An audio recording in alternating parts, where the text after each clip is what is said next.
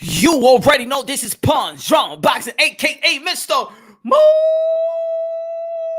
Moonshine himself. Moonshine. Damn it, I said Moonshine himself. Oh, baby. Oh, man. Lot of drama in the air, but the same old drama. Same old war. Could it be a different result? Ryan Garcia, Oscar de la Hoya and Golden Boy. The Golden Boy versus the future Golden Boy. Deontay Wilder, could he be the last chance for an American heavyweight champion that we may have, not only for this year, but if he loses, y'all, I don't know when we're going to have a next American world champion at the heavyweight division. Damn it, not again. We're going to go on a big slump, y'all. On a big slump. And it might take a decade. The only name that we could come up with is Jared Anderson. That's the only name that we may come up with that has a chance in this decade. But he's only 4-0. And he was actually fatigued in his last fight. So he got a long way to go.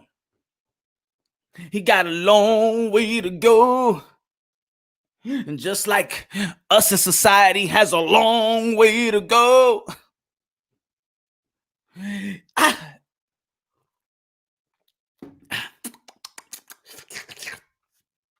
What up, Glenn? What's good, Glenn? What's good, my brother?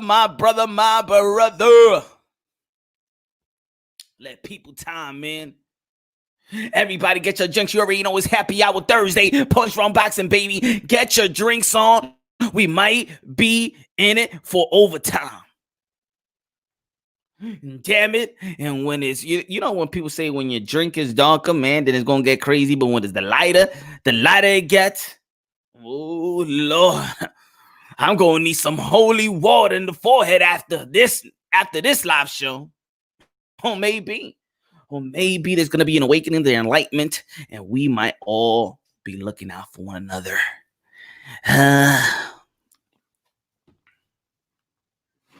Gorgeous boxing going on right now. I could hook it up. Give me 1 second, y'all. Give me 1 second. It's early.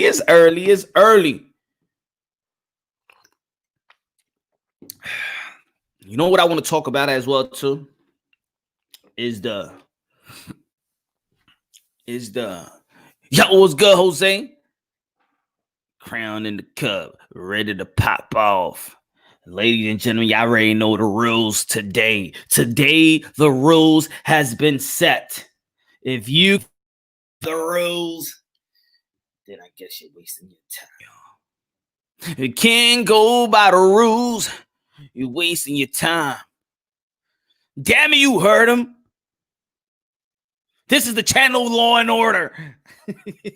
Does that sound familiar? The channel Law and Order.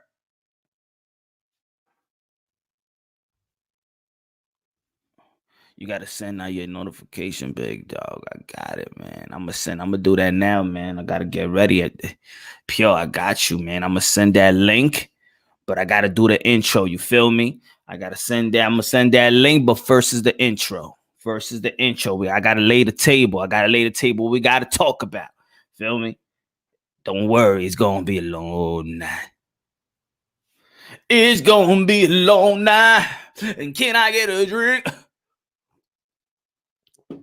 It's going to be a long night. Also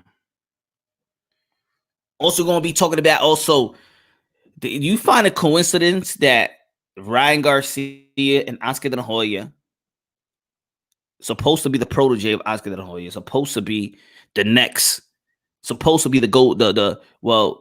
Golden Goose is Canelo Alvarez, but coming up, that's supposed to be the Golden Goose, Ryan Garcia. But then on the other side, you got Floyd Mayweather, right?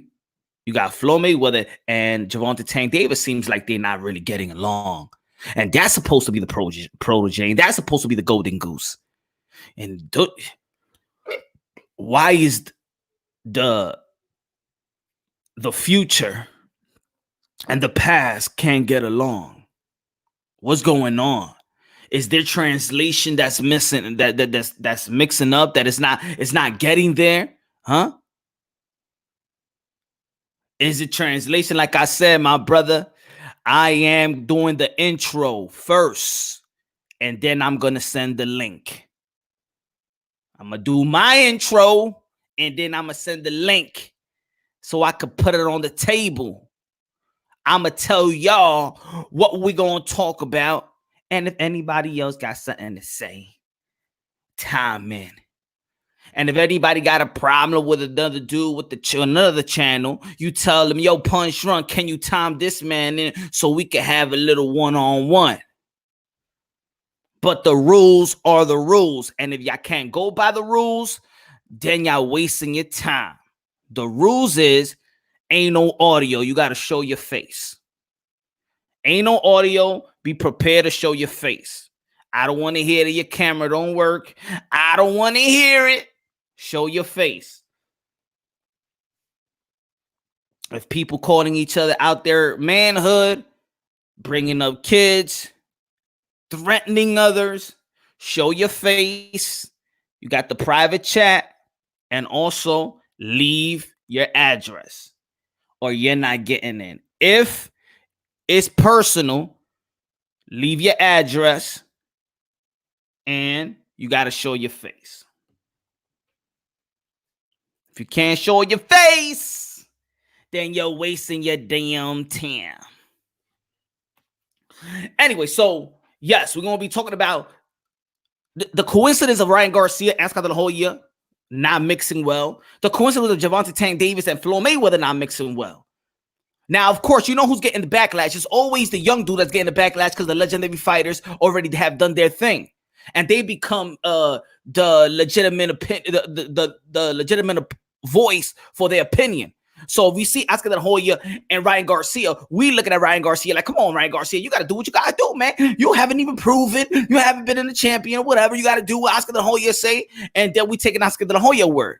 Then when it comes to this side, Floyd Mayweather, we see Gervonta Tank Davis in Baltimore and stuff like that. Be like, what Gervonta Tank Davis is doing? He's supposed to be in the gym with Floyd Mayweather, man. He's lazy, man. He's undisciplined, he's unfocused, and things of that nature. But then, are we questioning how Oscar de la Hoya may be communicated with Ryan Garcia, or how Floyd Mayweather may be communicating with Gervonta Tank Davis, and it just is no chemistry there? Just because we feel that they're in great position, that doesn't mean there's good chemistry there.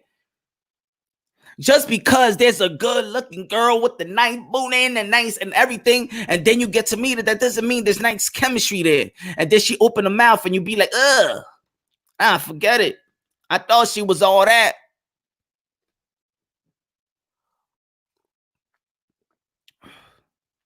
Think about this, y'all. Ryan Garcia feels like he's putting all the lead work in promotion.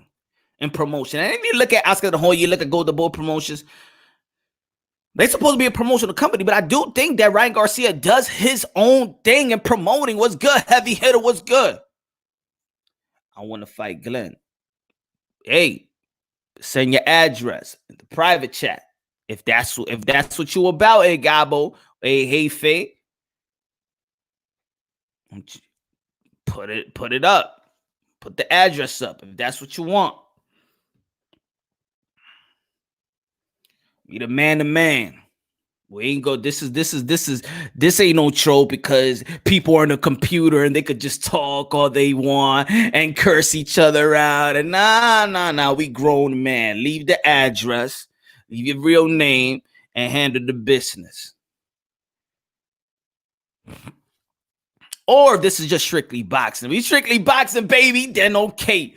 We talking about boxing and it feels like one could debate better than the other. Whoa, okay.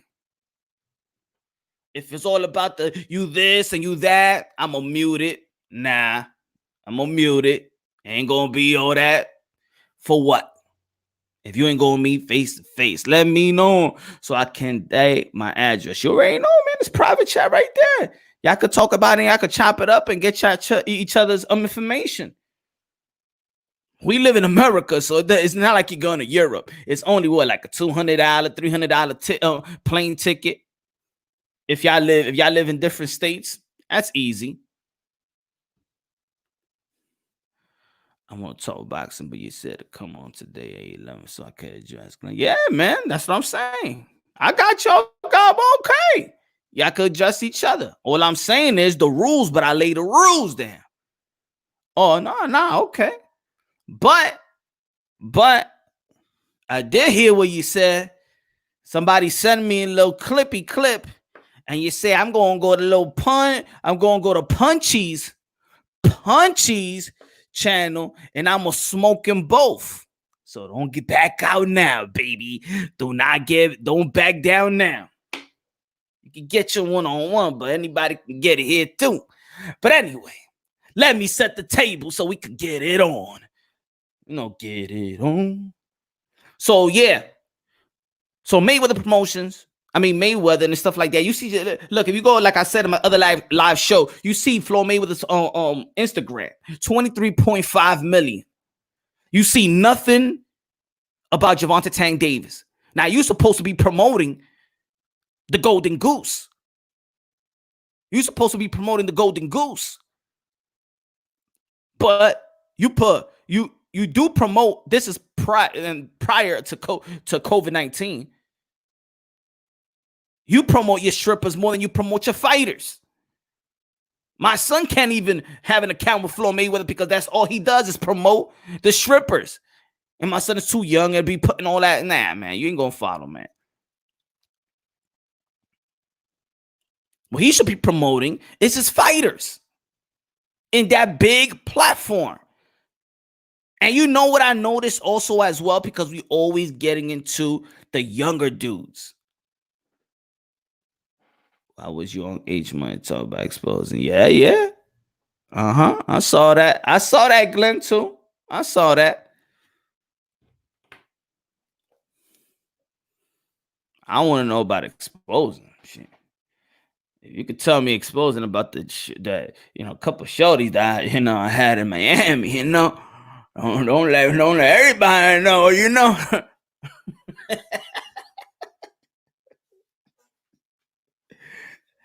The wifey don't know nothing about that.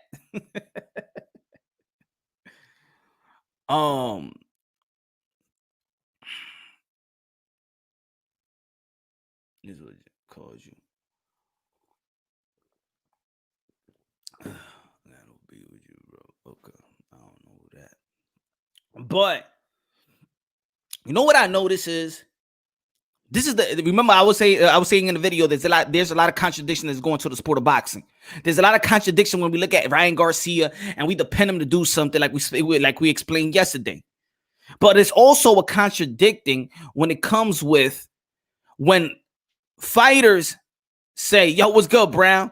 When fighters say that they paved, I'm talking about the legend, when they paved the way for the younger fighters. You heard that phrase before, that you paved the way. Right? And then younger fighters will be like, I got to respect these the old champions because they paved the way for us. Right? But what does pave the way means?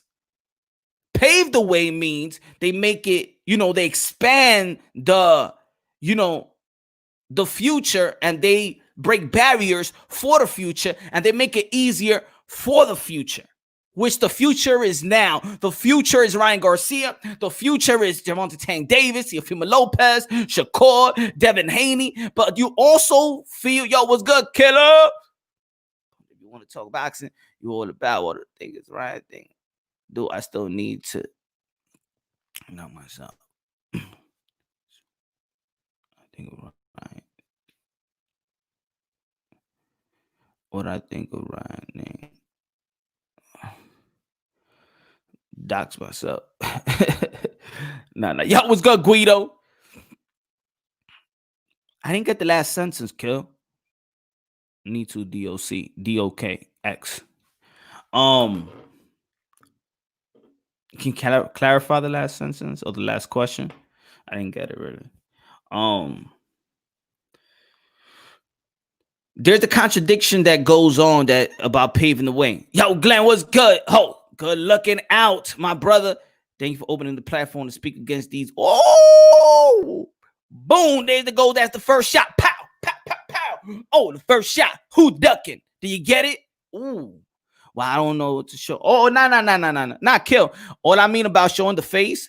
Nah, you don't got to show the face. I'm saying if somebody got a problem with, if somebody got a beef with another person, I said show the face. We want to see who the haters are. We don't want no undercover haters no more. You know, show your face. Let everybody know how a hater looks like. You know, not killing. I'm not talking about that. Everybody got to show their face. I mean, like if somebody's threatening somebody else and somebody want beef, show your face so we know who you look like. We know who you are. And if it's that also directed to somebody, show your face. If it's directed to me, y'all already know there's the private chat. Leave your address, and I make my way. If you really got a problem with me, I make my way to where you at, and we handle this like men. Easy. COVID-19 ain't gonna stop us. Can I happen for like 5? Yeah, cost killer. Yeah, of course. What's good, D? Send me that language. I'm gonna open it up. Give me like 5 minutes. I just want to lay the foundation. Feel me?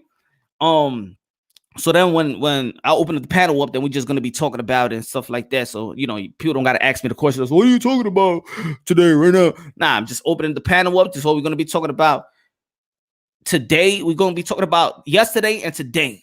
Yo, killer, what's good, baby? Thank you, man.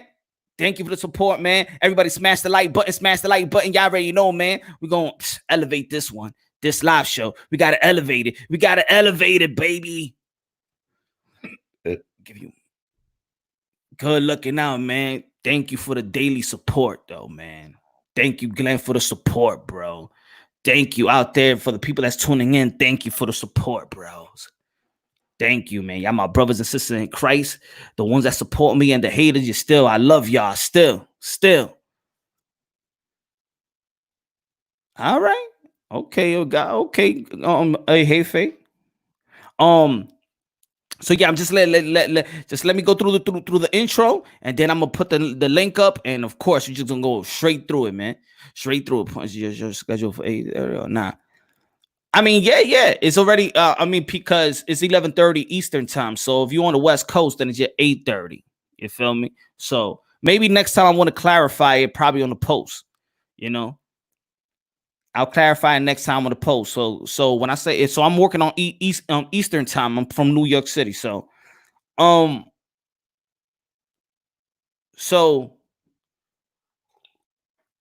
the contradicted comes when it's paving the way. When it paved the way, you make it easier for the future.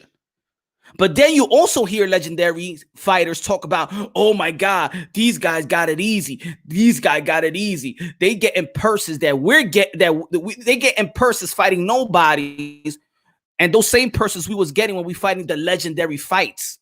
But don't contradict yourself. You paved the way. Are you mad that you paved the way? Are you mad that today fighters are making money easy? You're supposed to be happy for a fighter. But it seems like that these legendary fighters, which we all love, have their ego too. And maybe these fighters are the jealous one or the envious ones. Instead of looking at the young fighters and always saying, why Gervonta Tank Davis ain't doing this? Or why Ryan Garcia ain't doing that and fighting? Oscar De La Hoya did it when he was young. They paved the way for them to be easy and make the money that they're getting right now. So if you look at, they're supposed to be promoters. They're supposed to be promoters of these fighters. So when I look at their platform, especially like Floyd Mayweather, they got 23.5 million in Instagram alone. Why you're not promoting your fighter, but you promote the strippers, so you could do that.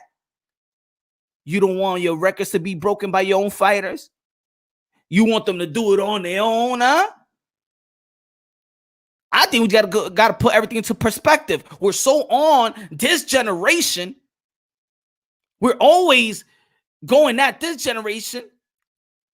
And I was one of them too. I did a video and stuff like that. And that's why I did the video, following a video, and really try to, level the stuff out and really dig deep into, be fair.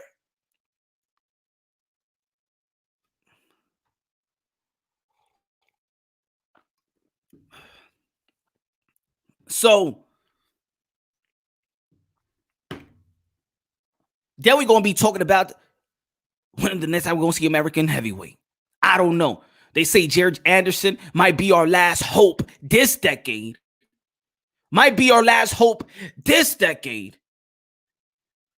But if Deontay Wilder do not win in the trilogy, I do not see it. I know probably people be like, "Come on, Punch Drunk, come on, you're going way beyond. You really like over exaggerating." But I really don't think I'm over exaggerating though. If you look at the landscape, you look at the rankings, you look at the fighters, you look at even the chances to have the opportunity to become to get a shot at a heavyweight crown, it's gonna get harder and harder and harder, and I just don't see it, y'all. Good looking out, man. Thanks for the support, killer. COVID-19 is getting worse in Texas, they say. Texas and Florida is getting worse. I think if you're from Florida, you come to if you come to New York or whatever, I think you got to go straight to 14-day quarantine. I believe so. That's how bad it's getting. My condolences go out to the people that's been affected by the coronavirus if they passed away, and my heart and prayers go out to the people that has tested positive coronavirus. Punch Drunk, Mexico got to share Andy Ruiz. Yeah, they got to share it, right? But when he became champion, you saw how, like I was saying earlier, when he became champion, before he became champion, put it that way, when he was in Madison Square Garden and things of that nature, you ain't seeing the Mexicanos coming out for Andy Ruiz. It was all UK. It was all UK in Madison Square Garden. As soon as he won, he was the only one jumping around. Look at the stands. We didn't see a lot of people jumping around. He was the only one jumping around. Then after that day, everybody came out and started supporting Andy Ruiz, the first Mexican-American heavyweight. I mean, Mexican heavyweight. They ain't even say American. They just snatched them from us, like snatched them. He snatched them. He started getting to know new friends he never had. France, my friend, was good. Oh, baby, we're going to be talking about it a lot. And again, the rules of today, let me say it again, if y'all ain't listen, the rules of today, when I open up the panels, we're going to be talking about boxing, debating boxing. If it goes personal, if you want your personal, and you have a personal vendetta with me or with somebody else in the panel, you got to leave your face. You can't be coming with no audio and leaving your face. You got to show your face. If you're not showing your face, you're not going to be in the panel.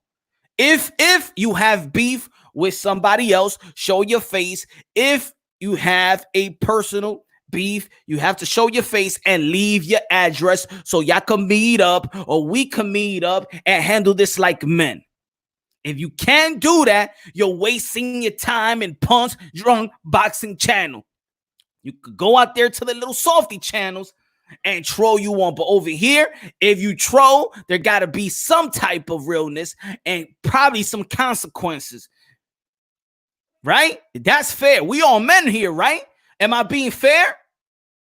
IBT was good, my brother. Are we being fair? Can I get a yes? Can I get a no? Can I get a yes? Can I get a no? We being fair out here.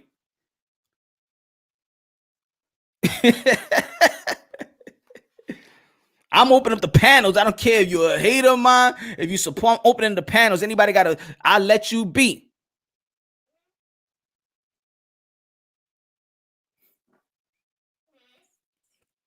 If face. You can't be on the panel if you got beef with somebody, and leave your real name and your address on the private chat so that other person can meet y'all can meet one another and do that 1D and shoot that fair one like real men. This is the Real Men for Real Men channel. This is the alpha channel. This ain't no for betas. No betas here. If you could talk the talk, you better walk the walk. Because it's a small world, man. It's a small world. Jay, what's good? It's a small world. We're going to eliminate the trollers, man. It's time for the haters and the trollers, to be serious. You could troll, okay, good. Drop the link already. Oh, you getting high. I hope and hate for you going to show your face. Because you got a lot to say. I hope you show your face. So of course, and also we could also time in about the biggest fight of 2020. It's gonna be Lomachenko versus Vasily Lomachenko. Vasily Lomachenko versus Teofimo Lopez. We're gonna be talking about that. If you want to time in on that and have your technical side of what's gonna happen. Now, who you like more, but the technical side, how both is gonna neutralize Casimiro. We're gonna be talking about pound for pound. We're gonna be talking about Crawford if he's wasting his prime year's time. We're gonna like all the videos that I probably put out the this past week. We just gonna talk about those topics. Mr. Sunshine, you're soft, and you better show your face, Coco. Coco, you better show your face and leave your address. So, Coco, boom, Mr. Sunshine, you're soft. Put your in the private chat. I gotta see your address, brother. Put your address up. Put your address up. You could call me all you want, babe. You could call me all you want, Coco, Coquita. You could call me all you want, my friend, but you ain't gonna be playing that because you behind the camera. Nah, leave your address. Don't worry. If you live in America, what's the plane ticket? 200 something, 100 something. Probably got a discount because of coronavirus. We'll make it there. And also, anybody that won, we could shoot the fair one. And you know what we can actually do? We could go live, and that could be one of my live shows. Right? That's fair. Fimo gonna hurt him badly. That's what I'm talking about. See, gonna hurt him badly. Teofimo, the young gunner. Yes, I got Teofimo Lopez beating Vasily Lomachenko. Yeah, Glenn, never drop the address. Link up in DMs and get the business straight. Too many cowards selling wolf tickets. No need to put that address in the chat. No sense of that.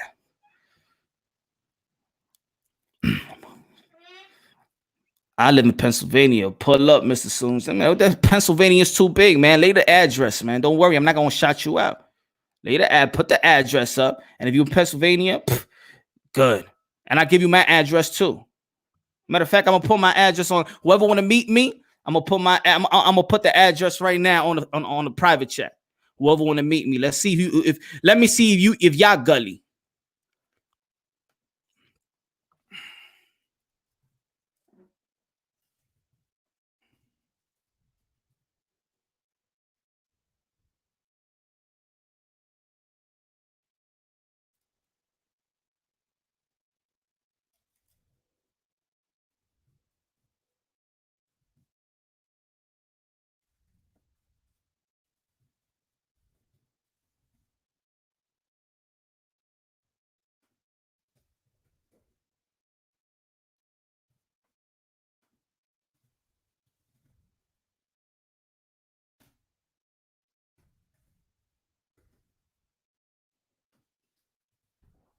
There you go.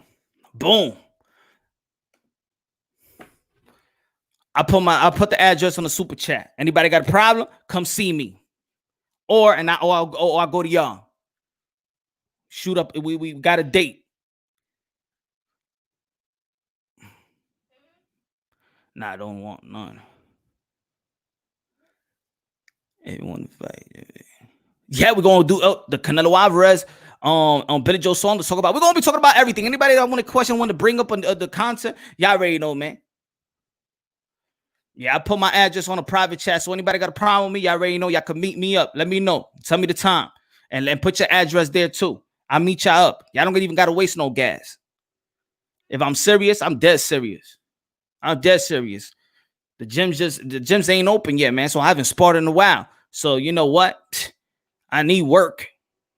I need work. I could keep talking all I want. This is my channel, hey Fang. You gotta be patient. His trainer said, "Yo, what's good? Yo, what's good, broke? What's good?" And at the beginning, we're gonna be doing the 101 too. Pack out the shows, go to board promotions. Man, we're gonna be talking about Go to Bowl Promotions. They've been going to other shows, been taking over these other shows, man. Tell them, D, gloves up, or we could do it just bare knuckle, easy. And we gotta film it. And we gotta film it. And we gotta film it. Don't back down. Don't back down. Don't back down, y'all. Don't back down.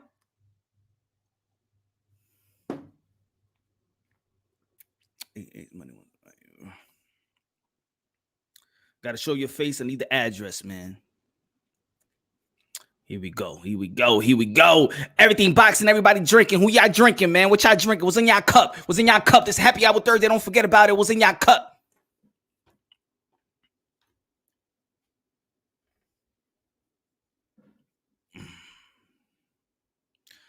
Coco, I don't see your address, bro.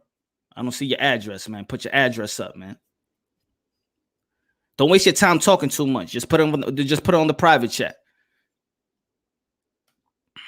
Just put it on the private chat. I got my address there. You tell me when you want to meet up. You want to meet me or I'll meet you. You let me know. Easy work. You don't even got to go too far, brother. We can't see that private chat, bro. Okay, I'll leave it right here then. Everybody could see it.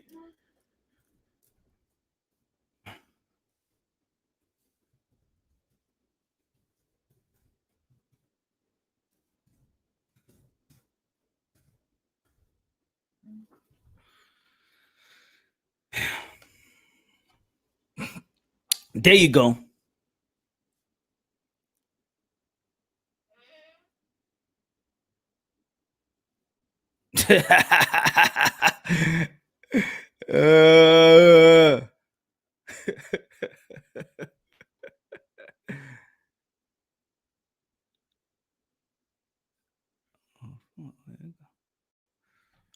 There you go.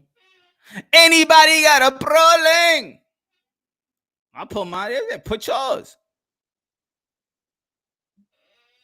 Nice. Nice basketball court. Boom, right there.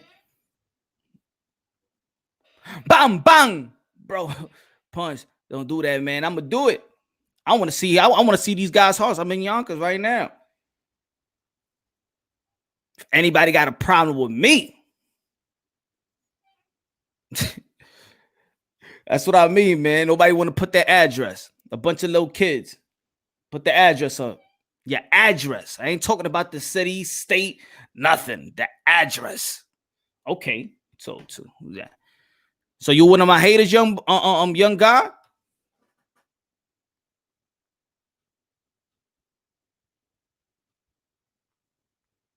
Oh man, I gotta save all this.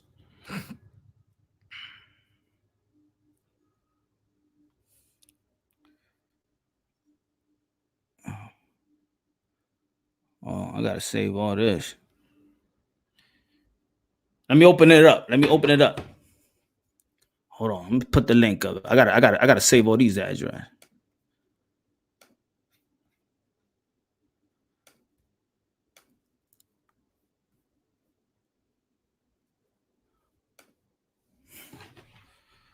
Link up. We talking everything boxing. Everybody want a personal. Let me know. Let me know if y'all want a 101 personal because it's personal, and then I could just leave you. I don't even put the group chat. I would just have that personal thing with whoever wanted personal with me. on. Let me put this address up here.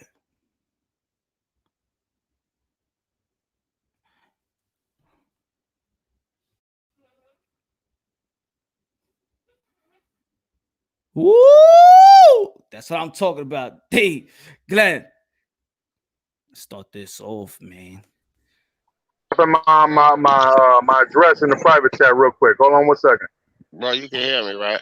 Yeah, I hear you, D. What's good, D, man? Hey, There you man, go. My what's private good, address is dog? right there. Hey, man, take that goddamn address off there, man.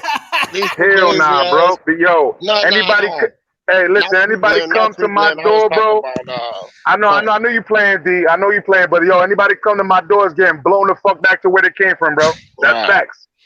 You know what I mean? So it is what it is. You know. All right, that's They cool. want to play But can we games on talk the boxing internet real like quick it's all. before we get into this Flame Wars? Hold on. Say it. Yo, what's good, Oh killer? shit! I didn't even know there was a fourth person in here. What you It's say? all good. What you said, killer? I said, can we talk boxing before we start going to the Flame Wars? No, of course, kill. I got you, man, and good looking out on the donations, my brother. Good looking out. Talk to me. You started off. I think like what people aren't realizing about Ryan Garcia, he's always been really smart when it comes to marketing.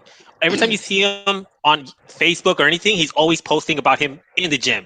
What he's doing with like right now with all this drama is keeping his name on top of everybody's list. He says something stupid, but that's not like that's just boxing related. We're talking about it now. Everybody's talking about it. Why? It's marketing. There's an old saying. Bad publicity, it's always good publicity. He just wants to keep his name out there. He's a very smart kid. Like I haven't seen him like really mess around, but he just wants to have his name more out there. So that's why he's going with all this drama right now because it sells and it's gonna sell. His name is now like a lot higher than it was before. There's nothing going on, so the best thing you can do is just talk like that. There's no way, Golden Boy, for us, you're really expecting Ryan Garcia to be on a July 4th card with this much with no time to build it up because he is one of the future stars. There's no way that's gonna happen. The only thing is, it's more likely a show.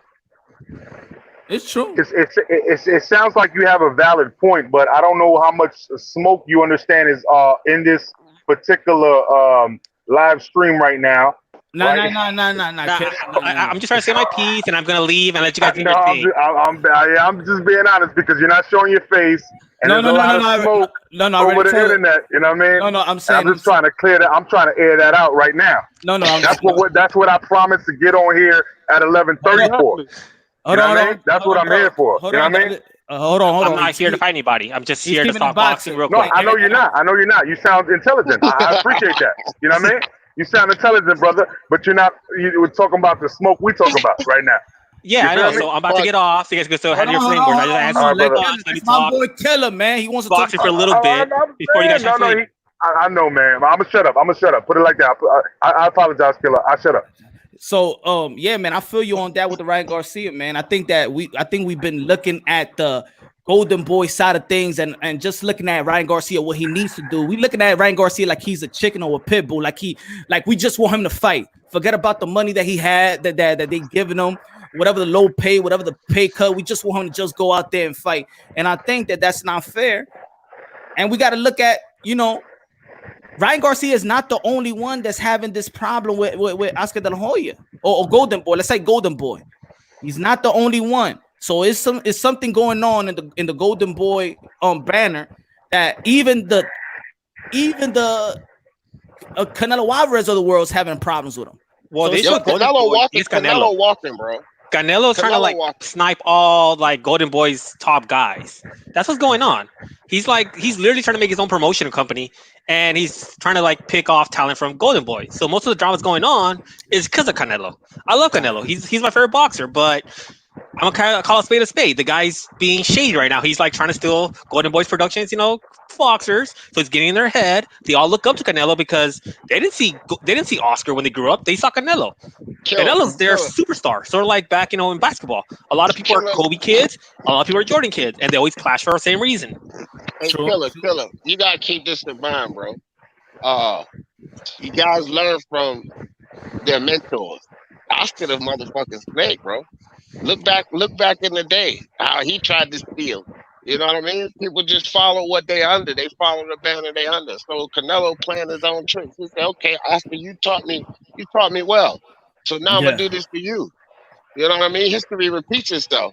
Let's be honest about it. Yep. You know what I mean? True. True. That's facts right there. All right, so I'll let you guys go your salute to everybody up now. in this Thanks for having me motherfucker. on. Salute to everybody. Yo, good looking. Thanks, Kill, man. Kill. Killing the man, killing the motherfucking man. There's a lot of testosterone right now. It's like dogs right now. They trying to cut. They trying Look, to. I'm ready. Whoever want to pull up, can pull up. You know what I'm saying? Hey, I'm not here to talk a lot of shit. If you want to pull up in this block, y'all can come right now. 855 East 217th Street, homie. Come pull up. Let me know if y'all want the smoke. I'm not playing with nobody. I'm not playing. I saw my face. I'm not playing with nobody. Close the door. Close the door. Close the door. Close the door. Y'all niggas think I'm playing with y'all motherfuckers. Y'all come to the block. 855 East 217th Street, homie. Guido, let it build up. Let it build up. You know what I'm saying? Nah, Guido's right though. We tired of this shit. We tired of these motherfucking trolls, man. We tired of these motherfucking trolls, man. Like El Jefe talking about he want to box me. Bro, I'm 285 pounds, 6'4.5 inches. I will slam you, son. I will slam you. I will throw you to your mother's womb. I will stuff you back up your mother's womb, bitch. I will stuff you up there, bro. Who the fuck do you think you're talking to? You know what I mean? I know that's your boy D. My bad. You know what I mean? But yo, he be talking too much shit. No. Listen, Yeah, but you know you already know because I heard you already saying it, D. That he be trolling. He trolling too much, bro. I don't even know this cat. He talking about want smoke. I don't know you, bro. Don't flatter yourself like I got attention for you. I don't give a fuck about you. I got 9 kids. I don't want another one yet. Who the fuck are you to be talking about like I need to pay attention to you? You go find a fucking like a super nanny or something. Go pay somebody. You know what I'm saying, to give you attention. Get the fuck out of here, bro. Glad. No, fuck that shit. Fuck that motherfucker, bro. Let it build. Them niggas don't want to be. I'm telling you, they don't really want to. Hey, hold Glenn, on. Look, let me say this real quick, Punch. Hey, Glenn, let me get this straight, bro. I got a lot of cats that I deal with. Well, when a nigga step into the grown man cage, you know how it is in these streets. Grown man mind his business. Of course. So if that nigga got his business, I don't got shit to do with that, fam. You know what I know. Yeah. You never co-sign. You never co-sign. I get that. You never co-sign. Yeah. I know you never co-sign. You've already explained yourself as far as who you are and what you dealt with in the past. But it's just like every time I pop up on a different network, I got these same motherfuckers trolling me. I don't even know you. But thanks for the free promo. I appreciate that. But don't be talking all reckless, you know what I mean? Because on the real, you're going to believe it's a flat earth theory for real. You're going to believe it's a flat earth. You know what I'm saying? I'll fucking slam your ass on the ground. You're going to believe it's a flat earth, bro. Like, come on, man. Like, get off my dick already, man. I got too many motherfuckers on the internet trolling me. And they talking about, oh, why you support punch drunk boxing? Oh, yo, that's a racist. This and that. Yo, I don't think he's racist. He supports a different political party. That's that. But they coming over here talking about I'm racist that I support punch. That's what they did on the whole channel, bro. On H Money's channel, they try to literally like out of the blue, just play shit like that. And this dude was calling me. I got text messages with H Money telling me, yo, what should I put up today? Do you think I should take that last video down? Oh, you're mad. I'm so sorry. You know, this and that, calling me a fucking late at night. Like, come on, bro. Get off my dick. JFL 2, get off my fucking dick, bro. Get off my dick. All right? I know I got a sweet pee-pee. I got a sweet pee-pee. You know what I'm saying? But get off my dick, bro. All right. Look, put it this way. Put it this way. Look. We're going to be talking boxing, and then whoever shows up and wants that one-on-one, like whoever or whatever, let it build up. Let it build up. I ain't going nowhere. We ain't going nowhere. Coco, I'm still waiting on you. You got to show your face, my brother. I see a Jefe talking back. A lot of shit in backstage. I already ain't going to show his face. I already set the link. Jefe, I see you there, but I got to see your face. You got to show your face. That's the rules. That's why. Don't think... Like I said, yo, anybody gonna be that wants beef, they gotta show their face. If you about just boxing, no, I'm cool. No. If you're about just boxing, all right, the audio. But if you have beef, you gotta show the face. You gotta show your face, Jefe. Yeah, and I'm gonna pull back for a second too. I want to see what happens. I want to see who comes in. Because I respect Guido. Obviously, you know that. I respect you, Punch. I respect you, D. I don't go people's channel like trolling people, talking mad shit. Are we talking boxing or we're not? You know what I mean? And that's the end of the day. You know? So if people want to talk shit and they want to troll me, talk. If you don't want to talk, then don't start talking again tomorrow. You know what I mean? Exactly. Don't start talking again on somebody else's channel tomorrow. Talk right now. Yo, Glenn, you want to answer? Glenn, you want to answer Brown? He said, hey, fake Glenn and H Money were butt buddies. What happened? You want to tell the people what happened?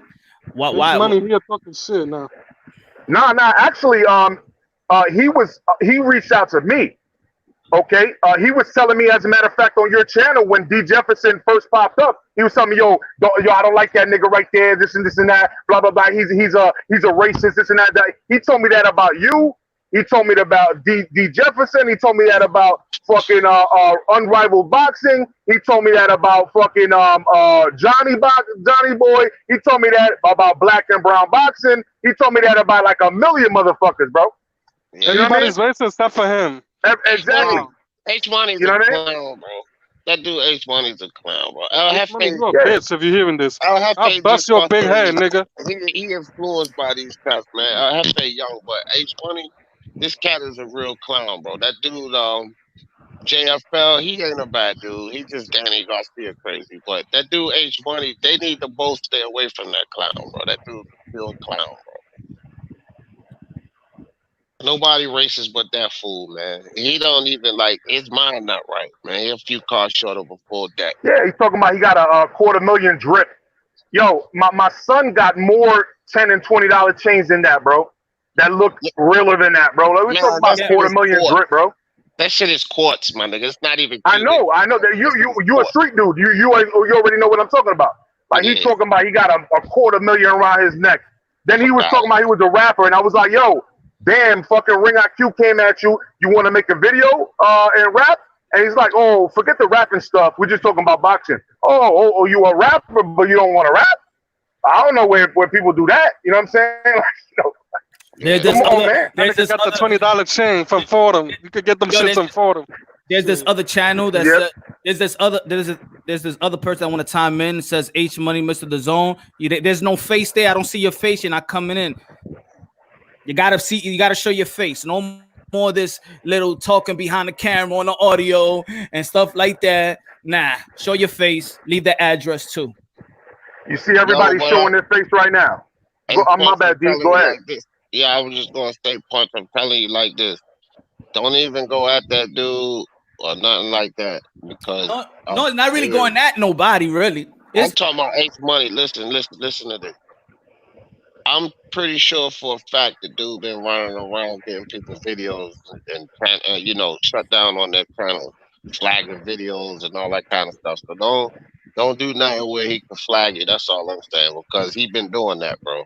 He been doing that. It happened to multiple times. My man, Mr. Two Hands, Unrival, H Money had problems with all of them. Get the shit shut down. So don't even, you know what I'm saying. Don't say nothing out of pocket. He can come on here. You know what I mean? Let him make all his threats, but he one of those snakes like that, bro. Yeah. And I'm gonna add on to that. I'm gonna add on to that because you're right. The other day when I had a fallout with him, I seen that he was talking mad shit. I was like, hold on, man. This dude just straight got grimy, and I told him, yo, don't text me again asking for fucking, for any type of advice or anything like that. Just lose my number. Don't call me again. And then he tried to say that I flagged him. That's flattering yourself, bro. I got no time for that. I unsubbed. That's all I could do as a man is unsub from your shit and just pay you no attention because you're not real to me. I don't know you. You know what I'm saying? You don't look real to me. You know what I mean? So I just unsub, stop listening, and that's that. And then you want to tell me. I didn't mean to cut you off, Glenn. The real go ahead, D. Go ahead, D. H Money the Don. That New York nigga, that's the real H Money. Oh, yeah. I heard about that. Yeah, he the real H Money. That H Money the Zone. He a clown. Yeah, fake clown, bro. Yeah, exactly. Put it this way. We ain't go. I'm not gonna give that the dude the time of promotion. He has the platform. He could. I send the link up. He could come show up. We ain't gonna be talking about when he shows up. Then we could talk. Show up. Get the boxing, fam. Yeah.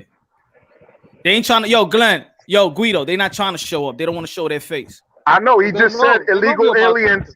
Hold up, Guido. He said in a. Yo, Guido, 1 second, and I'll let you rock. Illegal aliens. This is what H Money just said in the chat, supposedly. Illegal aliens go back to your shit taco country. but then you got El Jefe on his dick. Why? I told that to El Jefe yesterday. I told that to El Jefe about that he was talking about Mexicans, and El Jefe still went on his channel. El Jefe, I guess you hate your own. El Jefe's your a own dick race. sucker. That's what it is, guys. He's a dick sucker.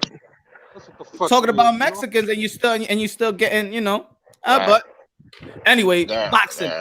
Yo, what you think? What you think? There's a coincidence that Gervonta Tank Davis have this iffy relationship with Floyd, and Ryan Garcia have this iffy relationship with Oscar De La Hoya. Is it a coincidence, or is there some is there a wall between? What you think, bro? Look, I'm gonna tell you like this: Gervonta Davis and Floyd Mayweather and Ellaby, bro, that shit was bound to happen. What I was wondering was why it took so fucking long for Gervonta Davis. You understand what I'm saying? Because he allowed them to pretty much ruin 4 years of his career, if you think about it. They ruined it, bro. This kid should have been doing more, fighting better long ago. He should have been in the gym. He should have had somebody in his head. You know what I mean? But they ruined it. They put in his head, look, we're going to make you a star. You make money. Don't worry about it. We got your back. They ruined him. And I think it's getting to the point where a man becomes a man. You can't influence the man. You can influence a kid. But when a man becomes a man, he gets to the point like, fuck that. Now think about this. He starts screwing Floyd Mayweather girl. Now the Devin Haney shit happened. So Gervonta Davis like, you know what, nigga, fuck you. Fuck you. I'm getting ready to do my own thing. I'm tired of this. Okay. And at the same time, Ryan Garcia, he prima donna. So it's a different situation. Floyd been dragging Tank. Floyd and Ellaby's been dragging Tank. They've been holding him down, holding him back. Tank's a star inside. Like, he ready to burst. You know what I mean? And they've been holding that and they've been suppressing that. Now Tank like, fuck y'all, man. That's that, and can disagree on that one too. And I think agree with that one. And right now, I think it's time for us to be on that type of time. Like, really, I think too many people are just giving the Floyd Mayweather of the world and the Oscar De La Hoya the benefit of the doubt. They had their time. These guys are, and I think there might be some enviness that these guys are getting the type of quality money that they wish they was making when they was fighting nobodies. But let me make a correlation, right? Let me make a quick correlation to the topics of this whole stream right now. So you have these dudes, right? And they're talking out the mouth and all that, right? They're talking, they want all that smoke, right? And then when you actually pull up on them, they don't want that smoke like that. You know what I'm saying? So that's a direct correlation to the dudes that popped up talking shit since yesterday and not here right now talking. You know what I mean? So, maybe they need better managers, better promoters. You know what I'm saying? Maybe they need to deal with the networks a little differently. You know what I'm saying? I have no idea what they need to do, but I don't give a fuck what they need to do. They need to stop talking shit, though, unless they're going to actually put it in the ring. Hey, check this out. Here's the reality of the sport, right? Here's a reality of the sport. And some guys see this, and they know this, and they're willing to step out and take advantage of it, and some guys are not. Here's the reality of it. Oscar De La Hoya and Floyd Mayweather stepped out and did their own thing. They both did. Yeah. So Canelo, he said, you know what? Fuck this. I'm getting ready to do it. Ryan, Tank, some of these guys may be ambitious early. They may be ambitious early. Like, I'm not even going to go that route. I'm going to start early and do it. Because, look, in all sports and history, things change, bro. Look at what happened in the NBA. LeBron sparked this stacking the deck. Now it's the trend. Pretty much a trend. You understand? And athletes start to take more control of their own career. They say, well, Floyd did it. Hell, Oscar did it. Canelo doing it. We get ready to do it now. Fuck that. I'm not going this route. I'm going to just do it now. Yeah. It's the trend. It could be sparking right now in front of our eyes. And it's the perfect time for them because promoters are running around. Man. Punch, bro. Yo, Punch, I ain't got no beef with you, bro. I just want to keep it 100, bro. All I want to set up a spar, bro. Me and Glenn. Glenn's been talking shit about me, bro. I just want to fight Glenn. And Guido keeps on stepping in. We can't see you. You gotta show bro, your face. It's because I'm outside, bro. And Nah. Yeah, show your face, homie. Show your face, buddy. Stop being a bitch, Glenn. I'm gonna knock you the fuck out, bro. Buddy. Show your face, buddy. My cock will knock you out, buddy. Stop Gotta show that. your face, Hefe. Hefe, You're gonna have to chase my quick cock around the fucking ring like fucking Rocky. Don't try to chase my cock around the fucking yard, you know, like Rocky. Was good. You need to calm down and show your face, buddy. Yo, Glenn, he don't want no smoke. Yeah, I saw that. I know he doesn't. I know he doesn't. He's been trolling for a minute, man. You can see their face back screen. You can see their face backstage. So if they that's what I'm saying. Yeah, if they don't even pop up backstage with their face, bro, don't even like. I have to you guys show your face, bro. It's like, listen here, man. I came out on my channel showing my face, so there's no disguise. You know what I mean? You see me, bro? You see my eyes? Yeah. Come on, man. I mean, yo, come on, stop playing, bro. Look, stop playing. where Glenn is at is nighttime. Y'all outside, right? Guido is outside. Yeah, come on, man. We on the East Coast. I'm outside, man. You know, come on, man. I'm out here chilling, bro. Man, for these, I know he's not gonna do nothing, bro. He's just running his fucking mouth all day, you know. These niggas don't really want it. Yo. As a matter of fact, he reposted my address. Yes, brother, that is my address. That is my address, brother. Yes, that is my address. I love that, El Babo. Repost it. Tell H Money where my address is. You know why? Because you both bitches, and you're never gonna show up to my address. And if you do, I'm gonna fucking clap you back to the fucking Tennessee, bro. That's it. So thank you. Yes, repost that, bro. Hey, these niggas hiding in the woods, bro. Hey, back to I'm just being real, homie. I'm just being real. I posted my own address because that's what Punch required. I gave a fucking $20 super chat. They here talking shit, not fucking hitting the like button, not throwing super chats because they bums. They just fucking trolls. Smash the I'm exposing you right now. You said you was gonna expose me. I'm exposing you, bitches. Ain't nobody talking over here. Glenn, let them show up and then let them show. They not showing up though. That's what I'm saying. We've been waiting. That's why we talking boxing until y'all come correct. My phone was at 100% when you started your shit. My phone is now at 25%, and I still have no smoke from these so-called fucking real characters, bro. And I dropped my fucking link. I dropped everything. I'll drop you another $50 super chat because they bums, bro. And I'm gonna try to make it up for you, okay? Because they fucking hoes. That's what they are. You exposed. You said on H Money's channel that you was gonna expose me. No, you exposed. Okay? Let it be done like that. You exposed, bitches. Coco. Fuck out of here, man. Don't ever fucking confront me like that again. El Babo. Let that be the last fucking time you ever say Glenn every fucking name. That's it. He's been holding it in all day, baby. Damn it, Glenn. Yeah, that's word. I've been waiting. I've been waiting, bro, for 11:30. You've been waiting for this, bro, for real. I know he's waiting, but that's what I'm saying. But they ain't showing up. So when they show up, then come on burst out with that energy. But they're not trying to show up. So let him. Bro, listen. Punch, you already know I'm up on the late nights, man. I get up at 6. I said, I'm staying up for this. I told Guido earlier. I said, I'm coming to this one. Punch on vampire ass, man. Yo, by the time you go to sleep, we still gonna be live like last time. I know it. I woke up one morning. I couldn't sleep. I woke up. I said, damn, this nigga Punch still on, man. I came on with you. He was off like 5 hours, bro. Yo, man. I'm putting Yo, and D, I be trying to catch you, D. I'll be trying to catch you, but you be out there like at 12 o'clock in the afternoon, bro. I'll be sleeping till like 1:30, 2 o'clock. You know what I mean? Yeah. Like I'm like, yo, I'm done. But I'm gonna catch you one of these days, and I'll try to get live with you. You know what I'm saying? Because I hear what you're saying. You be talking some real shit. Yo, but it's something going on, man. Because I got you notification, but it doesn't pop up after. It pops up after. Yeah. You too fucking with my notifications. I ain't worried about it. But look, I'm getting ready to start. Y'all know basketball coming back, and I do basketball on my channel. I do basketball too, so I'm getting ready to start the basketball commentary. So you catch me there, Glenn, because I'm gonna be on that night. I'm gonna be subscribe to my man D. Subscribe. Put the link. I'm already subscribed to you, D. I'm already subscribed. Now I get your shit, but I just wake up late. That's the only thing. It's all good, man. It's all good. I was told Basketball, you support. MMA, boxing. It's Hold on, all hold good. I was told you support.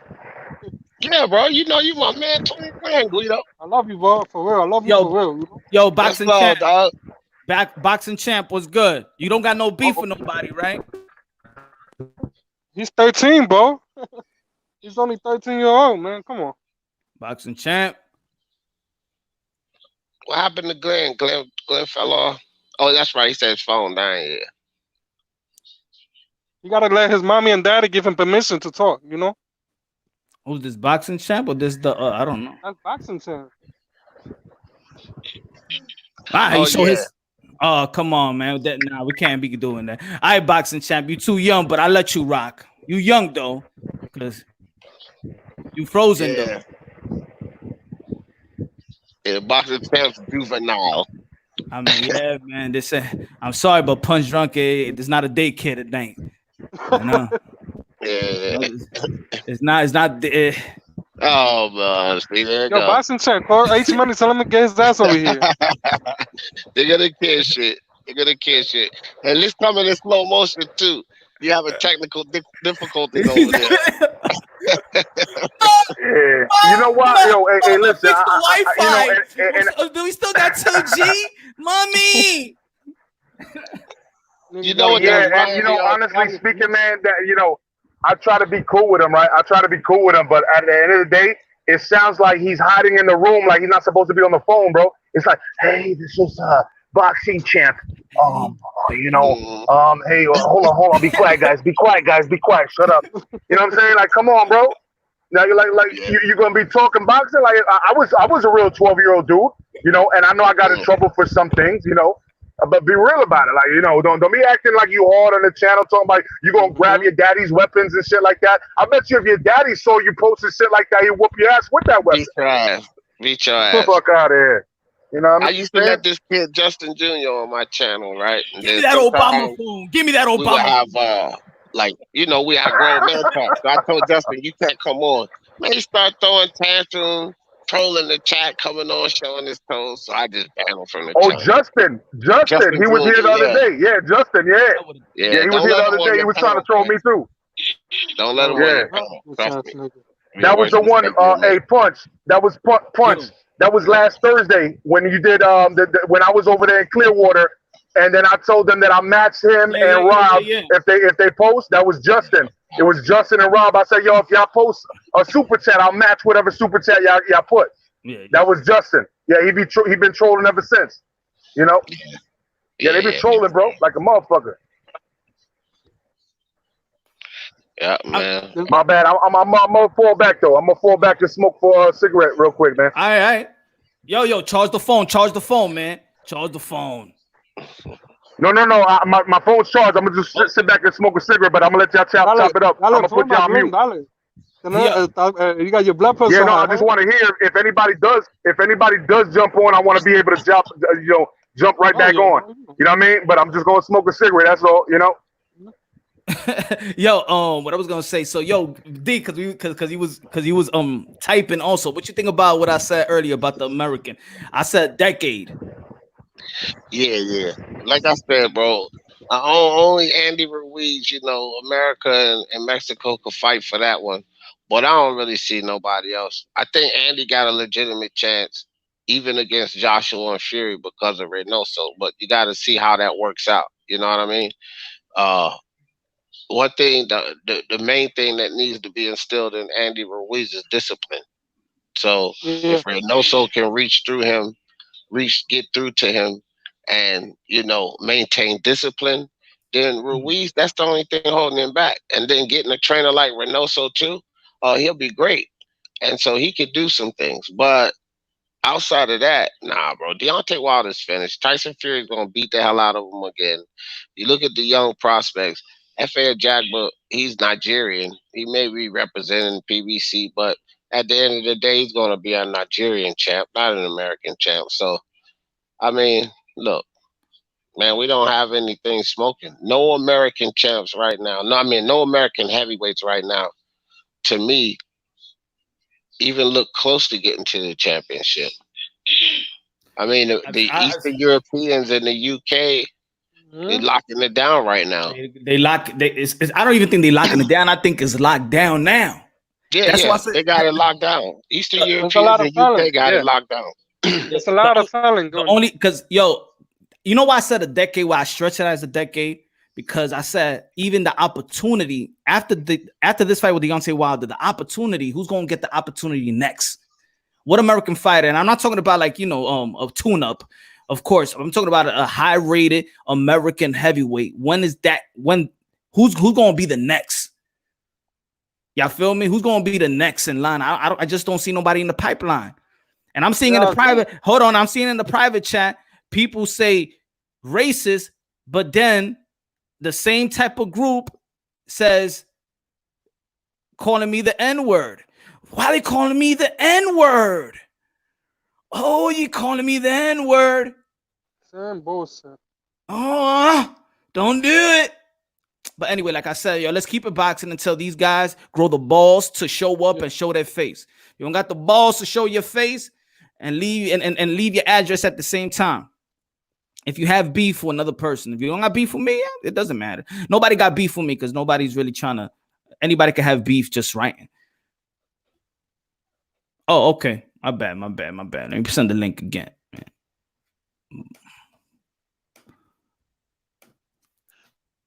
Yo, Guido. Dime. Talk to me. What's good, man? Man, estoy encojonado con este cabrón, loco. Siempre está hablando demasiada mierda, loco. You know what I'm saying? If you're about it, show you about it. You know what I'm saying? You know what I'm saying? Vamos a pelear como un hombre, uno a uno. You know what I'm saying? Yeah. And they're not gonna do that, you know? They're not gonna do that. Many good Asian prospect. Yeah, man. Yo, what happened to that big heavyweight from I think it was China? Was it Japan? Yeah. The Chinese, the tall guy. Yeah, what happened to him? I don't know. He was with Golden Boy promotion. I don't know what happened to him. Damn, he was with Golden Boy too. Yeah, what happened to him? What happened to the big Chinese boxer, the heavyweight? That dude was huge too. Oh man, that dude, man. You know, those guys like that, those big guys with gigantism, athletics don't last for them. Their athletic career is like half the Y'all just want to say peace to UB. You break it right in the chat, and also I want to say peace to UB in the chat, right? Oh, sick. Glenn fell off. Yeah, I think his phone break. There you go. So he didn't want to come into a private chat. He want to keep posting my shit. You know what I'm saying? Keep posting my shit, bro. What do you think, that they're gonna pull up or something? Like you might apologize. You said you wanted it, bro. They live in a different state, man. They know they're not gonna pull up right now, man. Yeah, man. I'll wire them some money if they need some money, bro. I'll wire them some money. Like, you really talking that smoke, but at least show your face so I can know who's pulling up. You know what I mean? That way I don't make a mistake. I don't want to make a mistake, bro. It's true about that, Golden Boy, man. I to be honest, I like Golden Boy Promotions, but we can't. Nah. PFC, Prime Fighting Champions. What's up, fam? Nah, look, I'm not even gonna give Golden Boy no respect. Why not? Why not? Listen, look. Let me break it down for you. Punch. I'm not gonna give them no respect at all when it comes to Deontay Wilder, because here's the reality of it: the United States of America is the biggest fan base of casuals that will spend money, okay? Casual fans that will spend money. You have an American heavyweight champion that is 30 for 30 and virtually unknown. And he did that all under Golden Boy. They should have promoted the fuck out of that. It didn't matter who he was knocking out. It didn't matter. He ain't really beat nobody now, but look at his fame. So if you're going to say, oh, Golden Boy got him his belt, why was he virtually unknown, 30 for 30, an American heavyweight? Bro, that is a marketing dream, and they did nothing with that. He should have been making the same money as Joshua way long ago. If you want to boost up Golden Boy, that's the promotion company. How can you not promote an American heavyweight, the most popular division, and he's 30 for 30? Nah, I'm not giving him no props. None. No. Yo, Kev. What's good, man? What's good, man? Looking cool out there, smoking a cigarette with the ring. Look, the ring thing. What kind of? I like the ring, man. Yeah. Hey man, I just want to say something real quick. I just want to make a shout out to fucking IBFP, bro. That's my dude. That's my brother. I love IBFP. I mean, honestly, I got into boxing about like 2 years ago, bro. And I'm fairly new to this shit. But dude, Nuke knows his shit, bro. He's a fucking scientist. Yeah. That fool knows his shit. Like he has crazy investigative work. And I honestly think you should collab with him, bro, because you're pretty fucking good yourself. No, we actually spoke about that. I mean, we tweeted about that's gonna happen. You feel me? That's gonna happen soon. Kevin, how long you been on IBFP? About a year and a half, man. Nuke is really who had me really think twice about what's good. Follow. And honestly, I was a fanboy, to be honest.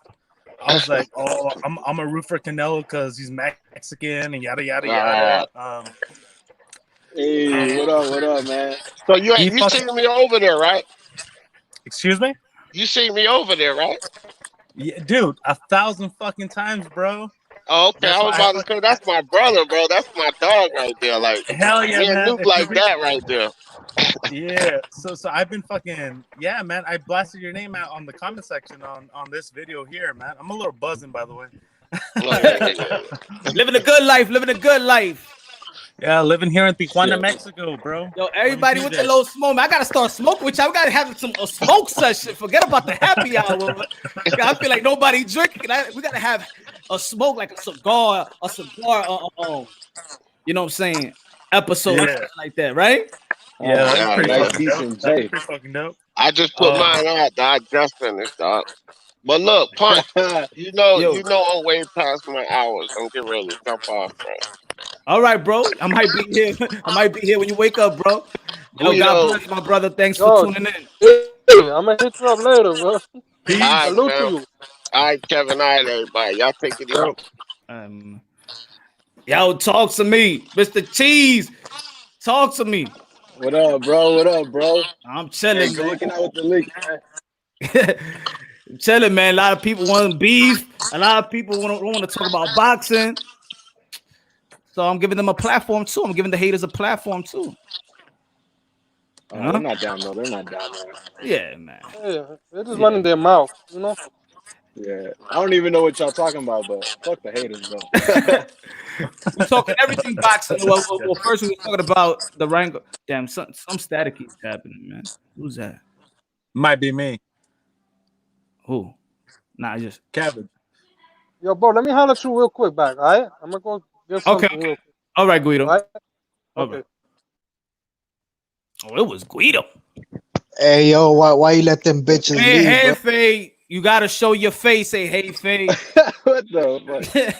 Hey, Faye, you gotta show your face, bro. No. Dude. El Jefe is like, fuck, he's a fucking troll, bro. Like on every fucking channel. Yeah, he is. No, dude. I remember that. Don't even start with that motherfucker, dude.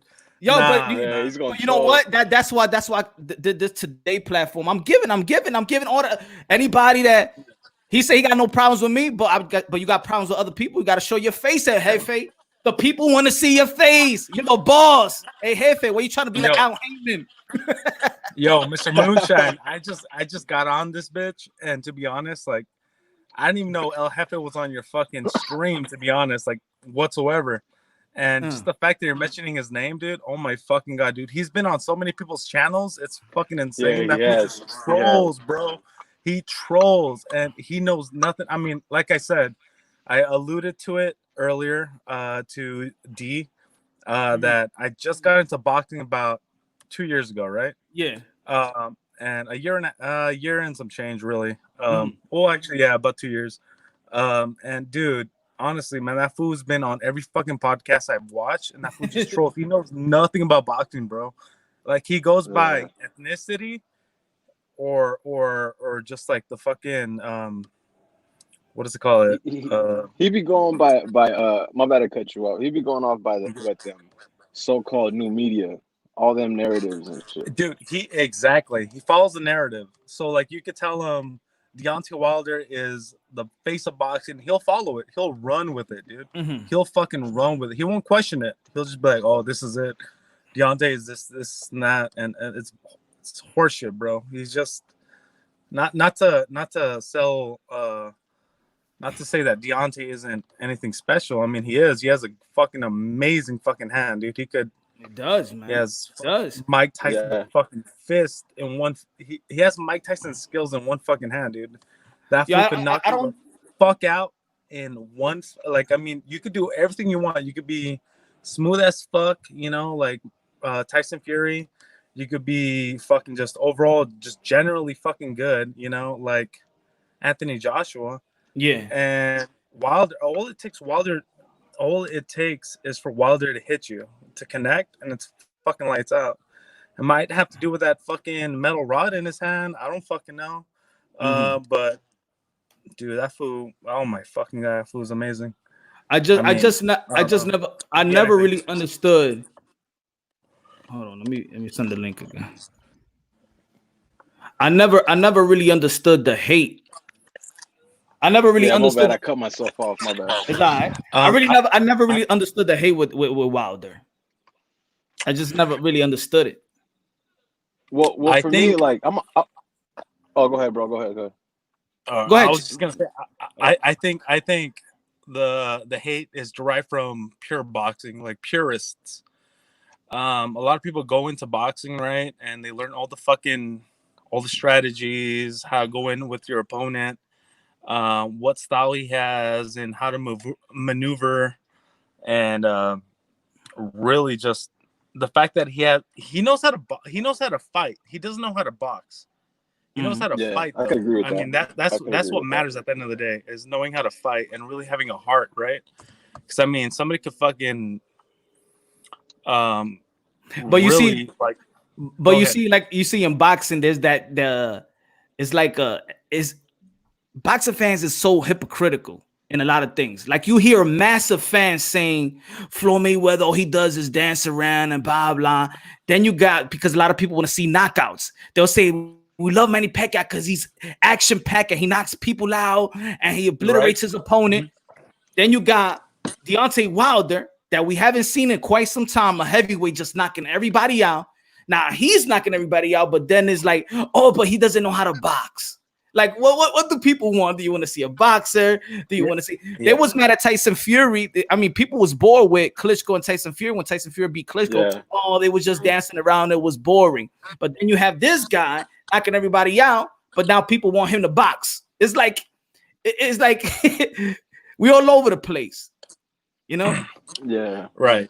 Yeah. Well, my issue with him is because I've been watching him since he came up. Mm-hmm. And the way they maneuvered him, I wasn't feeling it because for me, I felt like he started believing his own hype, and then once pushing came to shoving, he wanted to let his managers take over, and these channels started pushing that same narrative, and I feel like a lot of casuals, they started pointing the finger at this side and that side, when to me I feel like Wilder let people decide for him. And then, like he said, I'm a gamble, and it didn't work out for him.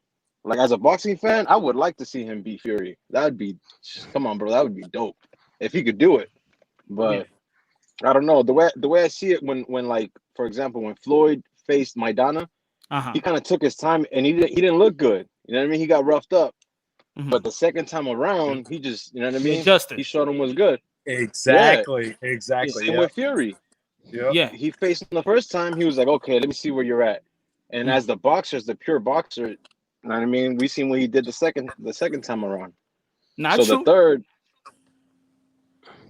Well, also, third, I don't know. Also, let's say a person that a person could believe in his own hype, or a person could just have that massive confidence within themselves, because in this sport, you gotta think you're the best. Like you could tell any fighter, even if you look at a fighter that still haven't even had one fight in the pros, you're gonna be like, yo, I'm the best. You need to have that. So I think from people looking from the outside in, they look at it, they probably perceive it as cocky, perceive it as, but you gotta have that chip. If you don't have that chip, going into a ring that is a life or death situation, you gotta have that type of chip. The only thing that I say when it comes to Wilder is, hold on. The only thing that I say when it comes to Wilder, why I can't understand the hate is that we all know he started at 20 years old. Can you imagine any 20-year-old in any sport that start that respective sport and goes into the top of the food chain? Can you imagine a basketball player starting at 20 years old and then beating LeBron James and Steph Curry in the finals and becoming MVP in the NBA? But I don't know if Wilder has faced a Curry or a, you know what I mean, or a LeBron, except Fury. I mean, Ortiz, he was dope. He was dope, but come on, out of what has he got? 49 fights or something like that? Yeah. Like that's a lot of bodies, and I don't know. But think about it. He's fighting guys that's supposed to be boxing ever since they was young. Think about it. Yeah, he got power. He got power. If he started when he started boxing at 07, 08, you know, then he only got 12 years of experience of boxing. And he became champion in 2015. Yeah, I feel you. But I mean, he hit the Olympics and he won a bronze. Yeah, but he was happy right here. He was happy right here. And then like what James Toney said, he was like, man, I can make you undefeated. I can make you do this. You know what I mean? Like, let me line you up correctly and I can make you that. Yeah. And I feel like Wilder he was happy right here. And so I believe he had an interview. I can't remember where, but it was like right after AJ faced Klitschko. And he was like, he fell in love with it. Like he got reamped in boxing. He was like, oh man, I want this, man. I want this. Like it was all love. And then he comes back over here and he's like, oh man, he's running from me. And I can remember AJ gave them a bunch of deals, and he was like, nope, I want half. I think you also guys have to looking at part of like a lot of Wilder's hate is not even his own fault, because everybody associates him with the PBC, and PBC associated with who? All those racist channels. So a lot of people started following when you first started getting into YouTube boxing, they end up recommending those right away. So that's the first taste that people have of YouTube boxing. Then they hear these racist channels, and they end up hating people who they promote. That's why Spence gets so much hate. Wilder gets so much hate. Anybody who's like who they promote gets a lot of hate. Even Andrade, when people started, when they started talking up Andrade, look how much hate Andrade instantly got. So Wilder has done a bunch of stuff like not want to fight anybody, which also has irritated a lot of people because he was champion for how many years, and not one time they tried to unify. And we like to see winners. We like to show that our American fighters are better than anybody else. And he wasn't doing that when he wasn't fighting champions. But why all of a sudden when Wilder beats Luis Ortiz, then he's not a viable opponent? Luis Ortiz was the boogeyman. Luis Ortiz was not a boogeyman. How many people called out Luis Ortiz, and Luis Ortiz did not want to take that fight? He just did not want to take those fights.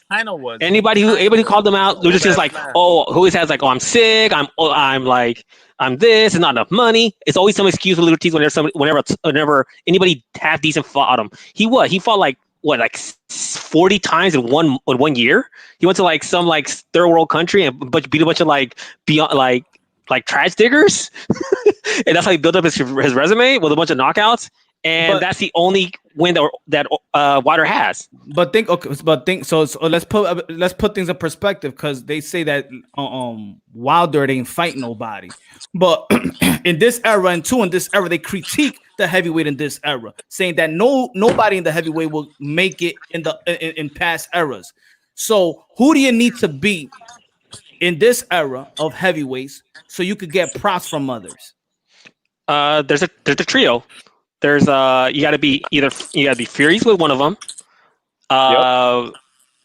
White's the other, and then you have AJ.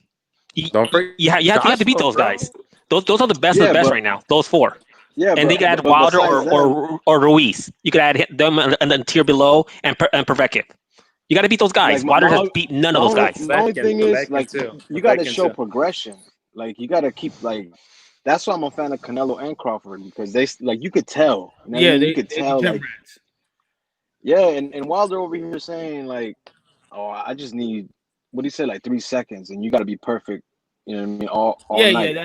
I like the confidence, but like, it kind of turns into arrogance because we don't see nothing else but that right hand. Like he don't even set it up correctly. He don't, you know what I mean? I mean, if he knocks everybody out with that right hand, that means he's setting it up correctly. It just wasn't set up versus Tyson Fury. But then put it this way. All right, I'm gonna give you out this. If Tyson Fury would have never got up and the let's say Jack Reese would have called it off. That's it in the 12th round. What people was gonna say about Deontay Wilder's win? That he fought Tyson Fury when he was washed up. They wasn't gonna give it. You're right. Yeah. It is no way. I'm gonna tell you right now. This is the way I feel. The only props that Deontay Wilder was gonna get if he beat anybody would be Anthony Joshua at that time. Deontay Wilder is never gonna get props. He was never gonna get props. Actually, for me, he needed to lose now. So if he goes into the trilogy and beats Tyson Fury, that's the first time he would get respect. He needed to lose. But why though? Because that's his first credible, solid name. Like even though, like you're right, the haters would have been like, "Nah, that fool was off the couch for 2 years, blah blah blah." But as boxing goes, now you got credit. He got in the ring, you won, you took it. But Fury showed mad character. But that's the sad part. That is only one guy that can actually give you a legitimacy that you're good. So you could beat Mr. Cheesehead. I don't like defending Wilder, but you're literally making me defend Wilder. When you brought up his fact when he said, I only need to be perfect for 3 seconds, what do you expect him to say when everybody's saying, well, you're a bum, you'll lose every single round except for rounds you knock out. He's a fighter. He has to make himself be like God. Just like every scrub defender who Kobe Bryant, they said, I could stop Kobe Bryant. That's what they had to say to themselves, or else they're going to get beat. So he had to say that because everybody's telling he's a bum. He doesn't win rounds. And it's true. But so he has to say like, hey, you know what? That may be true, but all I need is 3 seconds and I'll knock you out. That's fine, but where's his progression though? Like when people talk smack about all the names you just said, we could tell that, you know what I mean? Like they doing it. Yeah, he's knocking everybody out, but like let's say he faced Ortiz, right? He took him out like he did. I feel like he should have, you know what I mean? Like kept pushing, but he just, I don't know. I feel like business wise, he decided to do Ortiz. Yeah, I'm not defending anything else except for that comment. That's all I'm defending is that comment. I agree. Except for that comment. Everything else, like I trash him like crazy because it's true. He doesn't fight anybody. He's actually regressed. If you look at his earlier fights, he knew how to win rounds. Now he doesn't. He just fell in love with his right hand. And hey guys, I'm gonna interject for a second. Go ahead, Kev. My fucking Wi-Fi is awful. I'm in TJ. I live in Tijuana. God bless all of you guys. God bless you too, bro. God bless. God bless, Kevin.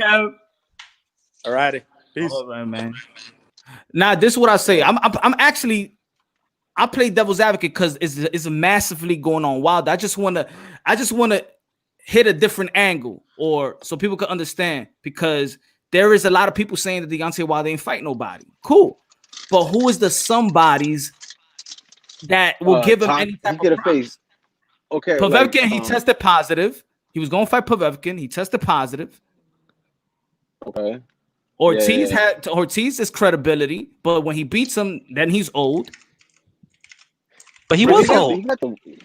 All these heavyweights are old. The only young. Pay attention to these. Look. All these heavyweights are old. The only young guys is Tyson Fury, Anthony Joshua, and Andy Ruiz. How about White?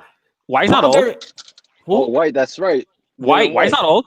And White's been like number one contender for what, 3 years now? Going almost 3 years.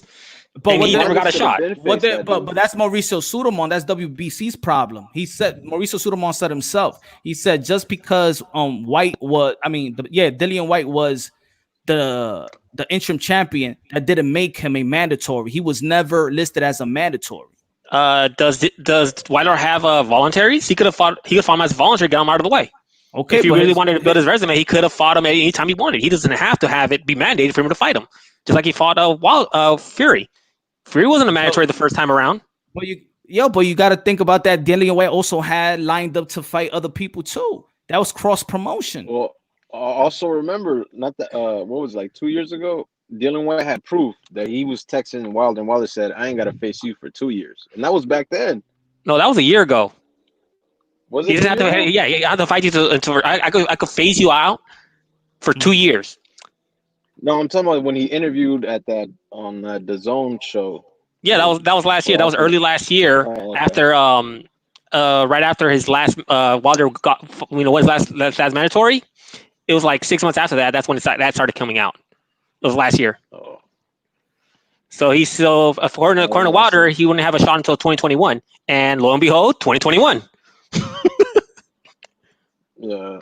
Well, we'll see, man. Like, if he pulls it off and knocks out Fury, that will, you know what I mean, put him right back up there, like as the scary man, the one punch man. I got you, John. Hold on, I'll send the link up. Yeah, he's I'm never gonna say Wilder never has a chance because he does always have a chance with his metal hand.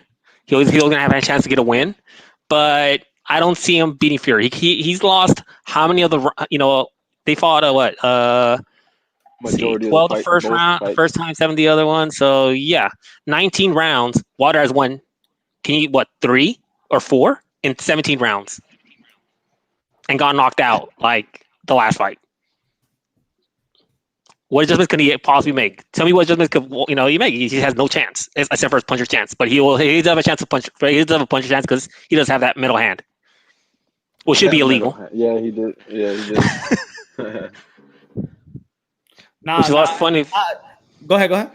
Which is a lot of funny when he started talking about when those race baiters were talking about how Fury had a metal thing in his hand. It's like Wilder literally has a metal hand.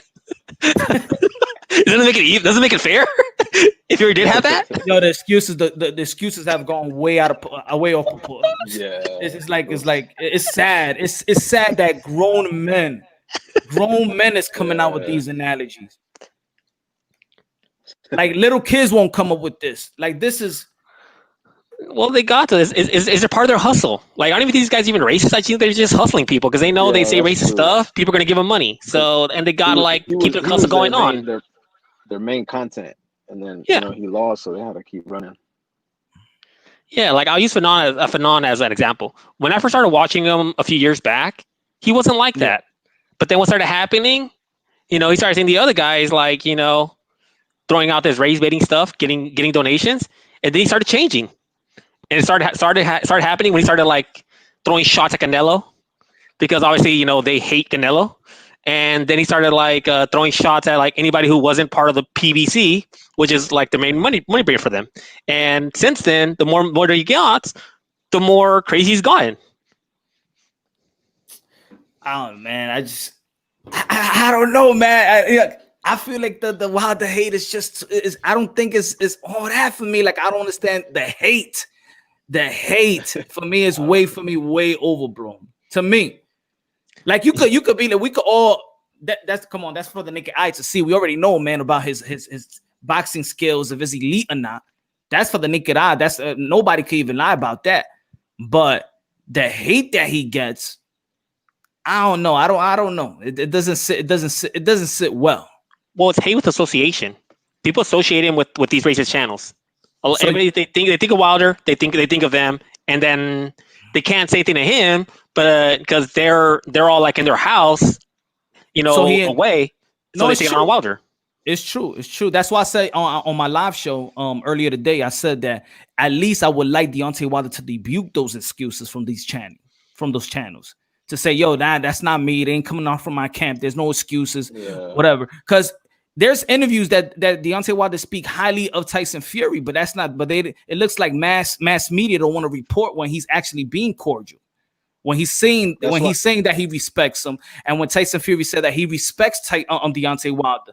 It's almost like if you're in hip hop, if you're a Biggie fan, you hate a Tupac, and if you like Tupac, you hate a Biggie. If you like Nas, you hate Jay-Z, Nas, and it's becoming like that. But if you could see these two guys, they really respect each other. They really like each other. Well, it's politics. You can't take the box out of it because the fact of the matter is, what you're saying about when Wilder says something positive, they overdo it on all sides. They it doesn't fit their narrative, so they have to not report it. No matter what happens, then what positive stuff that happens between Wilder and Fury, they're not gonna report it. Why? Because it doesn't sell. You want clicks, you need drama. So how about if Deontay Wilder beats Tyson Fury? So he finally gets props, or he's just beating one great fighter? Because let's say me as double, let's say if I could turn it out like that, then I'll be like, but if Deontay Wilder ain't fight nobody, right? then I'm just gonna be like, well, Deontay Wilder just beat Tyson Fury. That's just one fighter. It's just one fighter, and it's even worse. It's even worse. Fury has one legit win, and that's Klitschko. And that was like how many years ago? He's never defended a title. So nobody could get respect. White. So nobody both get respect. Whoever wins, whoever wins. I mean, to me, whoever wins gets all the credit. And then like, let's say down the line some narrative comes up and shit, then you gotta do your homework and see who's lying or not. That's why I stopped following a lot of channels and give it up to you much because Fury got rocked and destroyed by Ottawa Lean. Yo, I think what we gotta be fair is, look, if you're a top 10, if you're a ranked fighter, and people beat ranked fighters, almost like, let's say, like Mike Tyson. I used to hear people saying that Mike Tyson ain't fight nobody and whatever. But if you look at the 1988, 89, 87 rankings of heavyweight, Mike Tyson beat all the top 10 heavyweights. Now Mike Tyson unified. He unified and it became undisputed. But what I'm saying, even around that time, even around with Roy Jones Jr., people used to say that Roy Jones Jr. ain't fighting nobody while he beat James Toney and beat Bernard Hopkins. But nobody would say he was beating anybody. So I think fans get man fickle. Fans get too like picky and stuff. Yeah, but Tyson's a great example. Like the reason Tyson was so loved, he actually went out there. He fought the best. How you know you fought the best? He unified. Wilder never did. But look at the rankings though. You gotta look at the rankings. So is Dominic Breazeale was a top 20 or top 10 fighter? No, he wasn't. I don't think so. Was Fury? How did Fury get that title shot? The reason he's ranked that high is because of that draw with Wilder, because Wilder was the current champion. But Fury he fought bums. He was fighting nobody, and somehow he's got in the top 10 ranking. Just for the Wilder fight. So even rankings is a little suspect when you look at individual titles, rankings, because they throw people in just because. Good example, Brian Adams, who fought Charlo. His first debut, he was ranked number 6 on his debut. On a higher on the middleweight. True. Does anybody think he's a top 10? He's still top 10 for some reason. Mm-hmm. Well, basically the way I see it too, there's not a lot of boxers out there. So even though Brazil ain't that good, he's in the position that he's in.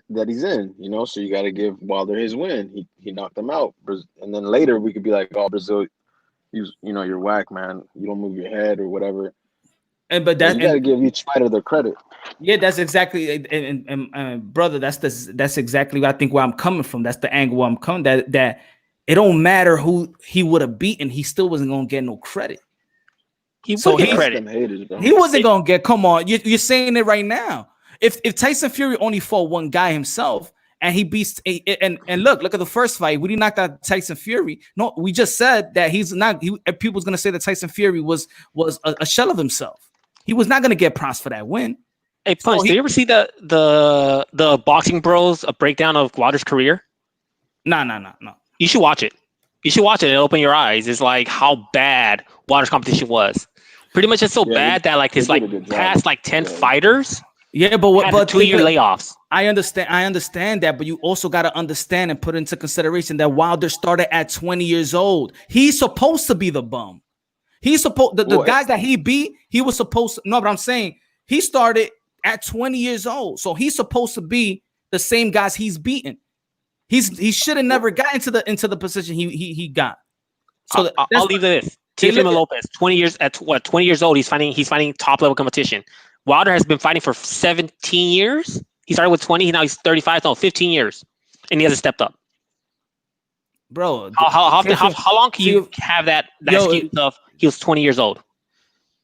Teofimo Lopez started as a child. AJ started early too. He picked up boxing too. He didn't go. I mean, the thing about Lopez, like he grew up in boxing. Like that's what I'm saying. Life. That's what I'm saying, Killer. He grew up in boxing. But not AJ though. If I'm he started a little later too. But tell me any 20-year-old that started boxing and became champion. Sergio Martinez. Who else?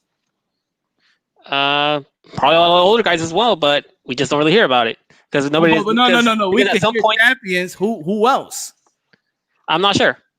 I don't like making up. I don't make up stuff. So I can't. I'm not gonna try to just use something that I don't know. But I will research it, and I guarantee I will find some people. Okay. But I have to research it first.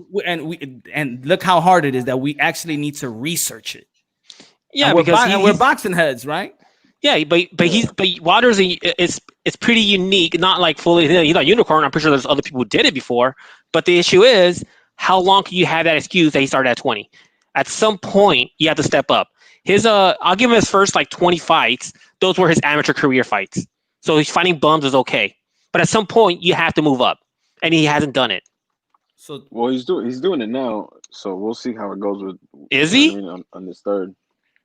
Yeah, because if he beats Fury, I think that puts him right back where. But even Fury's a question.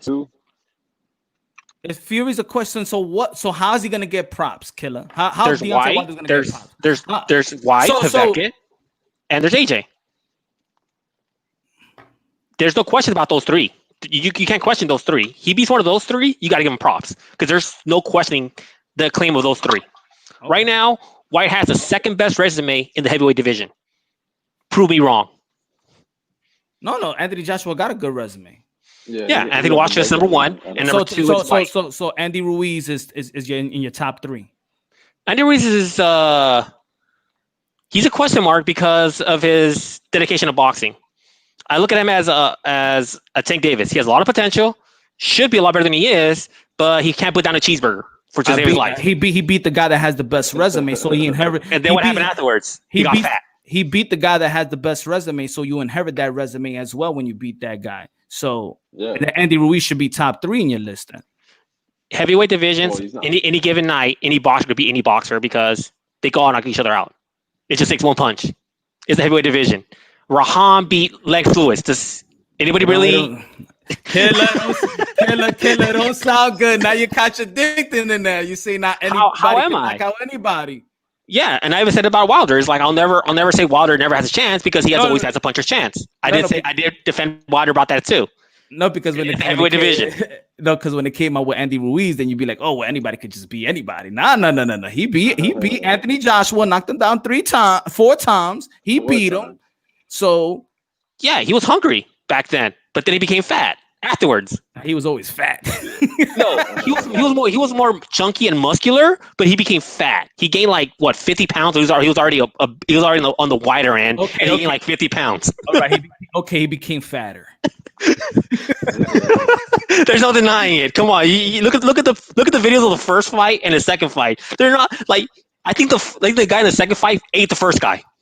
IBT. Now I gotta disagree with you on that. I'll put you on. I gotta disagree. You said you don't inherit resumes. So why are we looking at everybody else's resumes? Why we care who they fight if you don't inherit the resume? Well, you don't inherit the resume, but you do inherit the prestige of beating them.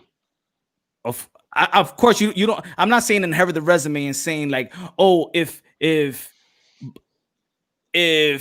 Spence beats, I mean, if Crawford beats Spence, then he inherits that he beat Sean Porter. I'm not saying it like that, but you got to take that into consideration. That's how you gauge fighters. You know what I'm saying? For example, Virgil Ortiz is going to be fighting Samuel Vargas, right? What they say, Samuel Vargas lost to Earl Spence in this round, Daddy Garcia in this round, Amir Khan. So they're about to gauge him by who Samuel Vargas fought. So they're going by. You're looking at this wrong. The reason they do this comparison is because they're trying to match up Virgil Ortiz with Errol Spence. So what you start doing, you start comparing their like opponents. Who made that famous was Manny Pacquiao. Anybody who Mayweather fought, Manny Pacquiao would fight just to beat him faster and put pressure on Manny Pacquiao to get that fight. But Killer, you just said what I just said. They mentioned those names to gauge it. You said no. but you only beat one guy. It's irrelevant. But you beat multiple guys. Then you inherit that legacy of those fighters. But you only beat one guy. It could be on any lucky day you could win that fight. But if you beat multiple guys, you get that prestige. It's like Jordan always said. Anybody can win a championship. It's winning 2 or 3 when you have an issue. That's when you're a true champion. When you have to win back to back. I don't know. I say you inherit the resume. Yeah. I mean, if you my opinion, I'm not saying I'm right. I'm just that's the way I look at boxing as well, from my lenses. You know, if Anthony Joshua had a good resume, and here comes Andy Ruiz, who is no slouch, that he is a good heavyweight, and beats Anthony Joshua, then we're gonna look at it. Well, he's good because he beat the best heavyweight at the time. Okay, so if that's the case, let's say somehow Charlo beats Canelo. I don't believe it's possible. So you're gonna put Charlo at number one pound for pound at that point? Then no. You're gonna say, damn, if Charlo could beat Canelo, damn, he could definitely beat Triple G. That's what people. What was a lucky punch that was like he won with a low blow and a lucky punch, but he still won. Then his name gets brought up. You know what I mean, as an all-star now, because to me, Charlo's, you know what I mean, like he's trying to break in, but he's not. Charlo's older than Canelo. The PBC or somebody in this team, I don't know, like they think they can get half like Wilder. And I noticed that with a lot of PBC fighters, like they set a bar, like, you know what I mean, ridiculous sometimes, I feel. I blame that on Mayweather. Mayweather was a better boxer than Oscar, but Oscar was a better promoter. Because why is it that, like, you have two different stables? You have, like, people don't talk about Golden Boy fighters being at the club, partying, stuff like that, but everybody in the PBC who are part of like the Mayweather brand, because everybody in the PBC is pretty much part of Mayweather, they're all the same. They're all going partying, they're all getting drunk, they're all getting fat. So at some point, people start looking at Mayweather's like actual ability to bring up young guys, because he's pretty garbage in that. He's like Jordan. He was like a really good player, but a horrible coach. Same thing with Magic, and I love Magic. I mean, I don't think. Hello. Can you guys hear me? Yo, what's good? Okay, finally. What's good? What's good, my brother? I don't think that it's much of an issue of like them being actually with Mayweather. Like, I don't know what Mayweather's involvement is. I think the issue is that they want to replicate the Mayweather lifestyle, and they only look at the money of Mayweather, and they don't look at the era when he was Pretty Boy Floyd, right? When he was fighting, he was being the B-side to these guys who were seen as better, at least financial draws. He was B-side to Arturo Gatti. He was B-side to Corrales. He was moving up in weight to challenge Castillo against Oscar de la Hoya. Oscar de la Hoya was the A side. These guys aren't really doing that though. They're only trying to start out as like the money side, the A side, when they're really not. So that's a whole different issue. But you earlier said that you want to challenge that Dillian Whyte has the second best resume at heavyweight, and I disagree. I feel he probably has the fourth, maybe fifth best resume. But I could say you can make a good argument for fourth. I don't think you can say second. Okay, list of fighters who have a better, list 3 fighters who have a better resume than him. AJ's one. Who else? You can make a strong argument that both Tyson Fury and Deontay Wilder have a stronger resume than him. Wilder has a better resume? Yeah. What top 10 Ring Magazine fighter has fought in his long career? I am so glad you asked that. So I'm going to use current or former top 10 and top 3 rated opponents. Bermane Stiverne was a top 10 and top 3 WBC champion. He had 3 defenses against non-rated opponents and then fought former top 10 Chris Arreola. After that, he fought non-rated Gerald Washington, and afterwards he fought former top 10, former top 3, former WBC champion Bermane Stiverne, and then after that he fought top 10 opponent Luis Ortiz, and then after that he fought top 10, top 3 lineal and former ring champion Tyson Fury to a draw. After that he fought and beat Dominic Brazil as a top 10 heavyweight. And then after that was Luis Ortiz again, who was also a top 10 heavyweight, and recently he lost a top 10, top 3 lineal and current ring champion. When was he a top? Wait, hold on. When was Ortiz a top 10 heavyweight? And I already explained it earlier that whenever they want to push somebody to fight a person, they mysteriously bring up go up in ranking. That's what I said. The ring. Yes, magazine. This is all top the 10. Ring magazine. This is all the Ring magazine rankings. I have my own database. Okay, link it. I will. Okay, link those rankings. Yeah, show your work. If you're gonna say that they were ring top 10, show that work. Okay. When they fought Wilder, when they were the ring, because for this past 15 fights, he's only fought people who had a 2-year layoff. That's not quite true at all. I think you're being. Oh no, they say quite true because it's mainly true. That's why you said no, it's not quite true because it's mainly true. So I actually think you're being very misled here. I'm not someone who really is a Wilder fanboy at all. Let me share my screen here if you would allow me. I do have the actual tab in which I can show you. I have my own document, but I don't feel like you'll believe that's credible, judging by the energy you've already come at. So if you want to be looking at the Ring Magazine rankings, here from 2015 all the way to 2019, Luis Ortiz has consistently been a top 5 heavyweight. This is the Ring Magazine, by the way. Boom. So okay, Luis Ortiz. Luis Ortiz, 2015 ranked number 5, in 2016 ranked number 4, 2017 ranked number 5, 2018 ranked number 5, 2019 ranked number 5. This is the Ring Magazine annual ratings for the heavyweights. Okay, so that's 1. That's 1. Great. Okay, so he fought him twice, so that's 2. And then if you want Brazil, Dominic Brazil is right there, so that's the 3rd one. If you want Chris Arreola, when did Wilder fight Brazil? When did Wilder fight Brazil? Wilder fought Brazil shortly after he was ranked in 2017. I believe he was ranked in He fought him in 2019, but he was ranked in 2017. So at the time he wasn't a top 10. No, because I believe Pulev or Kovnatsky pulled up ahead of him. So he wasn't top 10. No, I said current. Former top 10s and current top 10s are two different worlds. No, I said former or current. If you want current, I have 1, 2, 3. And even Fury is BS. No. Because the only reason he got that ranking after a 5-year layoff is because he fought Wilder, and they needed to have him in the top 20 to get that fight to be voluntary. They gifted him that. And then after that, he only got that higher ranking because he drew with Wilder.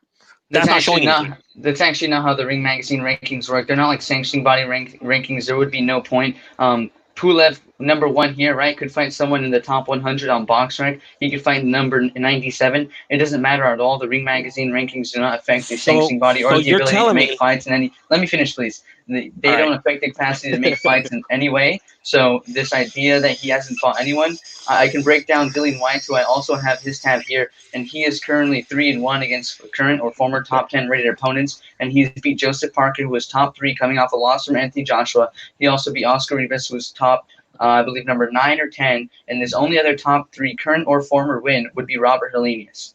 Notable wins include Derek Chisora twice, Lucas Brown, who else? David Allen.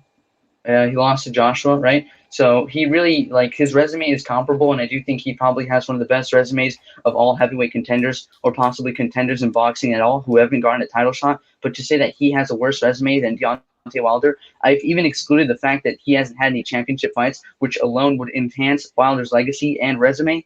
Just using the rankings that you decided to bring up because you brought Ring Magazine, I've already proved that Deontay Wilder has more current and former top 10 wins than Dillian Whyte. Okay, I'll ask you this about Fury. At the time when Wilder fight him, was he top 10 in Ring Magazine? He wasn't. What date was that? Let me see. 2018. I don't believe he was, no, because he's been coming off the layoff and he had fought Pineda and Sefer Safari. So what you're saying confirmed what I said. The reason Fury got this high ranking was because he tied with Wilder, who was the current champion. That's why he got that ranking. So many people felt he won, and as you can see here by these rankings, let me pull it up. Deontay Wilder, right? Deontay Wilder in 2013, number 10, 2014, number 6, 2015, number 3, 2016, number 2, 2017, number 2, 2018, number 3. He was a highly ranked heavyweight. So when you draw and in the eyes of many people defeat him, right? Many people consider it a robbery. It makes sense why Tyson Fury would thus be rated above him. Yeah, the reason he was ranked so high because he was a champion. You can't be a champion for that long and not have a high ranking. It's ridiculous. Sort of like when an NBA team has like a 20-game winning streak, they're ranked number 1 in the power rankings because it makes sense because you have that much of a winning streak. Being a champion, you're going to get a higher ranking. But even Fury, pretty much, you just confirmed what I said that he didn't. When Fury, the only reason Fury got ranked high was because tied with a current champion. That's exactly what I said, which is why I said you can't even count Fury. That's fantastic. I did not count Fury as a win. I didn't count him as a win. So I did not count Fury as a win. In fact, I even said in the comments, and I said while I was on the panel, that Deontay Wilder is 6-1-1 versus top 10 or above rated heavyweights because he lost and drew with Tyson Fury. Although I did feel the first fight was a robbery. I did feel Tyson Fury won. Regardless of how I feel about those two results, Deontay Wilder still fought 6 other opponents who would qualify under the top 10 current or former ratings of the Ring Magazine. Yeah, but it's the same thing with people like knock Canelo for fighting old guys. Once a person's no longer top 10, you don't give them the same prestige for being the person who's already over the hill. Yeah, okay, so I already told you which ones were actively top 10, and that was 3, whereas Dillian White only has 2, right? No, 2. 2. I already disproved Tyson Fury. I never mentioned Tyson Fury as a win, so you don't need to bring up Tyson Fury. I never said Tyson Fury. I said Luis Ortiz twice and Bermane Stiverne the first time. That is 3, compared to Dillian White's 2 current, right? Because you eliminated former, and that would eliminate Robert Helenius as a former top 10. So that leaves Oscar Rivas, who was top 10, number 9 or number 10, I believe, and then Joseph Parker, who was number 3, coming off of a loss to Anthony Joshua in a unanimous decision. So that is 2 to 3. Can you? What number is bigger? Is that what you want to argue now? 3 over 2? Yeah. So that would mean Deontay Wilder has a better resume at heavyweight. As much as I like Dillian White, and actually, Mr. Moonshine Punch Drunk, you've seen me come on here and criticize Wilder, but if you want to say someone challenged me to say Dillian White does not have the second best resume at heavyweight, he clearly doesn't. As I just proved, Deontay Wilder has a superior resume. Hey, I said it. I didn't bring all the facts, but I said in the beginning of when we started talking about it that I feel like he is fighting. So I just came with an analogy of if he ain't fighting nobody, then he ain't never gonna get no credit. And if Tyson Fury ain't fighting nobody, then he ain't gonna get nobody's gonna get credit in the heavyweight division, especially Wilder. So no, well, the real boxing heads, like, we give him credit. Like, if he beats Fury, fuck, bro, he's on top of the world again. And then he's gonna have to face AJ, and then the excitement comes back, in between that matchup. But it's gonna be very rare in the boxing history that a fighter, you know what I mean? See, I give credit. I give credit to Wilder even before fighting Fury.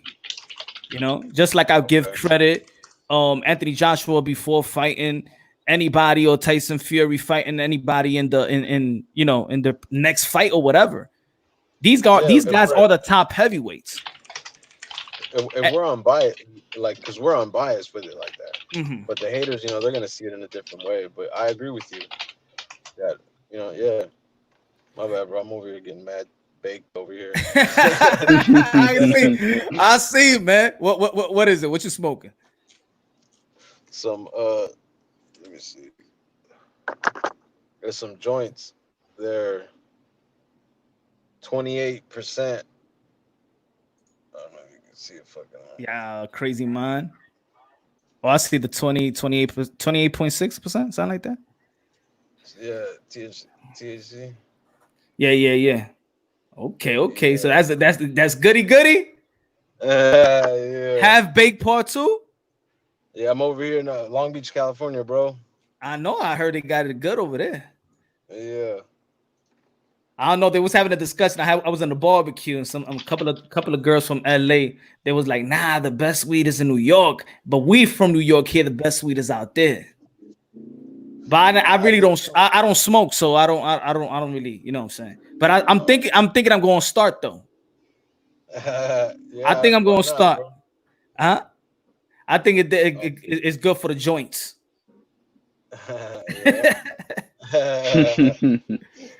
I don't believe in no pharmaceutical shit like that. I like the tea. I like all that stuff. But I heard that, man, it's good. It's good for the body or something like that. I don't know, man. Yeah, it's pretty good shit. Yeah, I know. I can see. It's an inflammatory. So, yeah. I can see. And Mike Tyson getting me hyped the way he looked like, man, I gotta smoke some shit there. I gotta smoke whatever he's smoking. The toad, right? Have you seen it? What he calls the toad? Yeah, I know. That changed his life. Right, he's like, the toad. He does it in every interview. People be like, I gotta smoke the toad now. Like every episode, man. He gets it look like he get horny when he talks about the toad. Shit, that gotta be some good shit. But that's the only thing with the heavyweight division. I'm like, if people don't give credit to Deontay Wilder, so is Tyson Fury beating Deontay Wilder, is it credible? Yeah, that's kind of the fallacy with a lot of people is they'll call, and I mean, I've already stated before, I have my criticisms of Wilder, and I could play devil's advocate if I wanted to, but like Wilder really stepped up his competition after the Ortiz fight. Like the Ortiz fight, then he fights Fury, then he fights Brazil, then he fights Ortiz again, Fury again. Like these are good opponents, right? Brazil probably being the weakest one of that bunch. And like how is to Ortiz me, a good opponent? Who has he beat?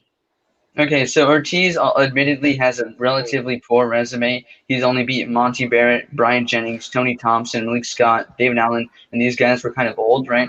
But for me, Luis Ortiz, it's more like people rate him on the eye test, so I understand your criticism of Ortiz as well. And to me, for a lot of people, he's been overrated as a boogeyman when I don't feel he was a boogeyman because there's people calling him out. But that doesn't discredit from the skill set that he has.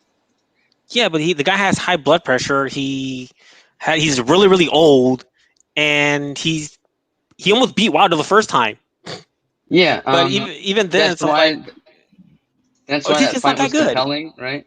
I think to say he's not that good is a little bit disingenuous. Like I said, I do believe people overhype him sometimes, but he still has a skill set that's worthy. It's notable. Like the heart pressure thing, sure, you can say that. But at that point, are you now criticizing the heavyweight division or Luis Ortiz and Deontay Wilder? Well, I'm criticizing Ortiz because he's had a chance to prove that he's actually good, but only when he's fought, all he's known for is being knocked out by Wilder. That's what he's known for, being knocked out by Wilder twice. Well, I think it's a little more than just being knocked out by Wilder twice, right? Because to me, the guy who's kind of known for just getting beat by Wilder twice at this point would just be Bermane Stiverne, because he literally did just get knocked out the second time and beat really badly the first time. But Luis Ortiz was actually competitive in that fight, and in the rematch, I actually had him winning every second of every round prior to the KO. So I feel like maybe if he were younger, the result might have been different. But like I said, I feel to criticize him on the basis that he is old is a little bit disingenuous when some of the best wins in the heavyweight divisions are guys who are old. Yeah, but think about Luis Ortiz, and you talk about, bring up, that he put up a great fight against Wilder. There's also a question about Wilder. Nobody's gonna tell you that Wilder's skilled. Nobody's ever confused oh, Wilder's a skilled boxer. So beating up on Wilder is not really that amazing if you have skill. Like Ortiz is skilled, but it's just he has high blood pressure and he's really old, which is good, which is why he got tired and got knocked out. Yeah. I understand that, like I said, but he still has, and you said this right now, he still has a valid skill set. He's still a good heavyweight.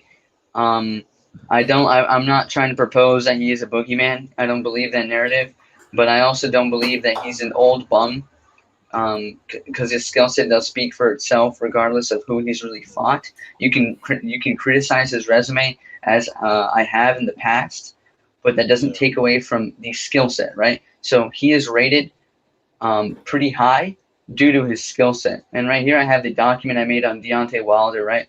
So this highlights Bermane Stiverne in 2015, who he was, who he beat, what he had done. And I basically have this for all of Wilder's championship fights and every fight after Bermane Stiverne.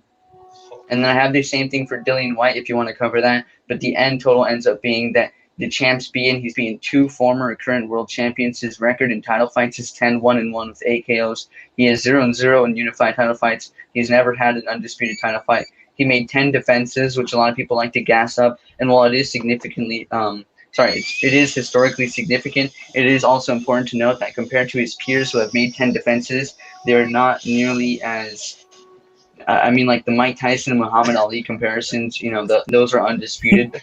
So it's pretty different. IBT boxing truth, you're killing him. The current or former top 10 rated opponents are 6-1-1 with 5 KOs. The top 3 is 2-1-1 with 1 KO, and that was against Bermane Stiverne in the rematch. And against former champions, it's the same thing with Tyson Fury as the top 3 rated. He hasn't been any Hall of Famers, and he's only held 1 title in his career, which is why a lot of people criticize him, as well as me, because if you look at how many people held unified titles during his single title reign, I believe it goes up to 5 in Vladimir Klitschko, Tyson Fury, Anthony Joshua, Andy Ruiz, and back to Anthony Joshua. So yeah, that's 5 people who held unified titles in the time that he held 1 title and then lost it. Professor IBT boxing truth. Everybody get your damn notepads out and your number 2 pencils. Ooh, on fire, man. Well, Killer. I guess Wilder and Whites are comparable, but look at the past 10 fights. Then it's not comparable. Don't forget, Wilder has fought. How old's White? 29. No, I believe he's 32. He's 32. Wilder's 34, 35. 35. Wilder's 35. He's had a few more years than White has. Is White really 32? Yeah, I can check right now, but I'm pretty sure Deontay Wilder is 34 right now, turning 35 in October. Yeah, and then Dillian White is 32, but let me check. Yeah, he is 32. He turned 32 in April. What's AJ? Yeah, there you go. AJ's 30 or 29. I think. Let me check right now. Fury is 31, right? Yeah, Fury's 31. He doesn't look 31. Yeah, AJ just turned 30 recently. Yeah, not recently, like half a year ago, I guess. That's prime right there. Yeah, he's in his prime. Fury's in his prime. Wilder's probably at the brink of his prime. White's in his prime. Reese is in his prime. Michael Hunter's in his prime. Ortiz is not in his prime. Chisora is in the prime of his career, not in his physical prime. Usyk's in his prime. Povetkin's not in his prime, but he's on a good run right now. He's top heavyweight still. Parker's in his prime for sure. Parker's deceivingly young. He's only 28. Yo, Cheese, you look like the student that was sitting in the back of the classroom.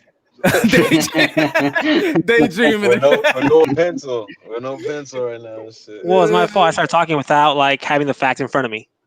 No, it's true. It's true. No, it's fine. Yeah, I didn't come up here to flame you. I'm sorry if it seemed that way. But I'm not taking offense.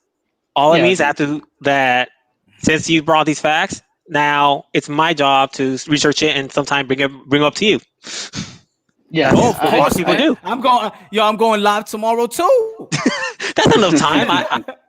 I'm one of those geeks who loves to research like crazy. And like I guess I did make a mistake. I should have said like past 5 fights. You look at White's fights, look at Wilder's fights, and they're not even close. What do you mean by that? Whoa, hold up. What do you mean by that? Well, like I said, I'm disputing how good Ortiz is. I'm also disputing how good what's his name is Fury is because his layoff. The guy got rocked by 2 nobodies. Yeah, it's the heavyweight division though. I think it's a little disingenuous to say like if you get rocked by a guy that's over 200 pounds, right? A certain amount of speed and force to your face is going to do that. You did say anybody in the heavyweight could get knocked out. You did say that. I said that earlier. You know, it's a heavyweight division. Anybody could win. But like I said, you know, he's still like, is he the same Fury that he was when he beat Klitschko? Is he that the same Fury? We don't know yet because the only notable win he has is against Wilder, and I don't give Wilder too much credit. All right, so that's that goes to you.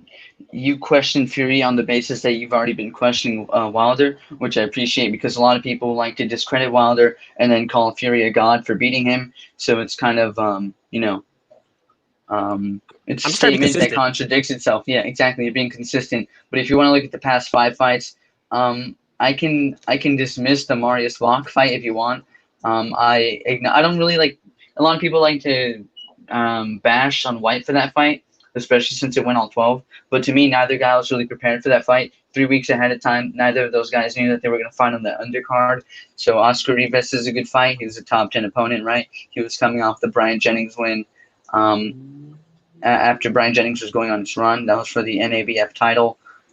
Derek Chisora win. He was behind on points, but he got a knockout in the 11th round with a check left hook. Very impressive. The Joseph Parker fight, which has its bit of controversy, but it's easily his best win on his resume, being a former champ the fight right before that, stopping AJ's KO streak. There's a bit of controversy there with the headbutt, right? The first round, or forget exactly what round. Early in the fight, he lands a headbutt, and the ref mistakes it for a hook body to drop him, and that counts in the scorecards. And then Lucas Brown, who's not a particularly impressive opponent, although he was coming off of a Hall of Fame he beat Hall of Famer James Toney technically, and Ruslan Shigaev. But shortly after this fight, I think he gets stopped in the 3rd round by Dave Allen to the body. So I don't really give Lucas Brown a lot of credit, to be honest. You can if you want, but he's never been rated as well. And then prior to that is Robert Helenius, who's a former top 10 opponent. But since you don't want to count former, especially since he's 4 years removed from being ranked, that would mean his best win is a Joseph Parker coming off of a loss in a controversial decision, or at least controversy occurring. Derek Chisora, where he was behind on the cards and gets a late knockout, and Oscar Rivas, which to me was a good performance, but some people bring up controversy about the testing, although I don't give that any claim. I think he passed Avada and he was dismissed by UCAN, so that was fine to me. Why Chisora gets a lot of credit? Because Chisora has always been in there to fight. He's very entertaining. He's never been rated top 10. He always kind of loses the big fights, but he has been robbed on a couple occasions where many people feel that, not many, but there's a large group of people that feel he may have beat Dillian White in their first outing. Some people feel he beat Kubrat Pulev. People feel he beat Robert Helenius, and those are like split decision, majority decision losses, right? So he's always been very competitive, and very few people, only like the elite people, have ever shut him out. That being Tyson Fury in their second fight, and like Vitaly Klitschko. Trying to think of any, like David Haye beat him clearly. But other than that, everyone who beats him, it's a very close competitive loss or controversial He's a heavyweight loss. Danny Garcia. No, Danny Garcia is a former unified champion. He's a well, not at 147. At 147, anybody he fights is like controversial, and he loses. Yeah, I mean, his two big fights at 147, he did lose. Yeah. He's like this whole thing really it is about, do we respect Deontay Wilder and all the top heavyweights? That's my only. That was the point of the whole thing. That Deontay Wilder don't get respect. He hasn't fought nobody, which I don't agree with that. He's fought the guy. He fought top rated fighters. He's never unified. He's never beat the best. He hasn't unified. Yeah, he's beaten top contenders in this division. He didn't take it. Yeah, but he never unified, as opposed to good morning, Russ. Anthony Joshua, who is a two-time unified heavyweight champion. He's beaten multiple top 10 heavyweight contenders, and the one fight that he did lose, he redeemed it immediately after, right? Yeah, like I rate Anthony Joshua higher than Wilder. I always have, but that doesn't mean you have to dismiss everything Wilder does. Like that's not like being genuine. Like you can criticize someone without hating on them. To dismiss Luis Ortiz, I don't really buy that. You can criticize Luis Ortiz, that's fine, but to say he is just old, Vladimir Klitschko was old coming off of the layoff, but that's like an amazing fight of the year, probably one of his best wins, definitely one of his best wins, right? Povetkin, great win in my opinion. Wait, you said who? Vladimir Klitschko versus Anthony Joshua. Oh, he's Joshua. I thought you were talking about Wilder. I'm like, wait, hold on. When did this happen? No. Wilder never took that fight. No, he never took that fight. He Wilder never was a took any baby. big fights. Wilder was a baby or whatever. But it's not that he never took any big fights. See, that's where now it sounds like you're hating, because he did take 2 Tyson Fury fights. He didn't take an AJ fight. He refused to take a White fight. He refused to fight like any like top like really top level competition. Like any like it speaks for itself that he's never unified, even though there's been 5 unified champions during his reign, and he hasn't unified once. Yeah, okay, so like I said, you can criticize him, but you're going a little harsh when you say he hasn't fought anyone. I just told you all the top 10 heavyweights he fought and beat. He also lost to one of them, right? Twice, or sorry, he lost to him once, drew once. I felt he lost, but officially he drew, right? Yeah, he drew. Do you think that Pulev fight is a dangerous fight? I think it's a dangerous fight. For AJ? No, I think the conclusion is foregone. I think that Pulev loses by knockout. I mean, when's the last time he fought? November? It's been a minute. Yeah, the best heavyweight fight this year. Well, actually, yeah, it's probably going to be Povetkin versus White. That's going to be insane. Yeah, and then in October 24th at the O2 Arena, Frank Warren's planning the Joe Joyce versus Daniel Dubois, which I think is going to be a good matchup. The winner of that kind of sheds their prospect title. They become a contender at that point, I would say. Joe Joyce has a good amateur background. He probably has a better resume than Daniel Dubois, but the only issue is that his weaknesses kind of align with Dubois' strengths, right? The very slow hands and the leaky defense versus the thudding power of Daniel Dubois. I don't think that fight goes all 12. Yo, so what do y'all feel about my question or the video that I post today? What was it? earlier today or last night. When's the next time we're gonna see if Wilder doesn't win? Who's gonna be the next American champion, or when we gonna see it? Don't sleep on Ruiz. Wasn't he born in America? So sleep on Ruiz. I mean, I'm not. I was speaking about that with D, but the thing is, remember when Andy Ruiz actually won, they were just talking about him as a Mexican. Well, that's like what says about Ryan. It's all about the money. Mexicans are gonna like religiously follow Mexicans, and he was the first Mexican heritage boxer. So sure they're gonna bring up his Mexican thing is because it's money. You don't reject money. Well, not only is it money, but he actually has a legit claim to being a Mexican heavyweight because he fought for Mexico in the Olympics, right? Yeah. Whereas Ryan Garcia didn't do that, and Ryan Garcia doesn't speak the language. He identifies with his heritage. His parents are Mexican, so that's where that comes from. But Trust me, in terms of, I did journalism work. I covered the last the promo with Ruiz and Anthony Joshua, and everything was about Mexican heavyweight. Well, he learned the mistake that Oscar had when it came to Cesar Chavez. Like in the Mexican community, Oscar will never live down that he fought for he won the gold for the U.S. instead of Mexico. He has never lived it down in the Mexican community, and that's why Chavez, like even when he beat Chavez, that's why he got so much hate because I understand. So Ruiz was smart in that games, and obviously maybe Ruiz just didn't make the cut in the U.S. team, so joined the easier route of the Mexican team. Why not? But I'm saying that even when Andy Ruiz won, I don't think the American adopted him as their heavyweight champion. No, but I mean, Mexican. I think if he were to become champion again, he would have no issue with being Mexican American, right? That's what he actually is. He lives in the United States. Yeah. He speaks both languages. He represented Mexico in the Olympics. He has a legitimate claim to representing both or either, right? If you want to exclude Ruiz, I think that depending on how this whole undisputed thing goes, I can't think of any heavyweight in the 4 or 3 belt era, right? Well, there's never been an undisputed 4 belt heavyweight, but in Lennox Lewis's era, he did not hold the undisputed for the remainder of his career. He had to shed some of those titles, right? Which kind of breeds the lineal title in a way, but that's a whole nother mess to kind of talk about there. But in terms of, belts being vacated afterwards, you can get Reese winning a belt. You could probably get Michael Hunter. He's talented enough to win a vacant belt.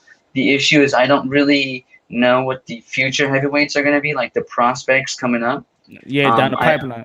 I mean, they're talking about Anderson, Jared Anderson, but he's only 4-0.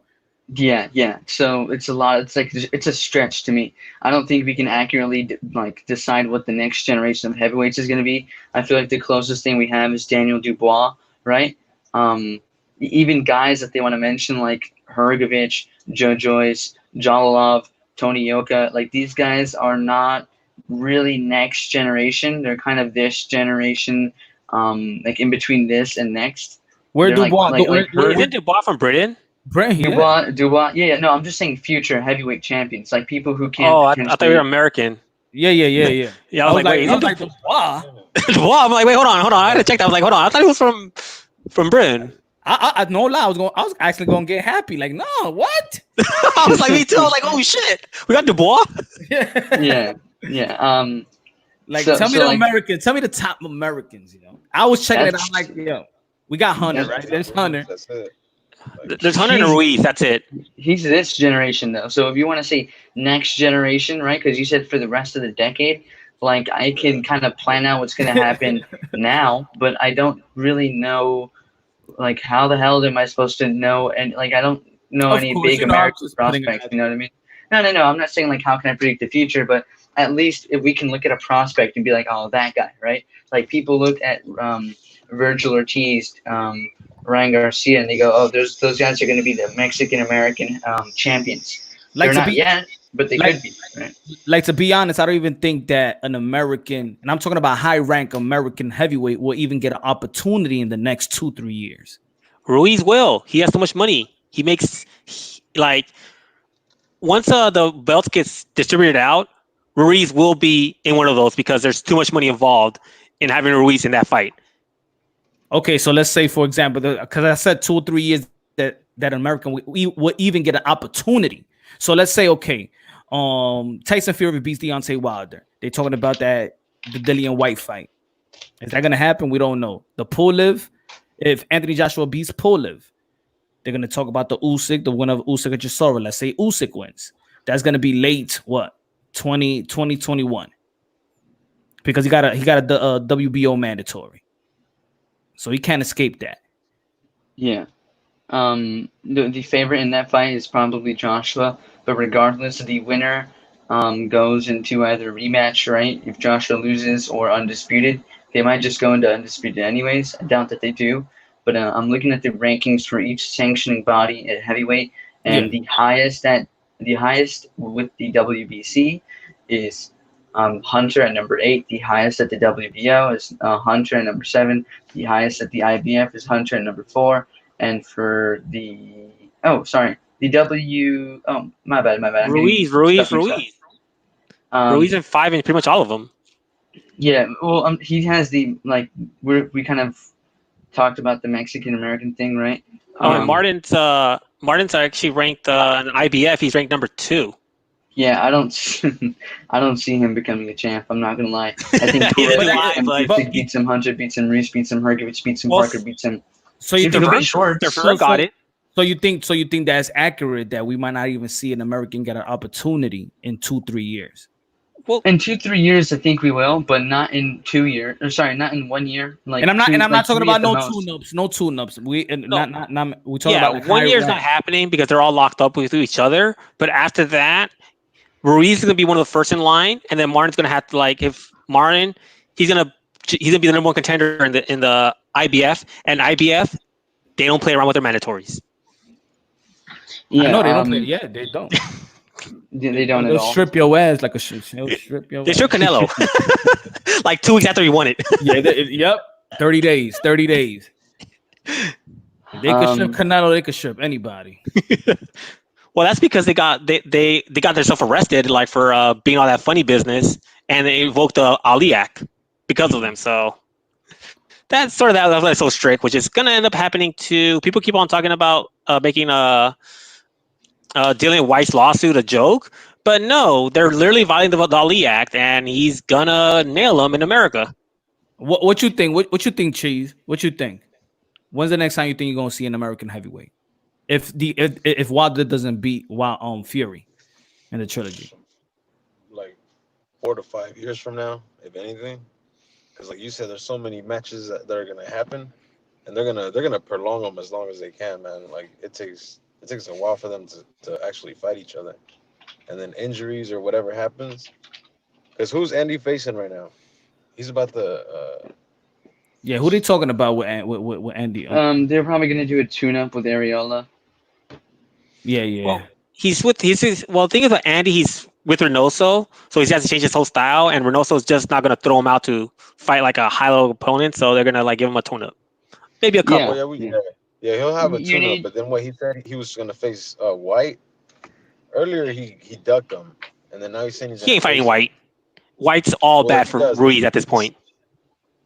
No, he's saying down the line. I think Andy's dangerous for a lot of them because I think Andy too. Stocky, you know what I mean? I think White's like Ruiz's worst matchup. I think Andy Ruiz is probably the fastest heavyweight right now. Fastest hands. Fastest hands, but Ruiz is a headhunter, and White they call him the body snatcher for a reason. But now he's with Reynoso now, and that is true. But we'll see what he progresses. But like I said, right now, you don't want Ruiz fighting White. Ruiz has a better chance against Fury and Wilder than he does against and even AJ than he does against White.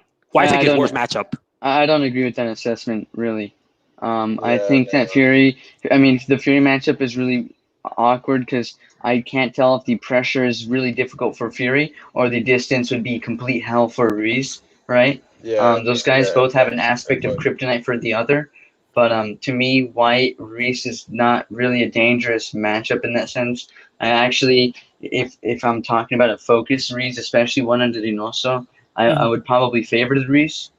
I think the fast hands would trouble him. He got dropped by Oscar Rivas, and Oscar Rivas is shorter and has a shorter reach, and his hands are not as fast. I think Ruiz hits harder, right? I think he's a better heavyweight. As much as I like Rivas, I don't think it's like a matchup made in hell by any means. Well, what's it called? Fury has been dropped a lot, and especially he's been dropped I think he's been dropped like what, twice already to the body. I don't know if he's been dropped to the body. I think it was headshots. Yeah, he got dropped by who is it? He got Steve dropped Cunningham. two times, three times. I think he dropped 5 times in his career. The 2 with Wilder and 3 times before, or 4 times. Like two in the past. Fury went down versus Steve Cunningham versus an event Padge kick in 2011 from a right to the head, and then he also went down. No, I think that's it. Okay, so in 2011, to Nevin Padge kick to the head, Steve Cunningham to the head, and then Deontay Wilder twice, right? And those are also to the head. Yeah. I do think that it got if Deontay Wilder changes anything up, and he can't change anything drastically, he's going to be 35 years old. There's just so much that you could change. I do think that going to the body is actually a good idea. Yeah, I agree. Because if Fury's just looking for the right hand, and he can negate that right hand already, but he needs to bring those guards down. He needs to hit the straight right hand, but to the solar plex. He needs to hit. He needs to go straight to the body, and the body is right there. Yeah. The head moves the body not as much, right? Yeah, that's one of the reasons why I like White versus Fury because of those body shots. Because Fury's really fast with his heads. I rarely see him really move his body, but his head is like his head movement is even better than Canelo's, and that's saying a lot. Wait, who? White Canelo's? Tyson Fury head movement greater than Canelo's? I think you can make a case for it, especially with how big he is. Fury has really good feints. What Canelo has is he has his little trick that he does when he's gonna get punched. He pulls back to soften the blow. He rolls back to soften the blow. But as far as the movement, a lot of Canelo's head movements actually starts from the torso, while Fury mainly just moves the head by itself. I think with Fury is superior feints. Yeah. He's really good feints. That's his footwork. He knows how to get himself right in position to the angles. Yeah, that's what I'm saying. He'll have Wilder stuck. Yeah, Wilder headhunts. If y'all check the live commentary, because he never progressed. That's my criticism of him. That's why I like a lot of the other channels, because they pretend like that's not there. That's why in the live commentary I was saying the same thing. I'm like, yo, he's flinching for every little thing, and Wilder and Fury sees that. That's an easy night. Yeah, it is. But if Wilder will go to the body, he may have a little more success. I think I do certainly agree with your assessment about going to the body. But for me, a lot of the issues with Wilder's style is it's not like he didn't go to the body at all. I mean, he was jabbing to the body a lot. Like if you rewatch those fights, which I did recently, he does jab to the body a lot and jab to his chest, which I think is very good, especially for scoring points. But for Fury, he's got a big body, right? It's not really like the lighter weights like Inoue, where the guys are lean, so his punches rock their organs. Like Fury's got a lot of flab in the way, and I don't think Wilder digs to the body. His power kind of comes from long mid-range, and I don't see him crouching down and throwing a right hand to his torso over and over again. A guy like Reese or AJ would be better for going to the body against Fury because they have hooks. I don't really think Wilder has a strong hook on the inside that can hit Fury's liver. You know what I mean? You guys kind of get what I'm saying? That he doesn't dig into the body; he kind of stabs at the body. That's why I really like Fury versus White, which is why I think Fury didn't want to fight White, because White will jack up those those sides all night long. He just loves it. Man. Hey, yo, real quick, I'll be on the comment section, bro. All right, brother, man. Joseph, I gotta pull high out. up, man. You gotta get He's high. He's high. All right, enjoy your high. That's why he's just been like chilling. I'll be in the comment section. Now I'm in my car, man. Besides getting stoned, I'm already getting tired of sitting. Shit. All right, bro. Yo, okay. All right, late. All right, bro. But yeah, man. Heavyweight division, man. I don't know. It's gonna be all broad. IBT, you think Reynoso's gonna teach Ruiz body shots like he asked Canelo? Definitely. I think to me, the Ruiz really needs to work on his discipline, right? And I'm not saying like foregone, like, oh, that'll happen, but I do think it'll improve. Otherwise, Ruiz will just fade into obscurity. Like, I think if, I feel like Ruiz is either going to be a top heavyweight or not a heavyweight. Very true. I don't see him being like in between or mid-tier heavyweight. I see him being very competitive or retired, really. So I think that's definitely something they're going to work on. He has excellent hand speed, good power. He was able to drop. Anthony Joshua with 2 counter temple shots with his right hand on the inside. So his inside game is very good. But the issue is he kind of plods on his feet. He has issues cutting off the ring. And I don't really think he headhunts a lot, but there's some times when he could punish to the body. I think it'd be a little more effective or efficient, especially in the AJ rematch. There were moments when he actually did kind of stun AJ, and I feel like if he'd been working on the body from the start, he kind of knew his game plan would be to move around. And AJ doesn't have the greatest stamina tank in the world, right? That was his first fight back where people saw his stamina be good. He should have worked the body a lot more. Yeah, well, as far as Ruiz cutting off the ring, I think his main issue was that he had so much weight on him because before he could actually cut off the ring, just not now. Yo, what's good, Prime Month? Yo, Prime Month.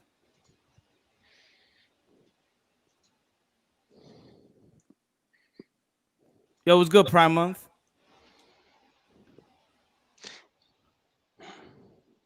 What happened? Damn, you breathing man hard. No clue. I don't know. Is that the real H knee pads like in the chat, or is that somebody else? Is that knee pads? I don't know. Probably. I don't know. It's Prime Month, so you already know. It's a busy month. Exactly.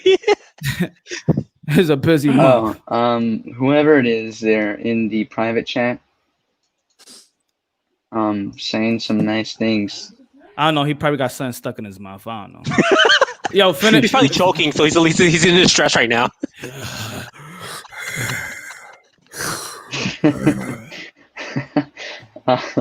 All right, swallow, and then I'll put you. Hey, come on, that's probably he didn't talk. His mouth was occupied. That's what you couldn't speak right now.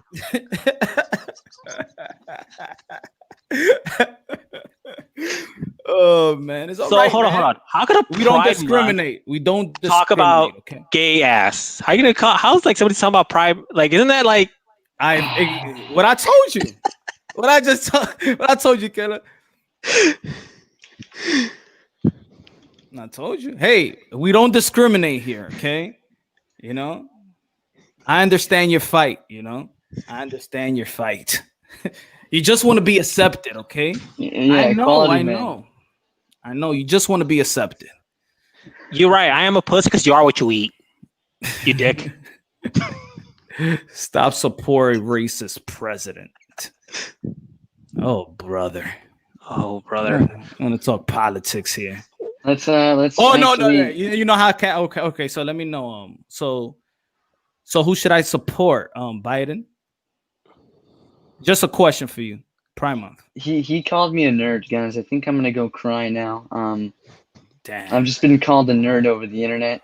I think it's time to retire. Thank you, everyone.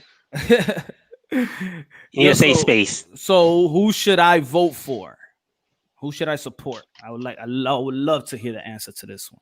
If Trump doesn't bring in the National Guard against BLM and all those people like rioting, don't vote because they don't deserve your vote. If they're just gonna allow the country to burn and not do anything, just don't vote. And as far as like Biden, the guy has dementia. Everything that people say Trump could do, he's done. everything. Look at this. Look at this. Look at this. He goes. Peep this. Peep how dumb people are. He goes, stop support your racist president. And then I said, who should you vote? He said, Biden, you idiot. So let me tell you something, brother. Do you know that Biden signed the crime bill in 1994, which jailed historically more black and Latino men in the history of this country? Do you know that?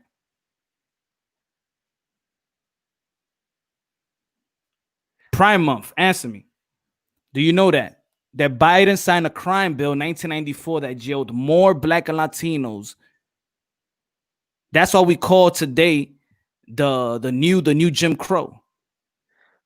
Well, why don't you just quote Harris? Do you Didn't remember Biden also was pro segregation? Yeah, but I want to know what he's saying. He's saying he's racist. So you're voting for a guy that's racist, but then calling isn't Trump the one? No, I asked you a question, bro.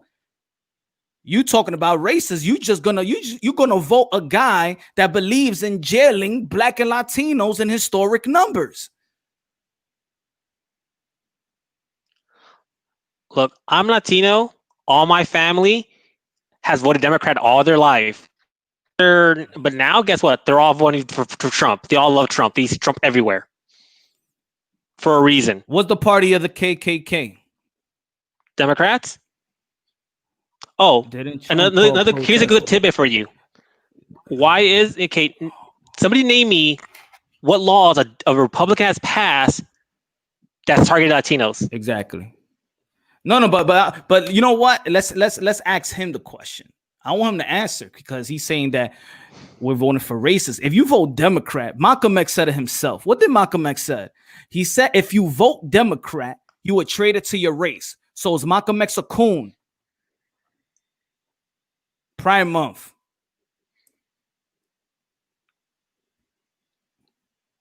Have the worst economy now. Answer the question. Yo, bro, what are you listening? Yo, you know what? I'm gonna keep. You know what? I'm gonna keep him there because he can learn something. He can learn something because I think he's getting misled. But yo, you could Google everything. Any question I'm asking you, Google it and then answer. Who freed the slaves? What party? He said the highest unemployment rate. Yo, this guy's crazy. Wait, wasn't it higher during Obama? Yo, he said right now is the highest unemployment rate. Don't talk about coronavirus. Talk about before that. Talk about the past 3 years. Answer the question.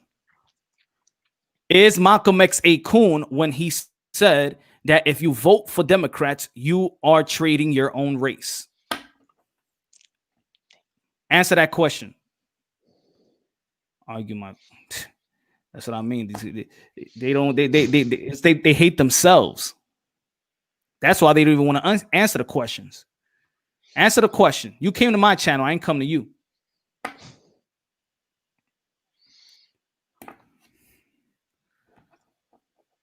Stop thinking about the past.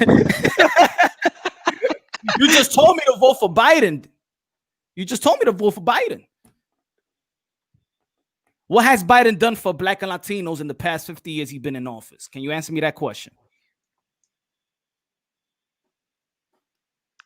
Get him arrested.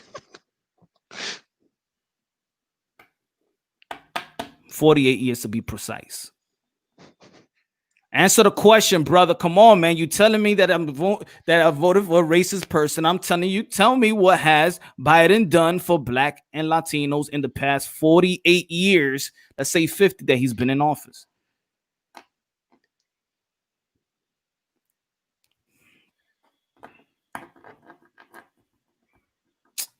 Rest my case. Who has Trump down? You. Yeah, I think he means done. Yeah, that's it. He done. Wait, didn't Trump pass jail reforms? I think that Democrats have been promising for like 30 years. Yeah, that was sitting on Obama's lap too.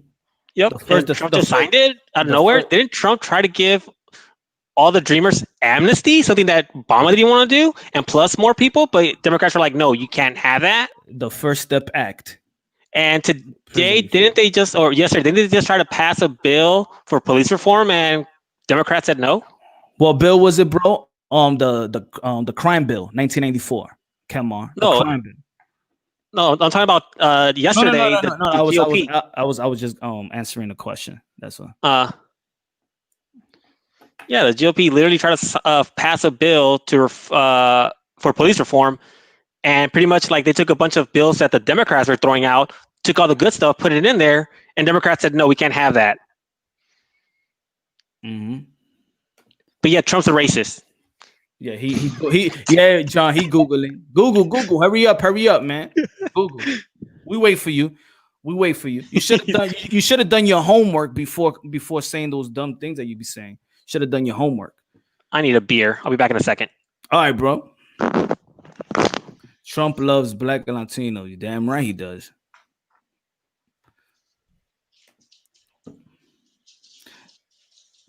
And that's how blind we are. Right? Oh, IPT. Oh, my fault. No, that's fine. I was just saying, add me back when it's boxing. I gotta go do something really quick. Okay. I have my headphones on. Yeah. All right, brother.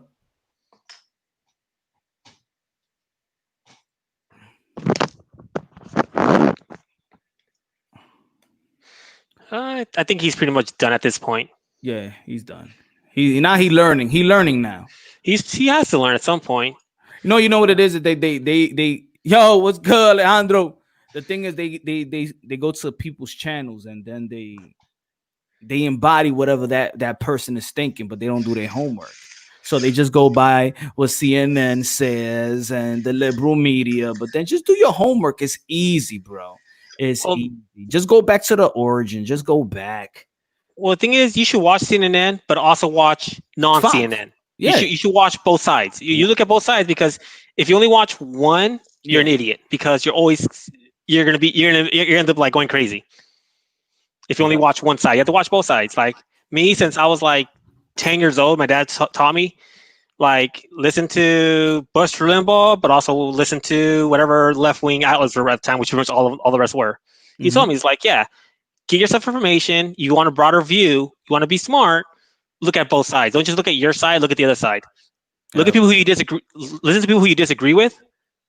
Don't respond. Just listen to them to see if they have any valid points, and then you yourself try to disprove it. If you can't disprove it, then you know you were wrong. But you know what's funny? Not funny, but you know what's sad? That there's some statistics that a person don't need. And I'll give you an example. If you live in the inner cities, you live in the hood, quote unquote ghetto, you could just leave. You just could see what you experience. You don't need statistics or news or whatever media outlet to tell you what's really going on in your community. It's easy. In every inner city, in every high crime city, why is the Democrat Party the party in leadership in those communities? Well, why the hood is still the hood? It's quite simple, because they promise free stuff, and you give free stuff, and people just vote for them. They don't have to do anything besides give them like free money. Exactly. Because Republicans have the philosophy: we'll help you make money, but we're not going to give it to you. We'll give you the opportunity. Yeah. We'll give you the opportunity to empower yourself, but we're not going to give it to you. But isn't that all we want? Empowering? Like, I don't want nobody to give me something or for free. Now, there are people that feel like they should get free stuff, and it's good with the free stuff. Huh? You know? Yeah, but the issue is like, it comes down to evolution, because as men, we want freedom. If you look at women, they've always been like, as a group, like together, they're more of a social structure, which is why they're more social. So they're like more towards socialism, while men are more trying to dominate, which is why men are more towards capitalism. In inner cities, you have a bunch of single mothers, and they're showing their kids how they grew up, what they know, which is why you have a lot of people who, like, women prefer safety, men prefer freedom. Yeah. And like when you're getting free money, that's a safety net. So you get that safety net, you're going to not work as hard. That's why look at the good examples of Indian communities. There's some Indian communities who are the poorest in the country, but there's also Indian communities who are the richest in the countries. What's the difference? One of them rejects all the free money. The other ones don't. Like all the tribes, pretty much most tribes that accept like free money because they're Indians, they're also the poorest. Like the ones who rejected him, they're the richest. And I don't think it's a coincidence. Have you ever heard of a phrase called corporate welfare? Yeah. That exists too. That's an issue too. Yeah, the issue isn't that, and the Republicans aren't empowering you, man. They're empowering themselves. Like, if you have wealth, sure. If you have capital gains in order to have a tax haven for it, then yeah, the Republicans are for you. If you're just some dude trying to bootstrap your life, the Republicans aren't providing you with anything. You guys are tripping. Okay, it's been proven, since the free money, where now the government giving $600 because of COVID, a lot of people are rejecting jobs because of that free money. And that's cool. I got I got 10K out of that because I own my own business. But you know what? Whatever. That's not even the point. Because other people have billions of it. Like the issue isn't about whether or not we point the finger at individuals and ask why aren't they billionaires? Like that's not. And the Republicans are supposed to be your friend in your quest to become one. You're tripping. You got your head in your cloud. You got your head in the clouds with a dick in your ass. For real. Did anybody ever say a politician is your friend? No, we're talking about the philosophies of them, not if they're your friends or not. Politicians aren't your friends. No, the issue is the Republicans sell you this idea that business is going to solve all your problems, and the Democrats sell you the idea that government's going to solve all your problems. No, yes, they don't. Republicans tell you solve your own problems. They don't sell you solve your own problems. They tell you the private sector is the answer. That's why you're sitting there talking about the opportunities that the Republicans are talking about. Republicans talking about that's actually what that is actually their platform. Is the free markets are going to solve the issues.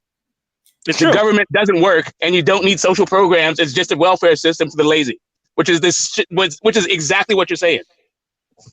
That is what I'm saying. The Democratic Party has done nothing for the Black and Latinos. That's it. They have done nothing. Okay. They have done nothing. They are in our community and get rich and do shit. That's fact. Okay. That's great. That's fact. And we had this. I know you want to put you right, and so it's right. And you know what else is a fact? The Republicans aren't doing shit for the Black community. You know what else is a fact? The Republicans aren't doing shit for the Black and Latino community either. What president had the lowest Black unemployment rate in the history? What president was that under? What are you talking? Okay, so are you saying that? Okay, okay, really? Okay. Question. What? Okay. If you want to know which president had the lowest, work employment rate in the history of the country, as if that means all of a sudden the Black people are supposed to not be having the problems that we're having. I don't know what the hell you're talking about, and you don't either. You don't either. You're making a straw man argument. Yo, who the hell can? Okay, so let me ask you this. Let me ask you this. Let me ask you this. Let me ask you this. Hold up. No, you're making a straw man argument. You're making a straw man argument. I'm gonna let you speak. Let me ask you a question. Why just can't you answer the question? Don't give no explanation. Which president, which administration is in place that historically low unemployment rate for Black and Latinos? Just give me the answer. Okay, it's been several presidents, and the employment rate fluctuates, along with the population. And also, listen. When George Bush, hold up, dude. Like, really, you gotta stop with the straw man arguments, like in the loaded questions. Like for real. Like when George Bush left office, let's talk boxing. If you don't want to be real, let's talk boxing. I'm trying to be real. Your question isn't real. Your question isn't real. I'm trying to be real, and you don't want to hear it because you already have your mind made up. I don't want to hear it. Let's talk boxing. It's a boxing channel. That's it. It's a boxing channel. You don't want to be real. That's it. We stick to boxing. Let's talk about the heavyweight division or the welterweight division. Let's go. Boxing the same way. Let's go. Boxing. What you feel about the heavyweight division, Smoke? Ah, shit, it's lit, dude. It's on fire. I'm liking it. I'm liking it a lot. Like, you know, the idea of they're still doing the whole carrot dangling undisputed in front of us and the end to the Klitschko madness. But, you know, in the meantime, I think there's some great fights that are on the horizon and that could happen and will happen. No, what about the question that I said? When you think we're gonna see the next American heavyweight, if it's not Wilder? Yeah, I don't give a fuck about that, man. I like boxing like for pro sports in America, to me, is all about international competition. It's not really about that nationalistic stuff. That's for other people who don't have the rich history of champions in the division that we do. Like, it's cool, like, you know, let other people come up. I actually don't care. I truly don't. If I just want the best to win. If the best is from some other country that's not America, knock it out. As long as it's good fights and they're exciting fight, like, let it happen. I know. There's people out there, of course, that they just see boxing as a world sport, but it's always going to be a conversation of, the fighters in Ukraine, the Russians, and I don't think it's nothing to really be.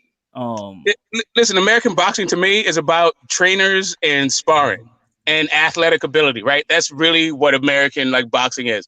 And to me, you still got Tyson Fury there, and who's in his corner? Sugar Hill. Yeah, because I think in the sport of boxing, we're all the proteges though to the legendary trainers. Where are they? Like, I was thinking about that. Like, who's the protege for Angelo Dundee right now? Who's his protege? Or Customado, Teddy Atlas, but he's not even fighting. Or Rooney, they're not even training. Right. So, there used to be, there's a difference between a trainer and a teacher, right? And the teachers are done. They most of the teachers, they passed on. And really what we have is trainers, and there's a bunch of good ones. But the best trainers don't really have heavyweights under them. The Reynosos and the Garcias, or the Derek James, or the Buddy McGirts, or you name the great trainer, they don't really have heavyweights. Even Daddy Lomachenko. Who Buddy McGirt? McClurg guy. I mean, he came under who? Because I know he was a fighter. Eddie Futch. He came under Eddie Futch. He came under. I mean, that was his big guy, but he had another dude too. Speaking of heavyweights, do you guys really think there's going to be a unified champion? Because there's a bunch of boxers who are highly ranked who don't want step aside money. They just don't. They want their title shot. And I think there's okay, why it's not taking a step aside? Usyk is not taking a step aside money.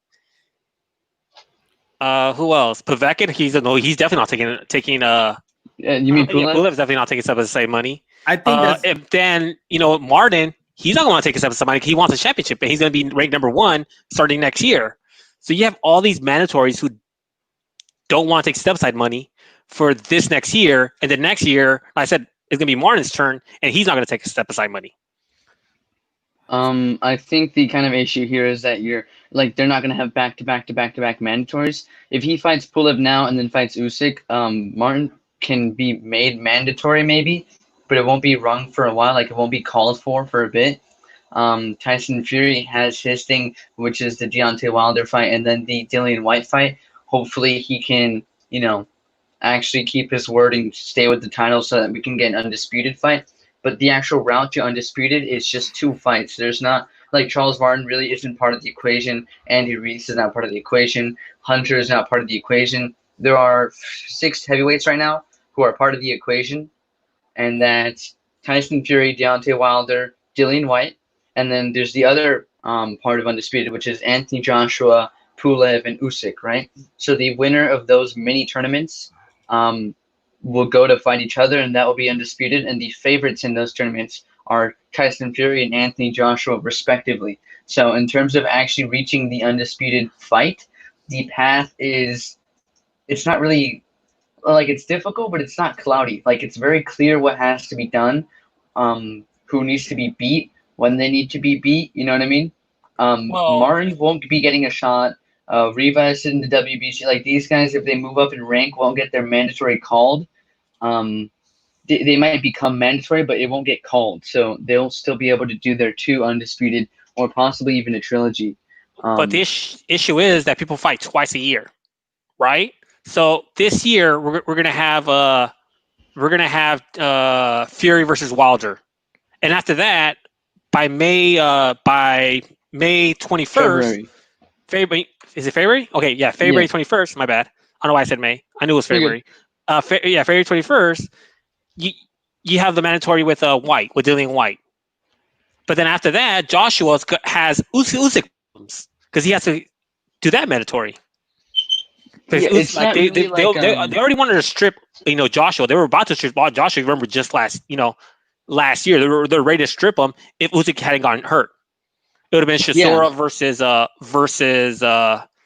think it was Chisora versus Usyk for the WBO title. And then it would be Parker. It would be Parker. He's the one that's next in the rankings on that. For the WBO, it's Usyk. Usyk's the number 1 contender. I'm saying if he got stripped, it would be Usyk and Parker, not Chisora. Chisora is an interim fight that Usyk is having to adjust to the heavyweight limit. I forgot. Look, remember, like Parker didn't work out, so it went all the way down to Chisora. Chisora is not even in the top 5 of the WBO rankings. The WBO rankings are Usyk, Parker, Dubois, Pulev, and Andy Ruiz. Pulev would likely go down. Like if Usyk has to get called, Pulev would have already lost, right? So then you have Junior Fa, Andy Ruiz, Daniel Dubois, Joseph Parker. No, I'm not talking about forward. I'm saying like the WBO was ready to strip Joshua. That's how serious they are that Usyk's going to get his shot because they were ready to strip Joshua this year. But the COVID and Usyk getting hurt kept Joshua from getting stripped. And Usyk was going to fight Chisora. I'm saying going forward. I said during that time. That's how serious that is. I thought you meant for the vacant title. Yeah, no. For the vacant title, there was a negotiation between Usyk and Parker that fell through, and then the next person they were all talking about was Chisora for that title. I don't know if like for a vacant title that Chisora would be eligible, like because I'm explaining the way the rankings work out for him. I don't even think he's rated in the WBO. I'm not talking about now. I'm talking about when it happened, when they were ready to strip Joshua. Let me ask y'all a question though. Do you think that Eddie Hearn care who Anthony Joshua will fight? Let's say if it's Usyk next or Tyson Fury. I mean, it's all good for Eddie Hearn though. At the end of the day, what y'all think? What Eddie Hearn cares about? Go ahead. I was just saying, I think he wants 4 belts to be in a fight that he is involved with. But the question is about when, and I don't think he actually wants 4.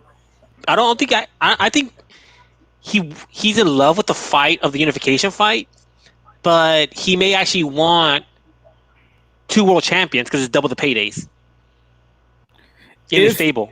Let's say if Anthony Joshua fights Usyk and Usyk beats Anthony Joshua, if Tyson Fury and Anthony Joshua in the UK is as big, could it be as big, or it's not going to be bigger than Anthony Joshua and Fury? No, it won't be. Those 2 guys are stars. They're both British. They are the 2 keys to undisputed. But if I get country pride, it may be bigger because it's our, instead of like 2 UK fighters, it's us versus them. And maybe because UK, that would be huge. Maybe because Usyk's English is not all that, but he's a character though. Yeah, that doesn't take away the fact that battle the British. Yeah, exactly. For historical reason, it'll be awesome, but how should I put it? He packed the house in Chicago too. I was in Chicago. He packed the house in Chicago. AJ or Usyk? Usyk packed the house. Yeah, man. Usyk's popular. That looked like it was. Oh, that looked like it was sold out. Where you at? Yo, Kemon, what's good, man? So, my brother, how you been? I'm doing well, brother. I'm doing well. At the Chicago show, the Chicago show, there was like a Polish guy on there, and they all showed up for the Polish guy. And this fight started late, and so everybody left after the Polish guy fought. Nah, it wasn't that one because Chicago got a lot of Ukraine. They have a big Ukraine population in Chicago. Okay. Yeah, it was 14,000. It was like almost 15,000 in Chicago. But Usyk, that was a smart move by Eddie. There's a lot of Ukraine here in Los Angeles, but yeah, Loma didn't really pull like that. Yeah, I think Usyk did better numbers than Loma. That's crazy. Like Loma, I think he's like market wise, I think he's overrated. Skill wise, he's skilled, but I think he like people overrate him as some big star, which I don't think he is because the average person doesn't know who Usyk. I mean, who Milachenko, Loma. Loma is. Yeah, sorry, I'm like 6 beers in since this podcast started. Hey, it's cop punch. Have you guys heard of Frank Sanchez? Drunk, right? Yep, you already know what you're drinking, man. Yeah. Yeah, but I don't know. People like look at the heavy, like you were talking about earlier, and I started thinking about it, was like talking about when the guy can get a shot, but I'm not thinking more of like it's like, hey, Martin may get a shot a lot earlier than people think, just because I don't really see a clear path to because like Usyk's already said he's not taking step aside money. White's saying he's not taking a step aside money. Martin's not going to take step aside money. There's like all these people who don't want to take step aside money, and boxers only fight twice a year. That's the issue. I don't understand where Martin is coming from. Like Martin is not really in the equation. He's ranked number 2 in the IBF. That's always an equation. IBF fights every year. That's fine. Joshua would be satisfying his mandatory for Pulev like a year before, maybe less. Like it's going to be Pulev right now. That's the next fight. Then Usyk. They're not calling another IBF. They're not going to name and call another IBF mandatory in the time that he fights Usyk. Can you tell me when the last time he fought an IBF mandatory was before this one coming up right now? Takam? Yeah. Takam fulfilled it. It fulfilled his obligation. I think that was 2017. That was late 2017. You're correct. Mm-hmm. So the notion that in 2020, late 2020, he's going to fight Pulev, and then 2021, they're just going to say fight Martin. I don't see that happening. That was the fact that they stopped it early. No, Martin, dude.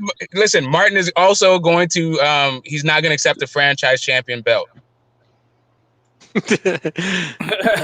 Martin walks this earth like a god. Everyone knows that. Yeah, and that's another thing that we haven't even touched today. The franchise. Tyson Fury could receive this franchise. That's another thing. Suleiman already came out. Yeah, Suleiman already came out and said that after the winner of the trilogy fight between Tyson Fury and Deontay Wilder has to fight Dillian White. Yeah. You know why they're not going to do it? Because they're scared of Canelo getting pissed off, because the reason he quote unquote got that, but he's going to move it up and down. But if they give it to Fury, it's going to it's going to make his belt worthless, because it's no longer, people look at it as a trinket at that point. And Canelo don't deal with trinkets. He's already told the WBC, the WBO, or the WC, whatever which one it is. He's already told them one time to go F themselves. Which when they tried to piss him aside, he was like, he was like, no, I don't want this. I don't want this garbage, and threw it away. I think it's a tougher decision to make. Let's say like Matchroom, right? He's with Matchroom, right? Dillian White. Yeah, Dillian White. He's with Eddie Hearn. Yeah. So yeah, I'm already buzzed too. So no, you're right. You're right. It's the same thing. Eddie Hearn runs Matchroom. Yeah, because do you guys think sorry. No, go ahead. Do you guys think Andy Ruiz will win he'll be a champion again? A heavyweight world champion? He's gonna get if the titles end up being somebody's getting something stripped, Ruiz is gonna be in that fight. There's like high probability Ruiz is in that fight because there's so much money involved, and Ruiz could be anybody. Yeah, because he could be a champion. They lost hope on him already, and it's kind of sad to see. I'm a big Ruiz fan, so let's see how it goes. I mean, he has a lot of potential. That I think we all could agree on that. He has the potential to become a champion again if he gets the opportunity. It's all. I mean, when it comes to Andy Ruiz, it's the same thing that people critique Gervonta Tank Davis. It's not about the skills; it's about the focus and being focused and being, professional. That's the only thing is wrong with Andy Ruiz right now. Well, he's got Reynoso in there. Let's see what he can do. Reynoso. I hope he's back. Next American champ. Yeah, I think him being surrounded by Canelo, Ryan Garcia, all the Reynoso's guys who are all about boxing first, everything else second. I think that might be good for him, but you just don't know. That's why there's like families who have like 10 like outstanding kids, and they have that loser. Yeah, after the Parker fight, there was like footage of Ruiz training in Mexico. It was like some converted garage that was all like fucked up. but he was still talking about his comeback and how he's going to get it together. He's just never. I don't know. I don't know that anyone's ever really believed in him and ever had that push. And I think got fired. I think that well, he got bought out or he bought himself out. Whatever it is. But Bob Arum's ability to sell certain kinds of fighters is a different kind of conversation, right? But regardless, I don't think that there has been the backing for Ruiz previously, like historically in his career, right? So I think right now he's as hot as he's ever been. He's with the right kind of guy. I think that could bring out the best of him if he has something left. He lost a lot when his dad put him on blast. He was partying. He lost a lot. Like he was like, I'm in LA, and he was like the talk of the town. And then after the AJ fight, and then when his dad, and everybody's blasting him for like all that weight gain, it just went away. That's embarrassing, bro. That's just. It's not even about yourself too, because that's self-inflicted, but it's the other people that have sacrificed their time and sacrificed their family and things of that nature. And when you look at trainers, they sacrifice it. They sacrifice like the fighters. They're not in the ring, but they sacrifice a lot of time away from their family, trying to train you, trying to get you right, and you repay them with that. I mean, everybody's different, and maybe that's what they need to motivate them. But I would hate it if my family went out and started airing my dirty laundry out, especially if I was talking about going into construction and quitting boxing, and then all of a sudden I got $2 million, like the most money I've ever got in my life, and I'm trying to enjoy it a little bit.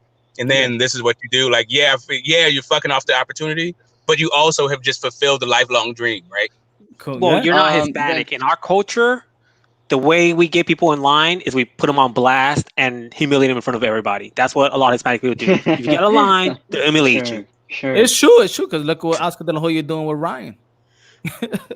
It's a Hispanic thing. We'll put people on blast to get them back in line. Yeah.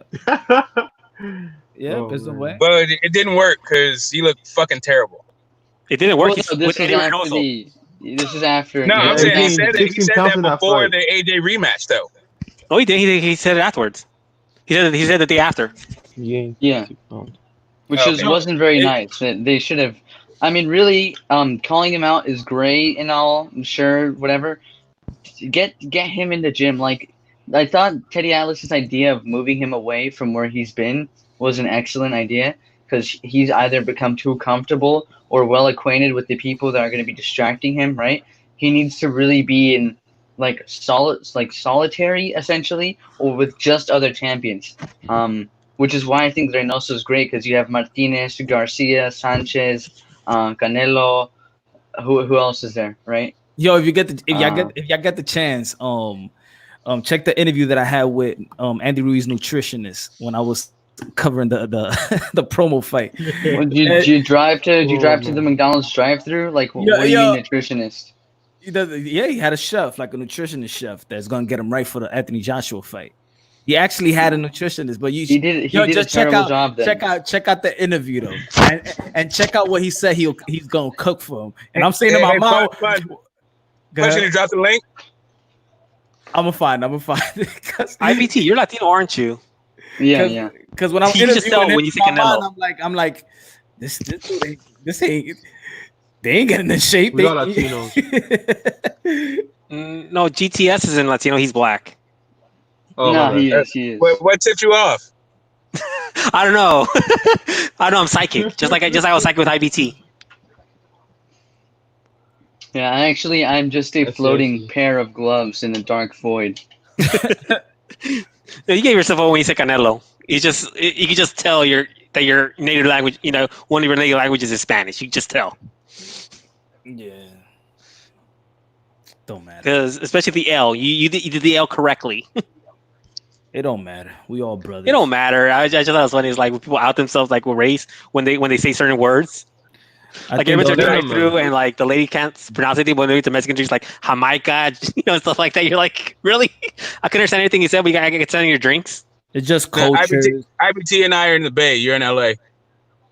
Yeah, I said I was in LA like 3 times. Everybody here in the West Coast. Yeah, no, I'm saying I heard you. That's why I know. That's why I know you're there. I'm saying IBT and I are in the Bay. I'm in LA. Smoke. I thought you was from Virginia, right? Nah, I'm from Oakland.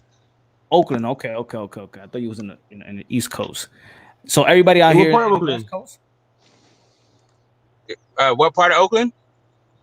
I'm from Hayward. Oh, for real? Oh, okay. Like I'm right at the 580-13 split. The hills. Oh, that's pretty cool. Yeah, but I'm living in LA right now, so but it's pretty cool though. Like, Yeah, well, probably the some chances we all go onto a boxing podcast and we all live within like an hour, right? Oh, well, I live like 6 hours away, so yeah, or 8 you're hours. right. You're right. Same Yeah, general we're in LA. region. What's the like the demographic over there where y'all at?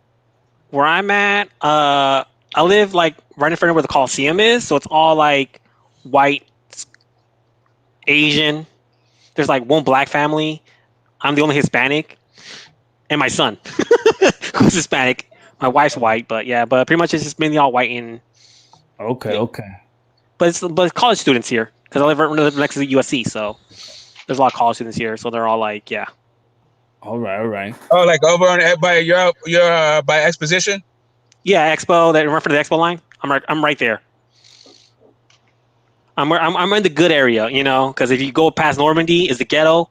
It's like so funny where I live. If you walk down Normandy, you look to your right, it's all nice, beautiful. You look to your left, it's like a straight ghetto. Yeah, I lived in West Hollywood and also Silver Lake and also Inglewood. My wife works in Silver Lake at an animal hospital there, so I go there. Right. Now this is boxing. All right. What's up, Punch? Hey, come to New York, guys. Come to New York, man. I lived in Boston for 6 years. Man, I live in Brooklyn. I live uptown. I live right next to Columbia. I lived like right off the L. I've done my East Coast time too. Yeah. Man. A lot of Dominicans in New York. Woo! Yeah, I just did the Miami. I moved to Miami a while, and then we just came. Oh, back. So you're Cuban when you were in Miami? Nah, I'm actually Brazilian when I'm in Miami. No, that's if you're in Boston. You're Brazilian. If you do New York, you got to do it in spring and summer. That's really the most fun you can have in the country. Is New York in the spring and summer.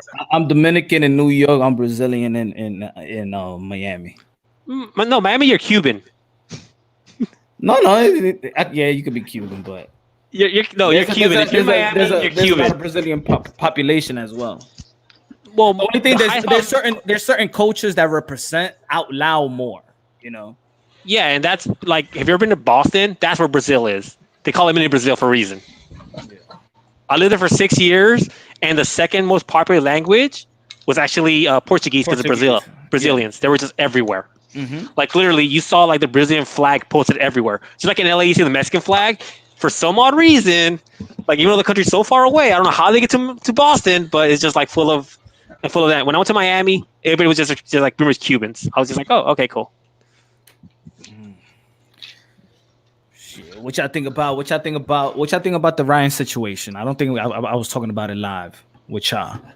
What y'all think about the Ryan Golden Boy situation? I guess it's been so late, so I'll say what I said earlier. Like, I think he's more of a publicity stunt because the guy's too smart to not do it. Every time you ever see him have any kind of interview, any kind of like video, it's always him in the gym. It's always boxing related. I don't think Golden Boy was silly enough to set up a card for one of their big up and coming guys with like 2 weeks notice, which was going to be July 4th. That's just not enough time to promote it. He's their future. There's no way they would like put him out there, which is why they had all this hype to get his name out there, and then all this drama kept his name on top of the list. Everybody's talking about him right now, and lo and behold, now that everybody's talking about him rejecting that July 4th fight, they announced a Fortuna fight. Coincidence? I mean, once Tank Davis called him broke, I think that's where everything changed. But a highly source that I spoke to actually said that Ryan Garcia did not decline that fight. He actually accepted that fight. With Fortuna? Yep. Yeah. Actually accepted the fight, and the source, the Steve Kim source was that was the lie. Wait, Punch. Yeah. Didn't Tank call him? Wasn't called excuse me. Didn't Tank Davis call them broke, and that's where like he started bitching about money? I mean, they probably just just throwing shots, but not like serious shots like that. Like, I thought that's where things turn the table. Nah, I think I think turn the tables when about the July 4th, and then Oscar de la Hoya sent that tweet, and I think that's what really like started off. Because he's under contract, he's already under contract. He was supposed to be making a sum of money, and then it's almost like they want them to take a pay cut, just like almost like Amanda Serrano. She's supposed to fight Katie Taylor. Now they want her to get a pay cut, and she's saying hell no. Now Hearn said he's getting paid full amount, and that's what I said. Yeah, are you aware Eddie Hearn said that no such thing? Wait, how much did they get paid though? Say it again. How much did they get paid? The Amanda Serrano. I mean, they ain't say the numbers yet, but I believe around $500,000, which to me, which is why I think Ryan Garcia is kind of being a diva. And to be honest, I don't like this idea of it being a publicity stunt. It's not a publicity stunt if he doesn't fight, right? You can talk as much as you want in the media, and that's great and all. You're not making any money because you're not fighting. So for him to deny a top contender and easily the best name on his resume, in Javier Fortuna, and this idea that he might have accepted it, but someone said this, and like he to me is a prospect who wasn't even very highly touted as an amateur. So I don't care to go digging into his deep politics and background. Right, to me, Virgil Ortiz is the more entertaining fighter. He's a fighter who I think will go further in the sport. He's a fighter who I enjoy watching more. He's a fighter who I enjoy following more. So to me, this is a direct upgrade, and this isn't the first time that Ryan Garcia has come up short and Virgil Ortiz has had to pick up his slack. And to me, this just proves that Virgil Ortiz is I way prefer Virgil Ortiz in every aspect. IBT, Fortuna wasn't in play for July 4th. It was going to be just some nobody. So it was like... It was going to be August. Yeah, but for July 4th, Fortuna wasn't in play. So we're talking about two different timelines, because he has the Fortuna fight for August, but what I'm complaining about is for the 4th of July one. That's when, he rejected the con. Because like I said, it's more of like a publicity stunt, because there was not enough time to build up a Ryan Garcia fight for that time. And Ryan Garcia is like, he's one of the money men for he's a future money man for Golden Boy, but he's also one of the most popular because of his Twitter account, where he has 5 million followers. I think his PR response was all wrong. Like saying that 200K was not enough. Like even if that's the case, he shouldn't have gone to Twitter and said that. And I think when he did that, he burned a lot of bridges. Yeah. But just because. But really, if he makes more money outside of boxing, more power to him. God bless him. It's his life. If he doesn't want to get punched in the face for that kind of money, then I'm not gonna start judging the dude. Yeah. But as a message, as just as sort of a media release, that's just it's a sour note. People, especially in these kinds of times where we're looking for people to make sacrifices. That's just the wrong message to send. Hit a sour note. Like you guys brought it up. I didn't know that it wasn't going to be Javier Fortuna. So you're telling me that he's going to fight this guy who's lower opposition, and he's saying $200,000 isn't enough, right? That to me is like a real slap on the face to everything about boxing. He isn't accomplished in the sport. He's walking around with a silver belt. It's pretty embarrassing, to be honest. And then he also has like interviews where he's saying like, "Oh no, I'm a champion. I'm a champion because I said I am." That mentality is fine, but to me, that's a shot. That's a shot at Haney. That was a shot at Haney. Yeah. That's what I'm saying. I get that. The mentality is fine, but to me, like people who are really suffering financially, or some people, right? People aren't making as much money in boxing fights. He is supposed to be someone who is there to entertain, and if you don't want to entertain, that's fine. But don't expect my sympathy then, because the same way you don't have to entertain, I don't really have to defend you. Yeah. This is your career, and like Smoke is saying, it doesn't seem he's focused on boxing. So to me, I don't care about Ryan Garcia. I really more care about Virgil Ortiz. I think in my opinion, I think he is focused on boxing, but he's focused in the business of boxing as well. That's what I mean. I think that's what it is. And of course, as fans, we not focus in the business of boxing. So we don't like when boxers talk about business. We want them to talk like fighters. We want them to talk like, put them in front of me and I'll take them. I'll fight whoever they put in front of me. That's the language that fans want to hear from fighters. Well, here's a sad thing: the young fighters are paying the crimes for the current like top elite guys, especially at 147. Literally, like these young guys are right now should be like just like having like trash fights, building up their resume, fighting stuff like that. But now people are starting to come down on them because they're like rejecting a fight for like July 4th, which I think is more publicity stunt because we want to see action. And we know the 147 guys, we gave up on those guys. We gave up on the heavyweight fights where they're not really fighting anybody. No, I don't agree. Yeah, I don't agree with that either. You were just talking about Dillian White, like he has this great resume, and this dude is turning down 3 belt fights because he's saying the money isn't enough. Like that had nothing to do with 147. That's just the business of boxing, and whether or not you're into hearing a guy talk about his pockets like that. What belt is Ryan Garcia rejecting? He's not. He says for like the past year. Yeah, but you put Ryan Garcia's beat bullshit up, on 147. But you put Brian Garcia's bullshit on welterweights as if it's like it's their fault. I think it's just an overall boxing politics, and 147 happens to be a glamorous yet diva division. So I understand where you're coming from there. But to me, I don't quite agree with your assessment where we shouldn't be holding these guys to the standards of fighting contenders. Like they should be fighting bums. I sincerely disagree with that. And if you truly did believe that, then you wouldn't be so critical of Deontay Wilder's resume, in which you say he fought no one, even though he did have a lot of development fights, which were just short KOs. So now at this point, you're like sending mixed messages. To me, I just prefer people to fight the best opposition they can, and I hope the money follows, right? I understand legitimately if you're being lowballed in an illegitimate lowball offer, don't take that fight. It's about financial security and safety at the end of the day. Like you want to be able to retire from the sport with your head intact and with your wallets full. But it seems to me that he has his wallets full from other places that aren't boxing. He doesn't seem to be caring about legacy. His 2 best wins are Romero Duno and Francisco Fonseca, right? Not bad wins, but not great wins either for you to be saying that you need $500,000. Like there are unified multiple weight champions, like pound for pound talents at lower divisions getting paid far less than you because you have an Instagram following and you have this sense of entitlement that you've accomplished so much in the sport and that you draw, although the main thing that you do bring to the table is not available in the sport right now because there are no crowds.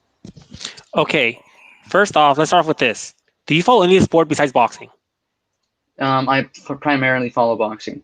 Okay, if you follow any sports, you would understand this. There's progressions. Like when a player first gets drafted, like in MLB, he starts off in rookie ball, that's where Ryan Garcia's at. After that, they get promoted to the ranks, which is Garcia's doing. So right now, he's in A ball, so rookie ball. He just learning the sport, stuff like that. Eventually, you get moved to Double A, where there's higher competition. That's where you get your Fortunas. That's where you get your the guy Linares and stuff like that. The game's changing though. And then you get to the majors when you fight for world titles. Garcia is not at a contender stage right now, which is why I'm saying you build up your resume, you build up your skill set. He's 20 years old. You can't compare a 20-year-old to a 35-year-old Wilder. No, I'm not talking about Wilder now. That comparison, maybe you missed it, but I was talking about his early fights, which a lot of people criticize for him fighting nobody for his first 30 fights. But to an extent, those were his development fights, although I don't feel he developed properly or took the proper fights. That's what they were meant to be. And my issue, and you, like I don't need to be able to follow basketball to know what you're saying. I understand what you're saying development-wise. The issue is he is asking for championship money. He's asking for contender money when he's not even fighting prospect level opponent. He's fighting probably a bum, right? Unless I find out it was a top contender, even just a valid contender. No fighters are bums. Sorry, yeah, right. No, sorry. it was a TBD. You're right. Not it was bum. a TBD. Someone who's low a level TBD, opposition. Thank you. Low level opposition. Sorry, I don't mean to say bums like that. Just low level opposition, right? Someone who is not going to be even contending for contender status at any point in their career. Tailor-made. Sure. Yeah, but you're also showcase fights. You can be as diplomatic as you want, but we all know you can either be as mean about it or as nice about it. But the point is, dude is not about to. Yeah, it's not anybody that should threaten him. Okay, one thing you'll never notice me, I'd never talk about Wilder's money. Why? Even though I say he fought a bunch of bums, I never talk about his money. You know why? What matters is not who you're fighting, is whether are people going to pay to go watch you. So if he could get people to pay to go watch him, he could ask for as much money as he wants, as long as he could back it up with the gate revenues. And when he can't, they're not going to give him the money. But the thing is with Ryan Garcia, Ryan Garcia can. But also we also gotta think about it like this. We only looking at the fighters. But let's look. But if he knows, because this is the thing. Let's say like Al Heyman, they know he knows what was in the pot. See, fighters didn't know what was on the pot. Say they getting paid, but there's money out there where damn the promoter or the investors or whatever, they getting paid that much money. Damn, I deserve more. So the question is, how much the Golden Boy had in the pot? And how much they told Ryan Garcia, which they told him a number he was going to get paid for his next fight. And then they gave him that low ball off. Like, oh, you got to take this money. The problem I have with Golden Boy is that it's almost like they shaming him to fight. Like, oh, you don't want to take this? Then I'm going to let the whole world know that, you know what, then Virgil Ortiz, he's the next future. Now they shaming him because probably he knows his worth and knows his value and know the business and how the business should have gone. That's great. You guys, there's. Let me just go real quick, IBT, and then you can definitely. You got it. There's so one person just said that's the way the Latinos get down, and you do the public shaming thing, and maybe that's the thing about Oscar De La Hoya is he's running it as it's some sort of ethnic based culture organization, and if that's fine, if that's what he's doing, cool. If you guys understand it, that's cool. For me, Ryan Garcia started this entire thing by basically shitting on boxing fans and boxing with his whole thing about how much money he makes outside of boxing, and therefore this money is too low. Like that, it's cool if you're making money and you don't want to fight, but as a boxing fan, if what you're saying is your bread is buttered somewhere else, then go there and leave me the fuck alone. GTS, do you know how much you're worth? But what do you mean? You're worth what you can negotiate. That's everybody in general. You're worth whatever you can negotiate. I mean, what that's the philosophy of negotiating. I mean, but it depends on who you're negotiating with. Like, they also have a limit of to what they can pay, right? I mean, it's cool to have cliches and all that stuff, but like really all this stuff is like circumstantial. And if he feels, but the issue is he's not actually negotiating. He's just not fighting. So if he's negotiating, that's one thing. Who could fight? If he's negotiating, that'd be a different. That fine. I don't even care that he's negotiating. I want him to make as much money as he can, and also I want him to be happy in his life. The point of my point is, I'm a boxing fan. I'm not a Ryan Garcia pockets fan. So if his whole thing is about what his pockets is, cool. Work that out with the pockets people. I don't need to know about it. Yeah, but it's true. We don't want to know. We don't want to know as fans. It doesn't care. But to understand why things are the way it is, we gotta understand it. Like, but we don't understand. We don't understand because apparently the dude got $10 million not boxing. So I don't understand. I actually don't even know why he's lacing him up. That's because you don't follow the sports. Look at football. All the players, the young players, they hold out all the time. And guess what? The fans cheer them on because they're like, get your money. Yeah, but not football players who are making $250 million of a hedge fund. Like if you're making way more money doing something else, then I don't want to really hear about your negotiations when it comes to your NFL contract. Like, no, dude, don't hold out. If you have a trust fund, in the war chest, then I don't actually care about your holding out. No, right? but the thing, if you want to hold out, knock yourself out. But don't tell me why that the reason you're holding out is because of money. But the thing is it's almost like any other sport. You're getting paid outside of boxing because you are a boxer. Or just like when Nike gave LeBron James $98 million, it's because he's going to play in the NBA. Yeah, he's going to get paid less in the NBA, but Nike's giving him that money because he plays in the NBA and he's a basketball player. So Ryan Garcia, yeah, he's going to make $10 million probably outside of boxing, but it's because he's a boxer. If he wasn't a boxer, they wouldn't be giving him that. Actually, boxing could actually mess it up. Actually, that's not true with Ryan Garcia because he's a model. He's actually a model, right? So his moneymaker is his face. So actually, boxing could be a detriment to his real cash cow. Do you know why Oscar was so popular and why the reaction that the ladies had? Exactly, that's what Ryan has. Great. Guess what? There's going to be no men, no ladies, no children. Nobody there is going to be watching his fight. You're fighting lesser opposition. Your main appeal, which is the gate, his main appeal for that fight of like drawing people in is literally not relevant. And not only is it not relevant, but he's going, look how much I made modeling. Why can't you pay me more for boxing? Because they're not the same thing. Honestly, it all boils down to, it's like not just one thing. It's an accumulation of, it's lower opposition. It's already a good sum of money. He hasn't accomplished anything in the sport. He already has other fun, like other means to get money. Those means of getting money, he says, make more money, and are in direct conflict with the way he's making money through boxing. I can understand as much as I want. That doesn't mean I have to sympathize with him, right? The same way he doesn't have to fight. The same way he doesn't have to settle for this, someone saying you're worth this much money. I'm not saying he has to do that or that he is worth $200,000. But to me, when you're facing lower opposition with everything that I just said, including the fact that there is going to be no gate, so his main appeal is not going to be there, and he wants to cry about it, and he expects me to hold his hand and pat his back over it, I don't care to do that. You do know his main appeal is very lucrative right now because the zone, he works for the zone, and the zone cares about subscriptions. Brian Garcia is a big deal. He has a bunch of followers. He has a bunch of people watch him, and the zone wants those subscriptions. So no, his him not having fans on the seat, limits down how much you can, the total revenue of the fight. But most of the revenue is coming from the zone. You think Tevin Farmer is more known than Ryan Garcia? He's not. You think Tevin Farmer put more butts in seats than Ryan Garcia? No, but the Tevin Farmer was making what, $2 to $4 million per fight. When yes, nobody actually, wanted to watch Tevin Farmer did put more butts in seats than Ryan Garcia, and not only that, Ryan Garcia has had millions. He's had the same, millions of social media followers for years, and he's been an undercard fighter the entire time.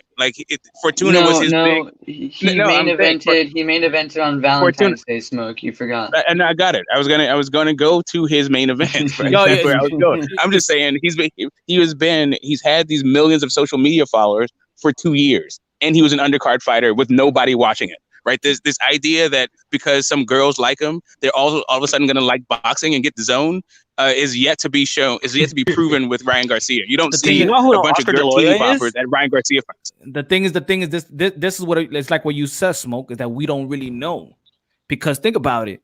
How much? Who's in the stadium when Ugas and Porter fought? But Porter got millions. A couple mil for that fight at Carson City. Nobody. That's not even a Carson City fight. That's the wrong demographic. You shouldn't even be there. It's just dumb. Mm-hmm. I'm just saying. I think we're looking at, well, not we, but I think more people just looking at it the point with Oscar De La Hoya, and I think they trying to gauge Oscar De La Hoya's experience, and Oscar De La Hoya fought everybody, and now we're looking at the new Golden Boy. And he needs to do what Oscar De La Hoya did when he was coming up. He fought everybody in front of him. And I think people don't really want to check on Ryan Garcia side of things. Who did Oscar really fight in his first 20 fights? I can check right now, but honestly, give me a second. I'm about to get a cup of water. All right, that's fine. I can tell you that he came out the gate making that money though. True. He was the highest paid prospect in forever, or maybe even history, when he was coming out. And why is it? Because he had the looks and he had the skills. Ryan Garcia has the looks and has the skills. He also had Bob Arum promoting it, and he also had a gold medal. Ryan Garcia did not have a gold medal. Ryan Garcia has a bunch of social media following, and apparently people are saying because he has a social media following, that means he's worth something to boxing. But really, the big push or interest in Ryan Garcia just happened after his last fight. And before his last fight, he held out for a contract negotiation, and he said he had this huge contract. So one fight into this contract, all of a sudden now he's saying he's not going to get paid. They made whatever it is. David Rivas made a career out of it. He held out for every year of his rookie contract. Great. I mean, rookie contracts have an idea of a season, so you know that where your next paycheck is coming from because there's going to be another game. Fights you have to negotiate. They all have their own economy. It's not really a team sport. It doesn't even. It actually is a really bad analogy to try to compare boxer to any other kind of sport. Because it doesn't really match out. Maybe tennis, maybe golf, but not really because they're tournaments and you can get ranked and all. No, it just doesn't work. In baseball, a bunch of prospects. What boxing is a pure tool of capitalism, right? It's a live event that you try to exploit for all it's worth. That's what it is. Individual one-offs. I'm glad you brought up capitalism. You know, a lot of companies for the first 10 years lose a lot of money, right? Fantastic. But people still invest in it. Why? Because they see the large-term gains, and that's what Ryan Garcia has. He has a lot of potential. He's like a brand new start, like a hot new startup that's just there. And people are going to invest a lot of money in it. Why? Because they're going to get them for long term, and in long term, they're going to make more money. Which Ryan Garcia knows that. He's smart enough to know that because of his father. That hey, you know what? I'm worth it. Like I may not be like my fights may not be worth what I'm asking for, but if they want to keep me, they better invest in me now before I get big, because once I get big, there's gonna be no BS. So you want to sign me for a few fight deals at X amount, that's fine. But at any point, I will have a return on investment.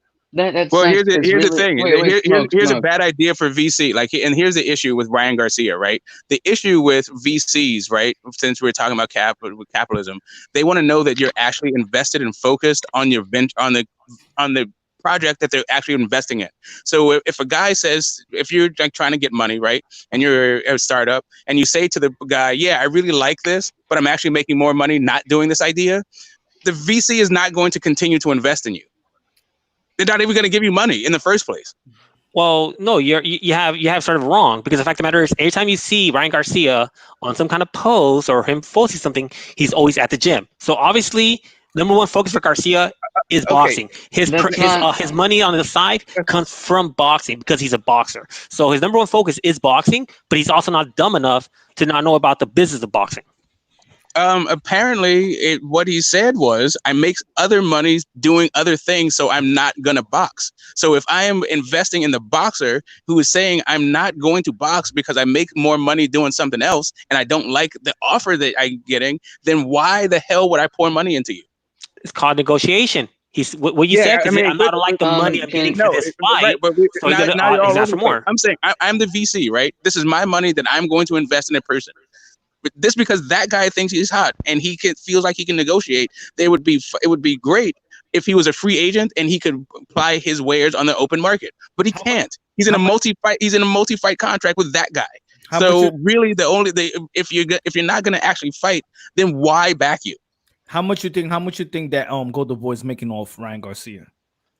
No clue, but kind of too. I don't really care to make a capitalist comparison. Like, I understand it, but when you're gonna start bringing like literal just business terminology and strategies and methodology, this is a business, but it's not a business in the same way. If you invest in Ryan Garcia, right, and he loses, or he can win and look poor, his quote-unquote stock will go down, right? And you actually gave me a very good question earlier. You said, well, what was Oscar de la Hoya doing when he was in his first 20 fights, right?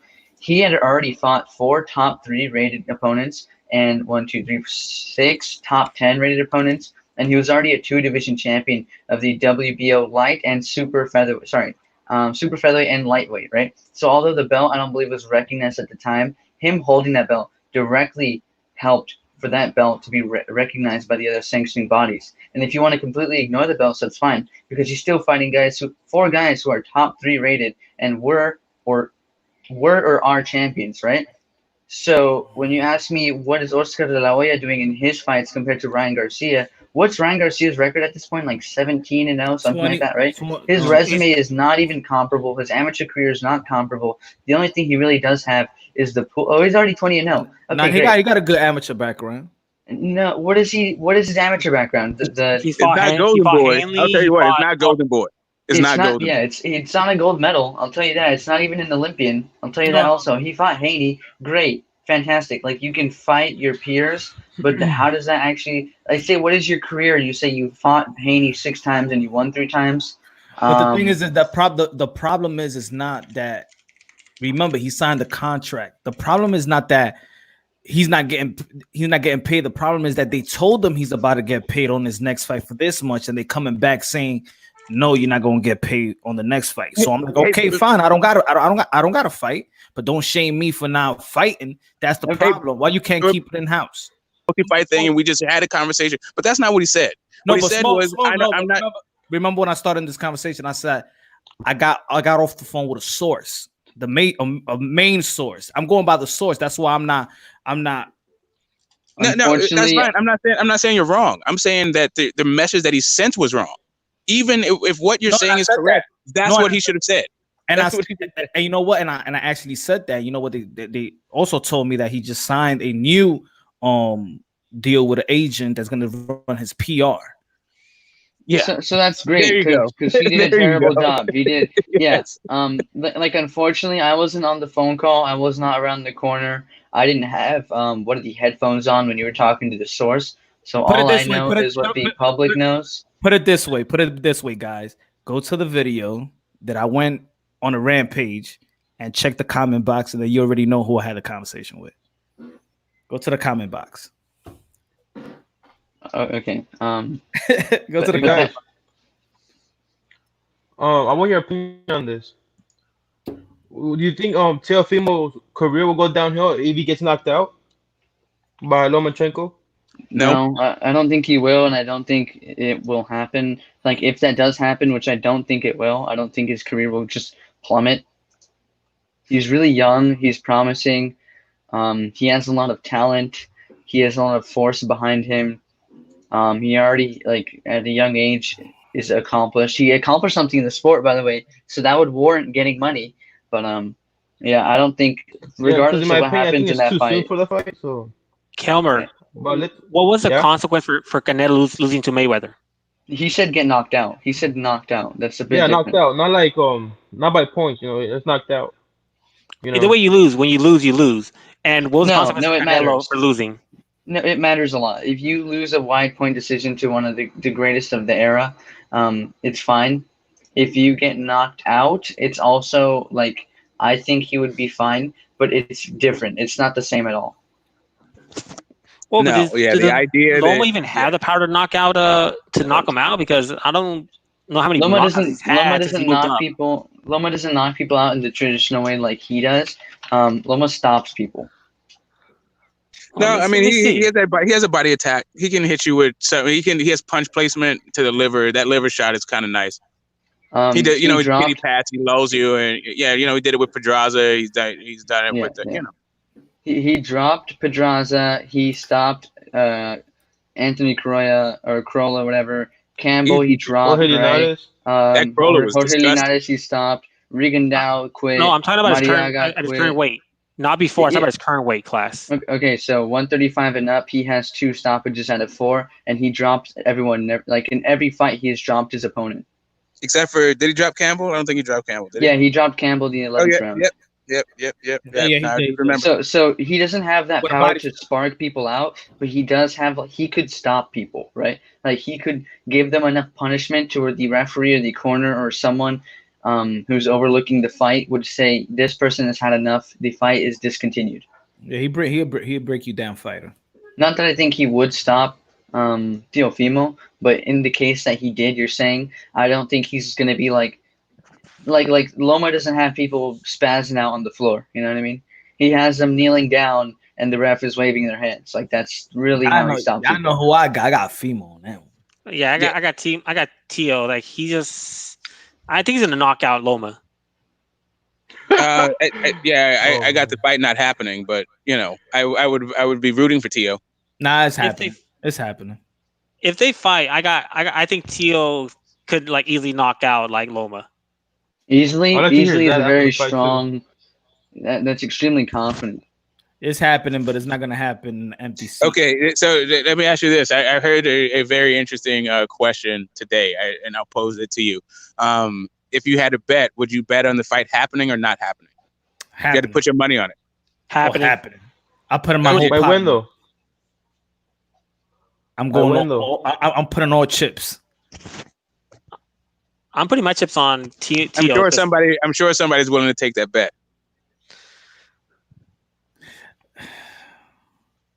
Hey man, you already know, man. The one of the main source come to the show. He explains. Yeah, I know it. I hear it. I was there listening. I was there when he was right there right on Tuesday night saying how they weren't announcing the fight. No, they're not. They're gonna do it soon though. They're gonna do it soon though. I think so. I think it's gonna happen though.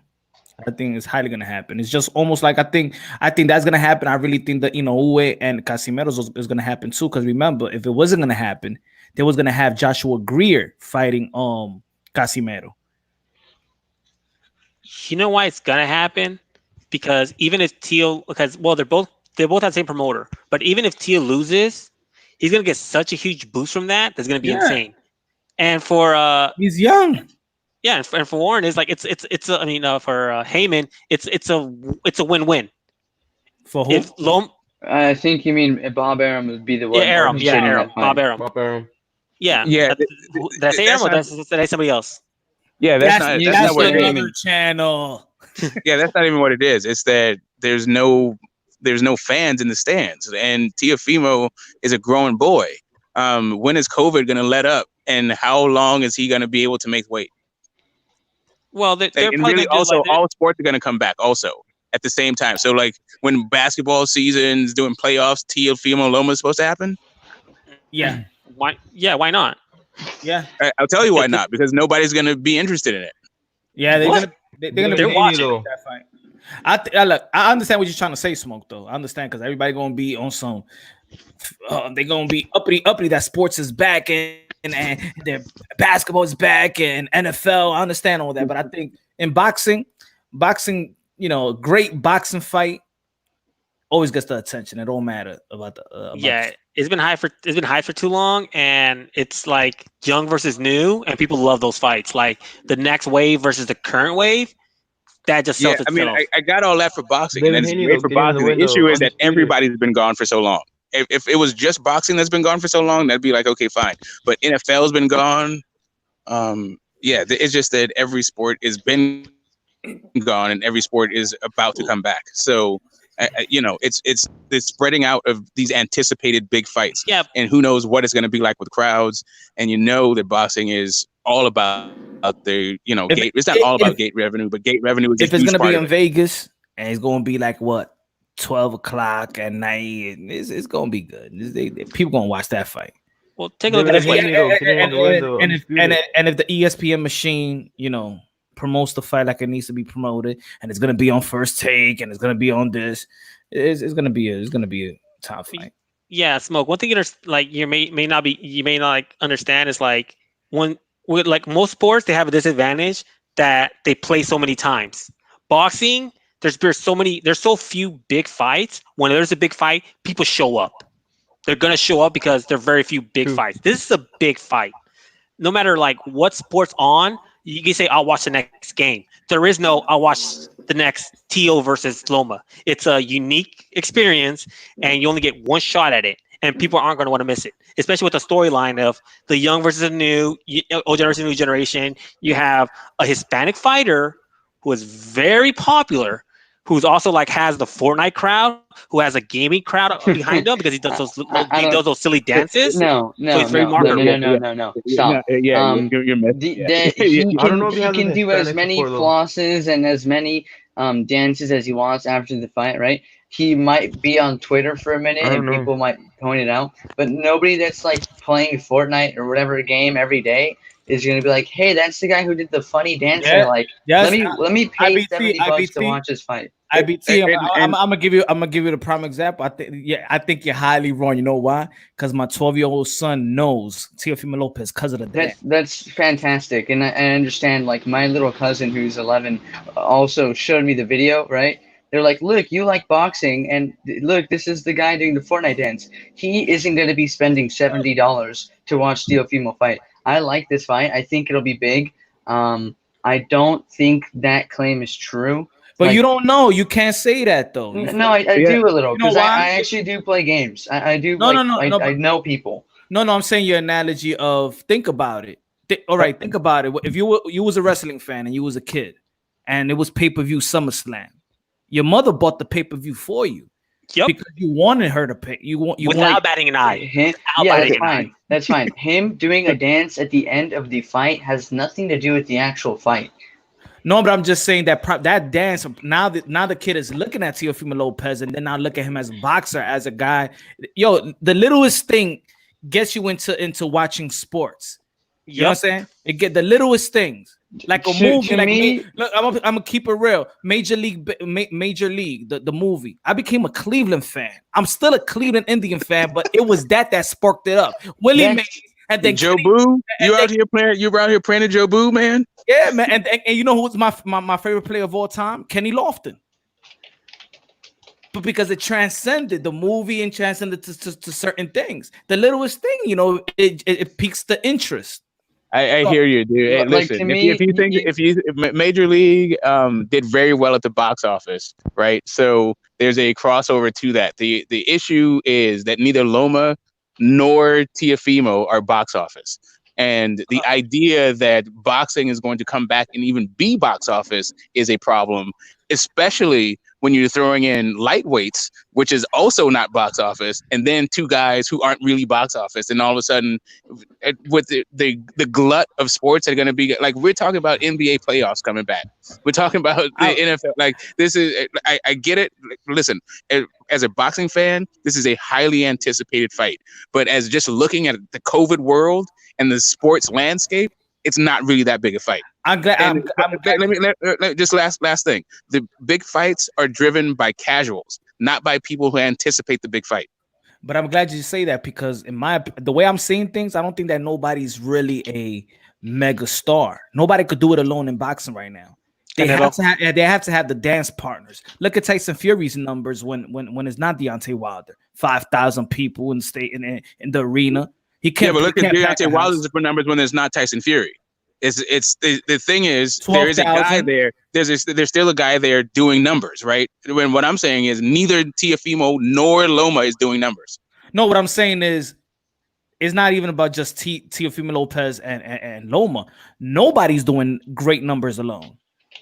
No, okay. What I'm not talking about great numbers. I'm talking about numbers. Period. Like, no, I'm saying Loma's numbers were so bad. Okay, so I saw Loma in LA, right? It was, he played at the Microsoft Small Theater. He didn't even sell out the small theater. They had to push everybody front. Like, as a matter of fact, his numbers are so. I think his most fight, maybe his most attended fight might be 10. I mean, between 6,000 and 10,000. Like, he had to go to the UK to get to.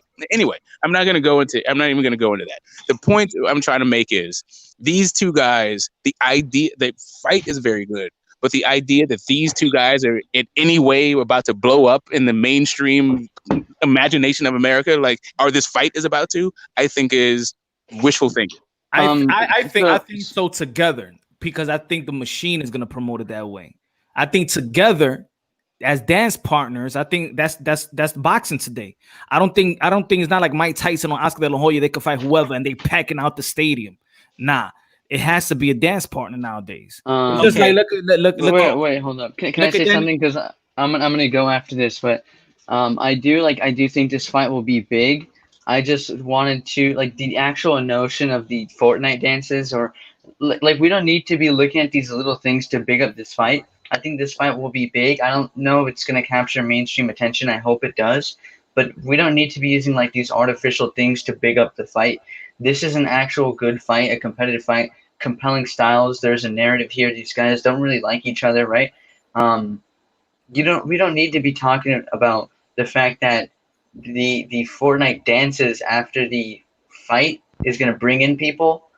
Like, we don't need to do that. Just talk about the things that are legitimately going into this fight that are going to make it big. No, but but that could be a whole new crop of fans of young kids. You got to bring like wide the people. He might get the Fortnite dance crowd. I mean, I'm not mad at the Fortnite dance crowd. I'm just saying. I'm just saying. Take a look at this. I'm just saying. I don't think it's going to be that. I just don't think it's going to be significant, guys. I just that's what I'm saying. When's the last lightweight fight been? It broke the bubble. When is it broke the chrysalis of, like, people gave a damn about it? I can't even think of one. Like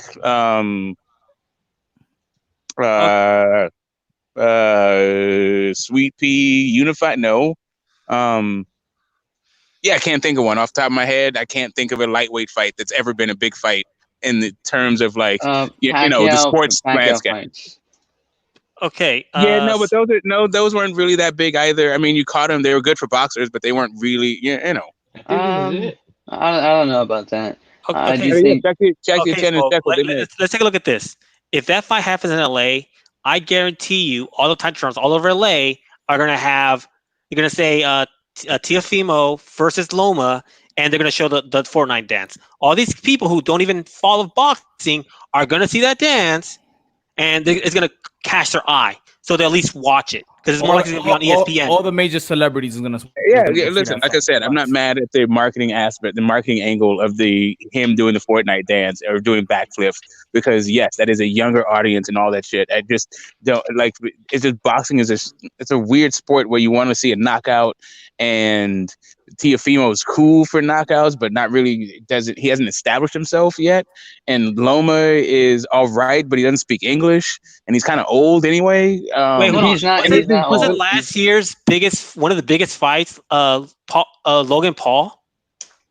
No, that was just the Zone's biggest fight. It wasn't even. No, it didn't do any.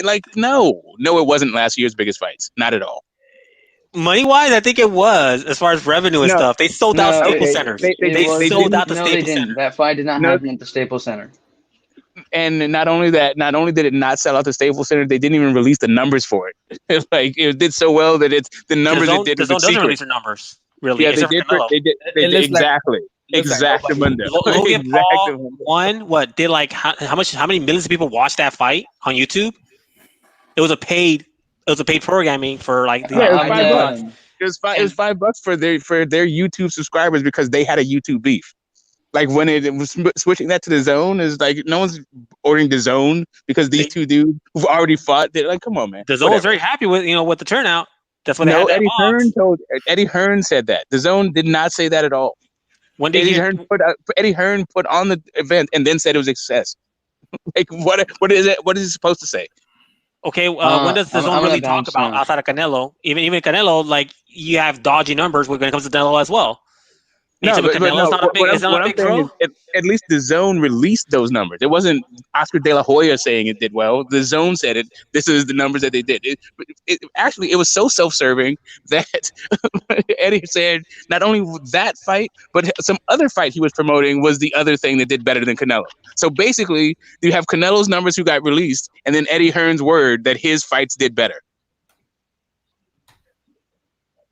No, but okay. Even on the last pay-per-view, they didn't release the numbers. All they said was they had a bunch of after everybody was pissed off about that hour wait. They were like, "Oh, there was a flurry of people signing up." So they don't really even talk about their numbers. They only talked about their first pay-per-view with Canelo. Why? Right, because they're not good, it was a welcoming thing. But after that, they haven't released numbers. Because they're not good. Don't release numbers. Because they're not good. They do release numbers when they're good enough to release. Which ones? Show me. Put Canelo Jacobs. Link some in the chat. We just talked about it. Canelo Jacobs. You mean the big welcoming thing to Canelo? About how big it is? Okay, whatever. That's the one I'm talking about. They released Canelo's first fight. After that, they didn't release the second one. Correct. And you know how many fights they've had? And the only person who's saying they did better than Canelo is Eddie saying that about his own cards. And like I said, you're talking about how the Zone doesn't release numbers for no, Jake you're Paul, talking about how the Zone doesn't. But the Zone doesn't release numbers outside of the initial one, which I said was Canelo versus Jacob. I said when they're good enough to release the numbers, they do. That's what I said. Show me one time outside of Jacob that they release the numbers. Why would it be outside of Jacobs? That's the only time they did numbers good enough to release. Are you not missing? Are you really not understand what I'm saying? When the numbers are good enough, they'll release them. The only time they've been good enough was Canelo and Jacobs. That's why they released them. Okay, so pretty much agreeing with me. The only time they released them was Jacobs versus Canelo. That's the only time they released them. That's correct. So you're agreeing with me? Correct. That's a fact not in dispute. Okay, then what I'm saying is correct. I'm saying you're saying that they didn't release Jake Paul's numbers. I'm saying because they doesn't do that outside of the first initial one. Outside of that first initial one, they haven't released numbers. The first initial one get the was smoke. AJ. Let me say this real quick, bro. Was AJ versus hold on, get the smoke. Let me just finish. Hold on, bro. Let me just finish my thing. I got it, El Jefe. You please let me just finish and you can cook. The first initial introduction to the market was not Canelo Jacobs. They had plenty of opportunities to release numbers if there was just going to be their initial release to numbers.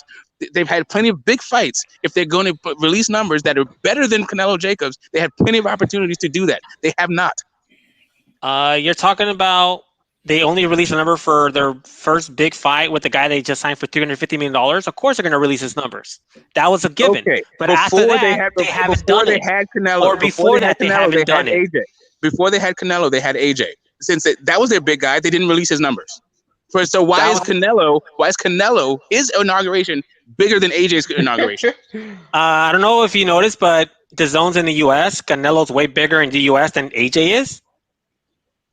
Okay, so great. So now you're understanding why they don't release AJ's numbers, but they release Canelo's. So since Canelo is the bigger star than AJ, and Canelo only did 600K domestically, then what in the hell do you think Jake and Logan Paul did? Don't you think, man, that the whole last year was inconsistency in showing the numbers in every platform? I think except for Fox, because Fox was it's their inaugural year last year. So yeah, let me say this real quick, bro, because I don't have a lot of time, man. Punch drunk, bro. What's your problem with me, bro? I don't have no beef with you. You know who I have the beef with, bro. But you're coming at me sideways, bro. You keep on pushing like I got some sort of beef, bro. Like you're feeling some type of way about El Jefe, man. So explain yourself, bro. Shouldn't you have to show his face at this point and address? Where's the face and address? Where's the face and address? Wasn't that the rules? That was the rules. That's the rules if you got beef, bro. Like, come on, bro. I don't have no beef, bro. But I'm willing to throw these hands with anybody, bro. I ain't shook. I ain't scared, bro. I grew up in the hood for years, bro. First, I'm going by the private chat, and you sound like a little disrespectful there. So. If you bro, because you wouldn't let me on, bro. Like I was backstage for an hour, bro. Bro, I'm gonna mute you. It doesn't matter. I'm a grown ass man. The shit that you say in these lines don't work in person, bro. Not because you're acting like I said something. I'm reading what you said on the private chat. Learn how to talk to a grown ass man, and then you get respect. But I'm saying, bro, you came at me sideways, bro, and then you like I'm not say all that bullshit about me, bro. I'm not coming you sideways. I'm coming you straight up.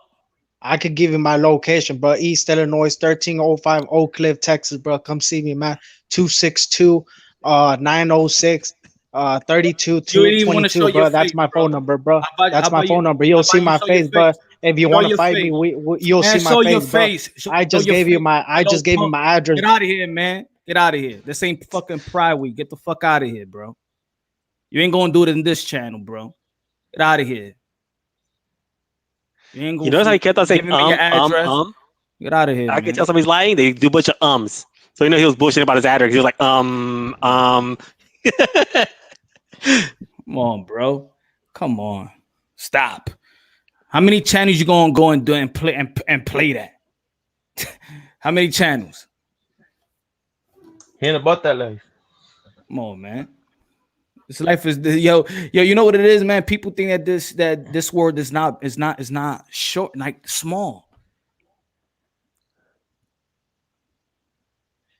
Then you see him in person, they be like, "Oh, nah, I was just, this is, I was just, just trying to, Come on, man, stop. You wanna know how small this world is? I used to have one of my neighbors. Well, like I live in a quadplex, right? And the person who's renting in the back, one day came out of his house and saw the person who lived in like the next to me and say, hi Shakir. And it was so weird because the reason he knew each other, because Shakir, who's from Nepal, rented a room in that guy's house in Vermont 5 years ago. And somehow they lived again, like right next to each other, like years later. That's how small the world is. A guy from Nepal goes to Vermont, which is the middle of nowhere, rents from this guy, and this guy, they both moved to LA at the same time, and now they live next to each other again. Yeah, these clowns. Damn, bro. These clowns, man. Wow, where were we? We were talking boxing, and then this guy just messed it up. Yeah, that's good. It's good. We a little intermission. But we were debating at this point. I was just like, oh, and then I totally forgot what we were debating, like exactly what we're debating about. All right. Yo, I want to be fair, bro. I want to be fair. I'm not like these dudes that be blocking people. I want to be fair. You're telling me you're not ego? When you say a fact, he blocks you? Yo, I don't know. Yes. Like I'm not here. I don't think that I'm supposed to be here to agree with everybody. Everybody got their own different point of view and things of that nature. That's what makes us good, and that's what makes us having conversations, because we all have different point of views. You go, oh man, I'll punch you saying this wrong. Nah, it's like this and it's like that. But hardcore boxing fans, real hardcore boxing fans, will come to like a concrete understanding on why you may think like this or why I may think like that. It's not on some crazy stuff. When people agree, it's boring. I expose you as a hater. Psst, hater what, bro? What are you talking about, man? Hater of what? What do you have that I need to hate? Show your face. How about that? Why are you so scared to show your ugly face? You said it yourself. He's ugly, scared, bro. Why are you so scared? I show my face all day long. Why are you scared to show your face? Put it that way.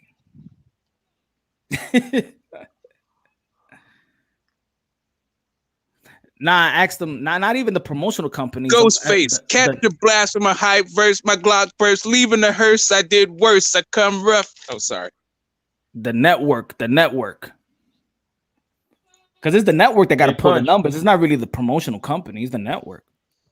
They punch. Yeah, that's the thing. That promote. You know, Bob's about his cash, and no crowds means no Bob cash.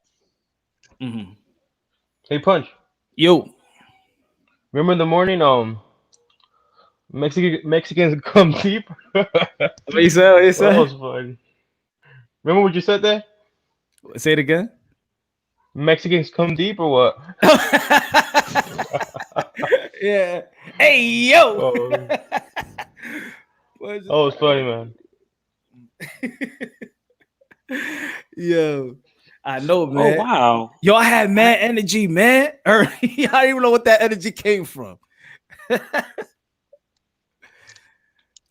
But, man, I think it's going to be a big fight. But I understand you, Smoke. I understand. But I think it's just going to be a big fight. I think that the way they're going to promote this fight, I mean, and I just want to know what's going to happen in September, because everybody's saying they're going to fight in September. Canelo Alvarez. Who else is going to fight in September?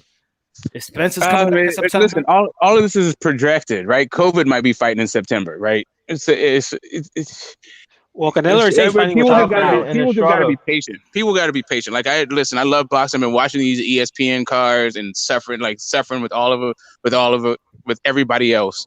Boxing is just not in a good place, but sports in general is not in a good place because of what's happening. The reason sports is in a good place is because there's no sports. People are dying. They literally want to die to watch their sports at this point. No, they're not dying to watch sports. What they're doing is dying to get back to normal life. And normal life is not caring about Teofimo and Loma. Sorry. And only that, normal life is not Bob Arum promoting fights. Like, you can do as much shoulder programming as you want, but quite frankly, the fight isn't even big enough to get past Max Kelderman. I just think that like, I do think this is just me thinking that by September, when school starts for kids, all those numbers are going to come down and it's going to go back to normal. That's what I think. By September, and then by the election, by November, I think everything's going to be back to normal. They're going to have to. I think so. Man, they're playing, like, you just added something else to it. They're playing politics with it. I don't think it's going to be like it's going, even if, listen, I think they play. There's a medical issue, but there's also the timing of it and what we've got going on in our own lives. Like you said, schools about, college kids have been off for forever. There's an election happening. People are playing politics with it. I'm just saying, there's a lot going on that don't have nothing to do with Teofimo and Loma. And I'm saying, even under the perfect circumstances, I don't think it's that big. Like, as far as lucrative goes, I don't see it as being that lucrative a fight, but I do see it being a very important fight. And I think it being a very good fight, right? But that's a different thing than, all of a sudden a couple of lightweights are going to be like setting the boxing world on fire, especially with the heavyweight scene looking the way it does, and the middleweight scene looking the way it does, and the welterweight scene looking like it does. Like, nah. Okay. Now I would agree with you if by, let's say, when it's 8 weeks out, by early August, last week of July, if nothing has been announced, then I'm be like, okay, then I'm like 50-50. We got a lot of But we got a lot of time for that to happen. Smoke, do you know what the number 2 sport in Mexico is? And usually fights for number 1. The number 2 sport in Mexico. Horse riding. I can't imagine that could be how that would matter. Like, what is the number? What is the GDP of Mexico? You do know there's a bunch of Mexicans in California, right? Yeah, but if you ask me what the number 2 sport in California is, I could tell you. Well, here's the thing. You know what race? Latinos follow boxing a lot. You know what the biggest demographic in California and a bunch of states is? Latino and black people are the main consumers of boxing in the entire country. Yeah, well, in Mexico, the number 2 sport, or a lot of time fight number 1 is boxing, and it's not even close. Yeah, I get you, and that means what? Like Canelo has 13 million people watching his fights, but he fights in the U.S. because that's where the money is. And where does Teofimo fight? He fights in the U.S. because that's where the money is. But yes, he fights in the U.S. because that's where the money is. But you know the difference between those guys. You know the difference between those guys. You know the difference between those guys is Canelo fights at middleweight, and those guys fight at lightweight. If you look at the numbers, just historically for the division, who Chavez is? Which one? There's only one that people care about. Okay, of course I know who he is since I said which one. Yeah, I saw the Meldrick Taylor fight. I saw the Pernell Whitaker fight live. I should tell you, I'm 49 years old, right? Okay, so I've been watching boxing since Rumble in the Jungle. Yeah, so you know how big his fights always were. Even was fighting dumpster fighter, dumpster fire fights. Yeah, I mean, I know how big they were, and I also know how big they weren't. I know that he had to move up past lightweight. His important, like I said, important fights happen at lightweight, but money fights happen at the higher weights. You have to get at least to welterweight before the money starts coming in. And Canelo has never fought lower than welterweight, not ever. Even when he was fighting nobodies in Mexico. Yeah, what's it called? Chavez was selling out as a lightweight. Chavez started at 140, right? I mean, the son did. But Julio Cesar, right? So he was selling out in Mexico, but we just, So let me just back up. So I spent 5 years living in Belize, right, which is just south of Mexico. It's our northern neighbor. I've gone through a couple times. I haven't spent extensive time in Mexico, but what I can say about it is it's really fucking affordable. I'll say that, right? And especially if you want to go back to when Julio Cesar Chavez was a lightweight. Yeah, but you're talking about lightweights can't sell. As long as they're Latino, they can sell. No, they can sell in Mexico, but that's cool. Like, there's plenty of people that listen. That does not equal big in America because you can sell in Mexico. Like Julio Cesar Chavez fought 60 nobodies in Mexico that didn't crack the American market at all. Yeah, you do know a bunch of Mexicans are in California, which is part of the U.S. That is cool. Again. That didn't help Julio Cesar Chavez, and Teofimo is not even Mexican, and neither is Loma. So I don't know what what we're talking about right now. Latino. But I will tell you this. That Julio Cesar Chavez was not lighting the financial world on fire as a lightweight in boxing in America. As soon as he moved to the U.S., he was selling out. As soon as he moved to the U.S. Hello. Can you guys hear me? Yeah. Smoke, can I just address this really quickly? Like, I understand the point you're trying to make, and I would agree that Chavez was a star, especially in his country. He, he became bigger than just being a boxer. He was like a legend. He became a legend. He still is a legend. Teofimo Lopez is not Mexican. He is from. It doesn't matter. It doesn't matter. It does a little. He's not a Mexican. He's not a legend. Loma may be a legend in the Ukraine, but that don't mean dick to the American market. I understand where you're trying to go. I'm not talking about the American market. I'm talking about the Western. Yes, but Mexico doesn't bring any money to the table. It's the same thing. Okay. I understand what you're trying to say, and you can't just keep posting stuff like Mexicans exist. It's like, yeah, I'm sure Smoke is very aware that the Mexican market, are susceptible to buying pay-per-views for Mexican or even Latino fighters. They're actually been supported. They're one of the main supporters of boxing in America. Mexicans. That's exactly. And I don't they think still smoke couldn't is get Julio Cesar Chavez over the top until he moved did up they into a higher not? weight. Until No, he went to a higher weight. wait. Okay. So, regardless of what weight he was at, no, sorry, not regardless of what weight, regardless of like how big you want to say, he is not Mexican. First of all, he is not on the status of Chavez.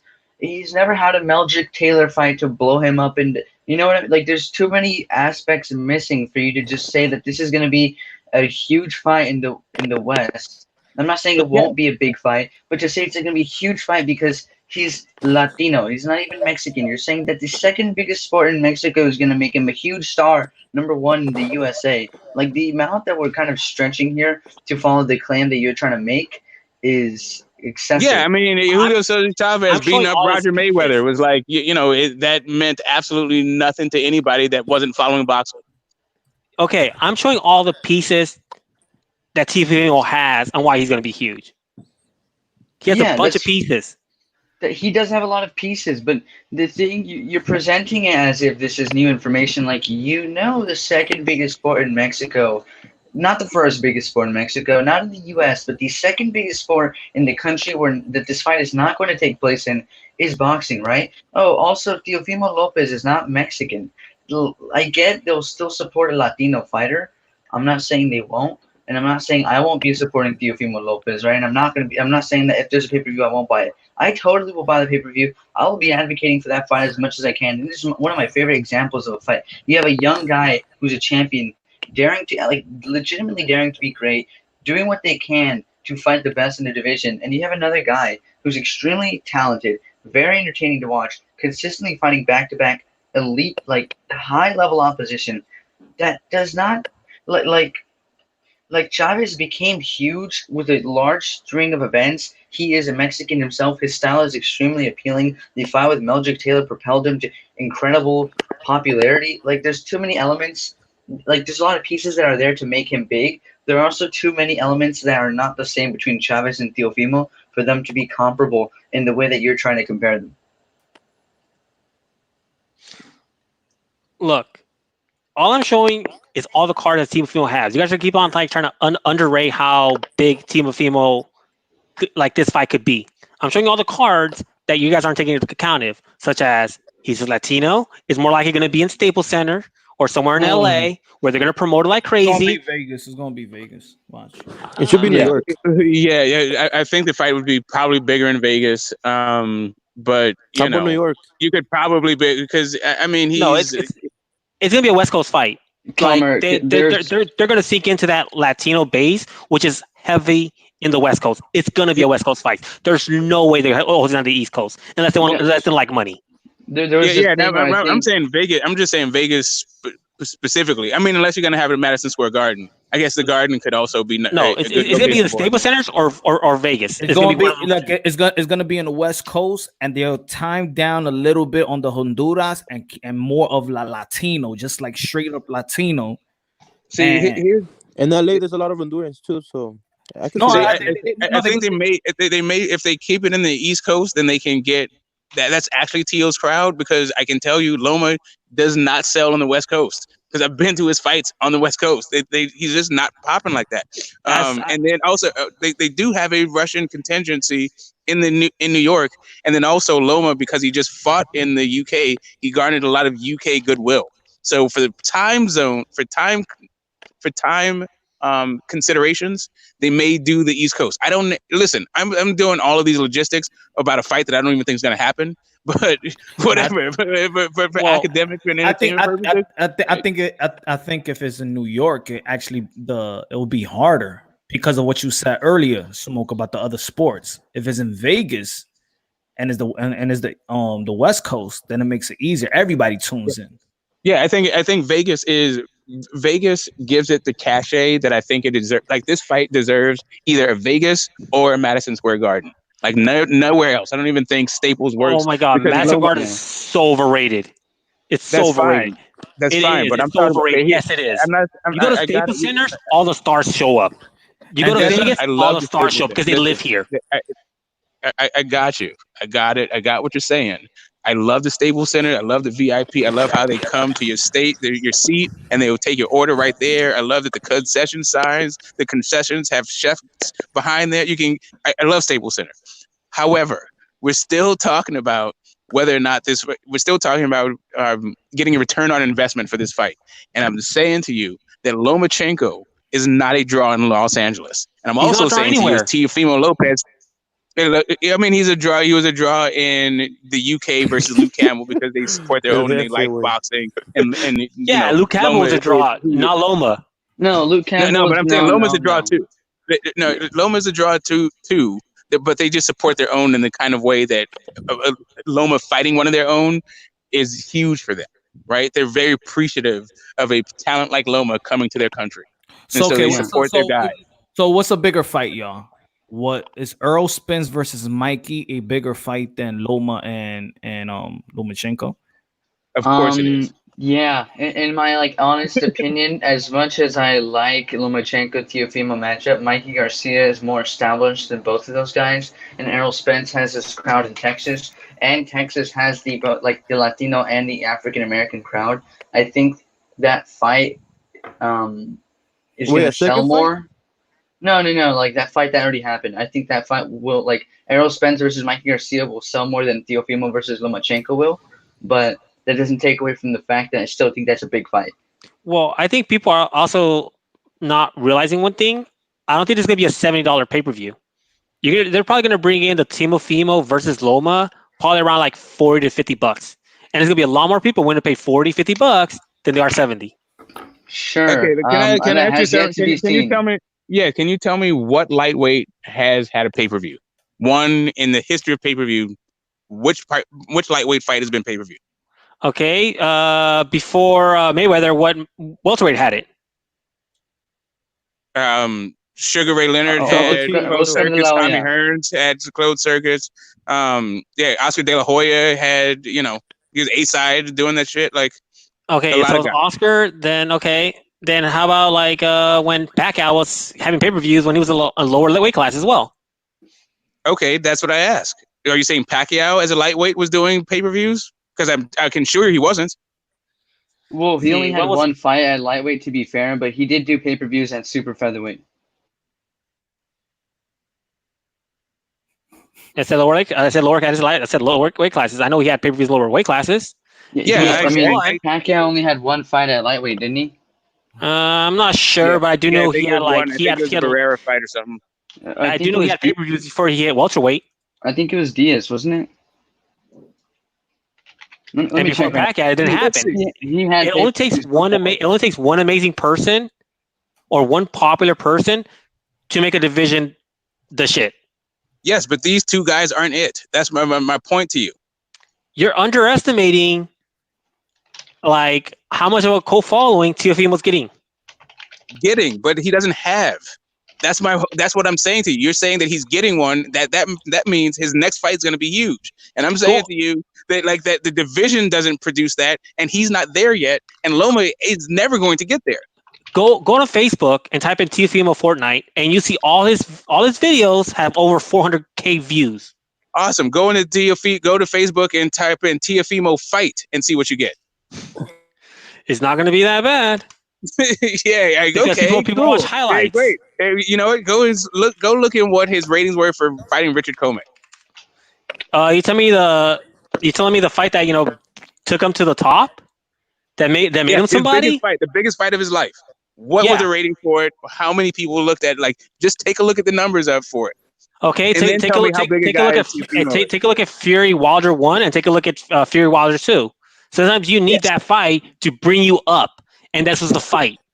I definitely understand that you get there was already a market established because they already had a fight. So the first fight established their marketability. The second fight built on the first fight. They don't have Teofimo and Loma don't have the luxury of having already fought each other. So this is going to be their first one, right? So you compare that to a couple of heavyweights, and then what you get is what my point is. No, because you're not seeing the fact is that Teofimo's very young, and you don't understand that now he's a champion where he wasn't before. So his marquee value in the Hispanic community has gone up a lot. And on top of that, all these people who aren't even boxing fans who know who he is and might watch this fight because of that. And if you put that in LA or Nevada, the Hispanics will show up to watch that fight because it's going to be the best boxer versus a Latino. Whenever you have the best boxer in the world, one of the best boxers in the world against a Latino, Latinos show up because we support our own. Okay, so how many people showed up to Loma versus Orlando Salido? The young guy, best boxer in the world, all promoted and all that stuff. Like, I get what you're saying in concept in general, and I'm not at all saying that Mexicans don't support their own and they are not representing a huge part of the paying demographic in boxing. What I'm saying to you is the Mexicans have yet to support Teofimo Lopez. So this idea that all of a sudden they're going to support him because he's fighting Loma is a projection and I think wishful thinking. It's not wishful thinking. Like I said, I'm giving you multiple points on why this fight would be a lot better than you are. When you take all these parts that I'm telling you about, you're just saying because they don't address the market reality. What you're talking about, what you're saying is together. It's like a car. You don't have a car with just an engine. No, you have a car with wheels and stuff like that. Some of the parts make the car run. If you only have one part, it's not going to run. But what I'm talking about, there's multiple points that says that Teofimo is going to be a bigger fight than you think. Loma versus Loma is going to be a bigger fight than you think of because of all the sum of parts that I'm talking about together, not just individually. You're trying to break everyone down. Okay, individually this, and downplaying each one. But when you take all those pieces together, it becomes a lot bigger pile than you think. Okay, the only problem is that all your points are about like the car radio and like the bumper and the hubcap. It's all of this stuff that the car doesn't actually need for it to run. And that's what this Fortnite dancing and Mexicans supporting Mexicans, like all of that is great. But you know what? Mexicans have been supporting Mexicans this entire time, and lightweights still haven't had pay-per-views when a Mexican was there. But maybe this is the one. Maybe this is the lightweight fight. Hold up. That there's the wishful thinking that I just talked about. He said it wasn't wishful thinking. He said that there was already precedent, and I'm asking for this precedent. You went to Julio Cesar shit. Like really, you had to go to Pacquiao at a different weight class, who's not Mexican at all. Well, no, his fights were also like the fight that was pay-per-view was media. He's Juan getting the hype too. But here's my only issue. Like Montes was already established at that point, and that was a rematch, which was pay-per-view. Pacquiao is a Filipino star, right?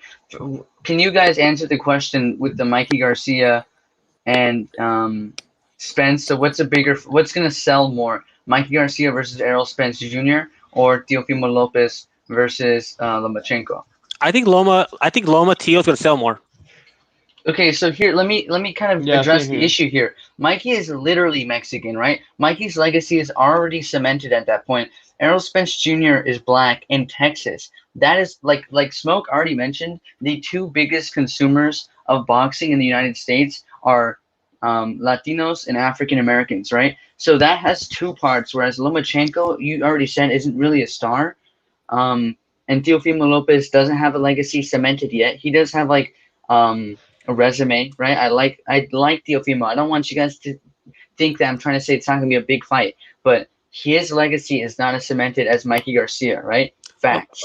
Lomachenko is not as popular in the U.S. as Errol Spence Jr. Fact. You're focusing too much on the boxing itself without looking at everything else that goes into marketing. No, I ignored boxing there. I quite literally ignored boxing. You talked about resume. How do you ignore boxing when you're talking about resume? I said legacy. I'm saying this guy is more well known. This guy is he's already known with the Mexican crowd, whereas Teofimo Lopez is literally not Mexican. Lomachenko does not have a draw here, whereas Errol Spence Jr. does. Mikey is actually not that known. He's just known because he beat Broner, but as far as the Hispanic community, they haven't really backed Mikey. He's not that known, but he did a pay-per-view in his first fight at welterweight, moving up 2 weight divisions, right? So this thing that's very outlandish. And he did 400K. That's a joke. A joke. Juan Manuel Marquez versus Manny Pacquiao 2 did 400K. Nothing? Okay, thank you. Yeah, those that was and that was definitely established guys. who had like been through war. Established guys, been through wars, and a rematch. I'm not even because it sounds like I don't want this fight to do well, right? But for me, I just don't see it. Like when Leonard Ellerbe, and let me just go for I'm gonna widen my example, right? So it's not just about this fight. When Leonard Ellerbe tells me that Tank Davis is going to be pay-per-view, I don't buy it. I think he's just selling me I think he's selling a dream. I think he wants Tank to be I think he wants Tank to be pay-per-view, but I don't think those little dudes are actually pay-per-view. I don't think so right now. If they are, they will have to Floyd Mayweather will have to pull the legwork on that one. If it goes pay-per-view, he will have to do the promotion because Tank can't even talk a lick and Leo Santa Cruz can't talk. Yeah, I mean, I just don't. Right, like, what's Loma gonna do? Like, Loma is cool if you like on the meme stuff. He's all right. You know, he's got a little spice to his character, but he just doesn't speak English. Teofimo Lopez. Oh, go ahead. Teofimo does, but I mean, Teofimo can only pull it. He can only do what he can do. Right? And he's gonna be the young guy. He's gonna be the young guy carrying the promotion. But and his father. Say again. And his father. They both could promote. And also, and great, and listen, and I'm not saying that you add that, you put the Fortnite in there, you put the young versus old, you put all the belts on the line, you put all that stuff on it, and then what I'm saying to you is it will garner it will garner interest, and it is definitely an important fight, but I don't see it breaking through the noise of if the entire world gets back to normalcy after this whole COVID quarantine. I don't see it. I see the playoffs and, you know, LeBron James and the NFL season starting on time, and, you know, there's people doing this shit. All right, so tell me, Smoke, because to be honest, I haven't even been following the NBA. So what's the plans with the NBA? Are they gonna come and they're gonna come back? Yeah, they're gonna have the. Yeah, they're gonna do they're expanding the playoff. They're expanding the playoff teams. And they're locking in, and they're just gonna like basically start off at the end of the season and then have a playoff run. And that's what they're planning for the next. In the bubble. What's the date? Like when they said they're gonna come back? Because to be honest, I haven't even followed. Yeah, no, you know what? I haven't been following it closely. I just heard that that's what they're gonna do. That they're gonna do this whole like 8-man tournament kind of thing. July 30, bro. 8-team tournament. Yeah, I think they're expanding it to 2 teams, and they're locking in whoever was in that position. They come back July 30. Okay. And also the NFL, while they're canceling the Hall of Fame game, they are still talking about coming back and having their season. Okay. I just don't see it right now that the school year is gonna, like, I don't see my son not going to school come September. I don't see that happening. That's why I'm actually going by just the school system. I don't believe that it's not going to be no daycare. No baby. All right. Hello. Funch, can you hear me? Yeah, I hear you. All right. So I'm actually going to be going, like, attending college during this time, right? All of my classes are going to be online. Like, I don't think it is even an option available for me to sign up for a non-online class. Okay. So as much as I really do genuinely wish like that this things will kind of be over by then, I think it's really wishful thinking. Like the numbers, this is a whole different, like, people don't believe the numbers and stuff like that. But let's say the information we're being given is true, right? The numbers have stopped being flattened. Like they're kind of plateaued, but not being flattened. Do you understand? Like they're not going down. They're just staying up. So I don't see like sports like when the normal school year would begin. I don't think that it's going to be normal, and that's when I'm also kind of worried about these fights. Kind of to Smoke's point, I do think this fight will happen, and I hope it does. But I could see it not happening because Bob Arum wants the live gate, and he takes too long, and Teofimo gets he grows too much. You know what I mean? That's my main concern for this fight not happening. It's not even that I don't think either guy wants it or the politics are blocking it. I think it's literally just a time constraint. As the time ticks away, it becomes less likely because Teofimo's growing. How about the Canelo fight? Yeah, I think that's going to happen in Mexican Independence Week. I think he can fight without a crowd, but the issue is I know Bob Arum wants the crowd. No, I'm talking about Canelo. Yeah, I'm saying I think he'll fight without a crowd. I think he's willing to do that. I don't think Bob Arum is willing to set this specific fight up without a crowd. Not Bob Arum. Canelo's not with Bob Arum. I'm talking about Canelo. No, Canelo. yeah. I'm saying I think that fight can happen without a crowd. Like that, Canelo can fight in September without a crowd. Okay. That would be. Hey guys, do you guys have Spence in your top 5 pound for pound? Hell no. Say it again. Thank you. Spence top 5 pound for pound? No. No. Not to me. I have him not in my top 5. No, I don't have him. I think I don't see it either. You know, some people. I mean, LBC has him in top 5. That's about it. I to be honest, if and I said on my show, and it's debatable.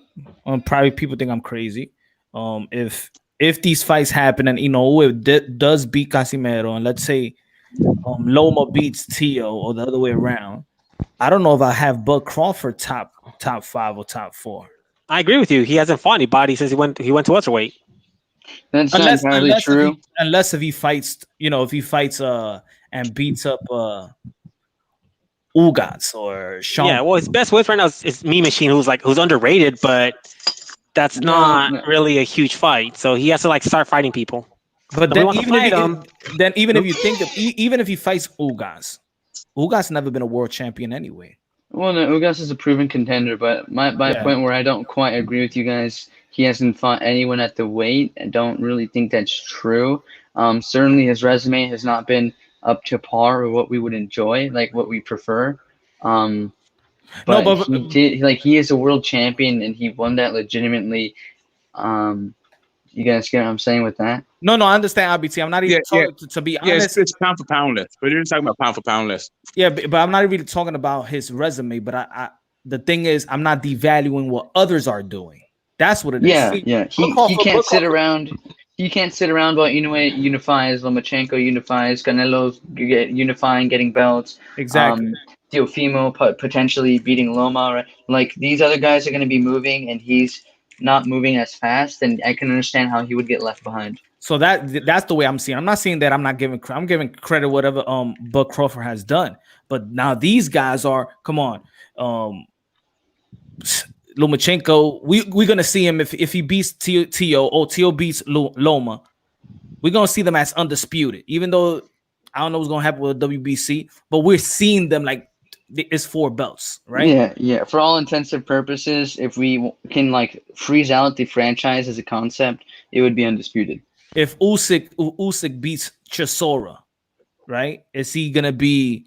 Are you gonna slip per pound to 4 or 5? Well, do you rate heavyweights? Because for me, it's difficult. I rated Usyk as a cruiserweight because he went undisputed, but I don't have heavyweights in my list. If you did, you have to go undisputed first, or something. I mean, you can still rate him. You can still rate him because he comes from another division. He's going to another pound. So I think with Usyk, it's complicated.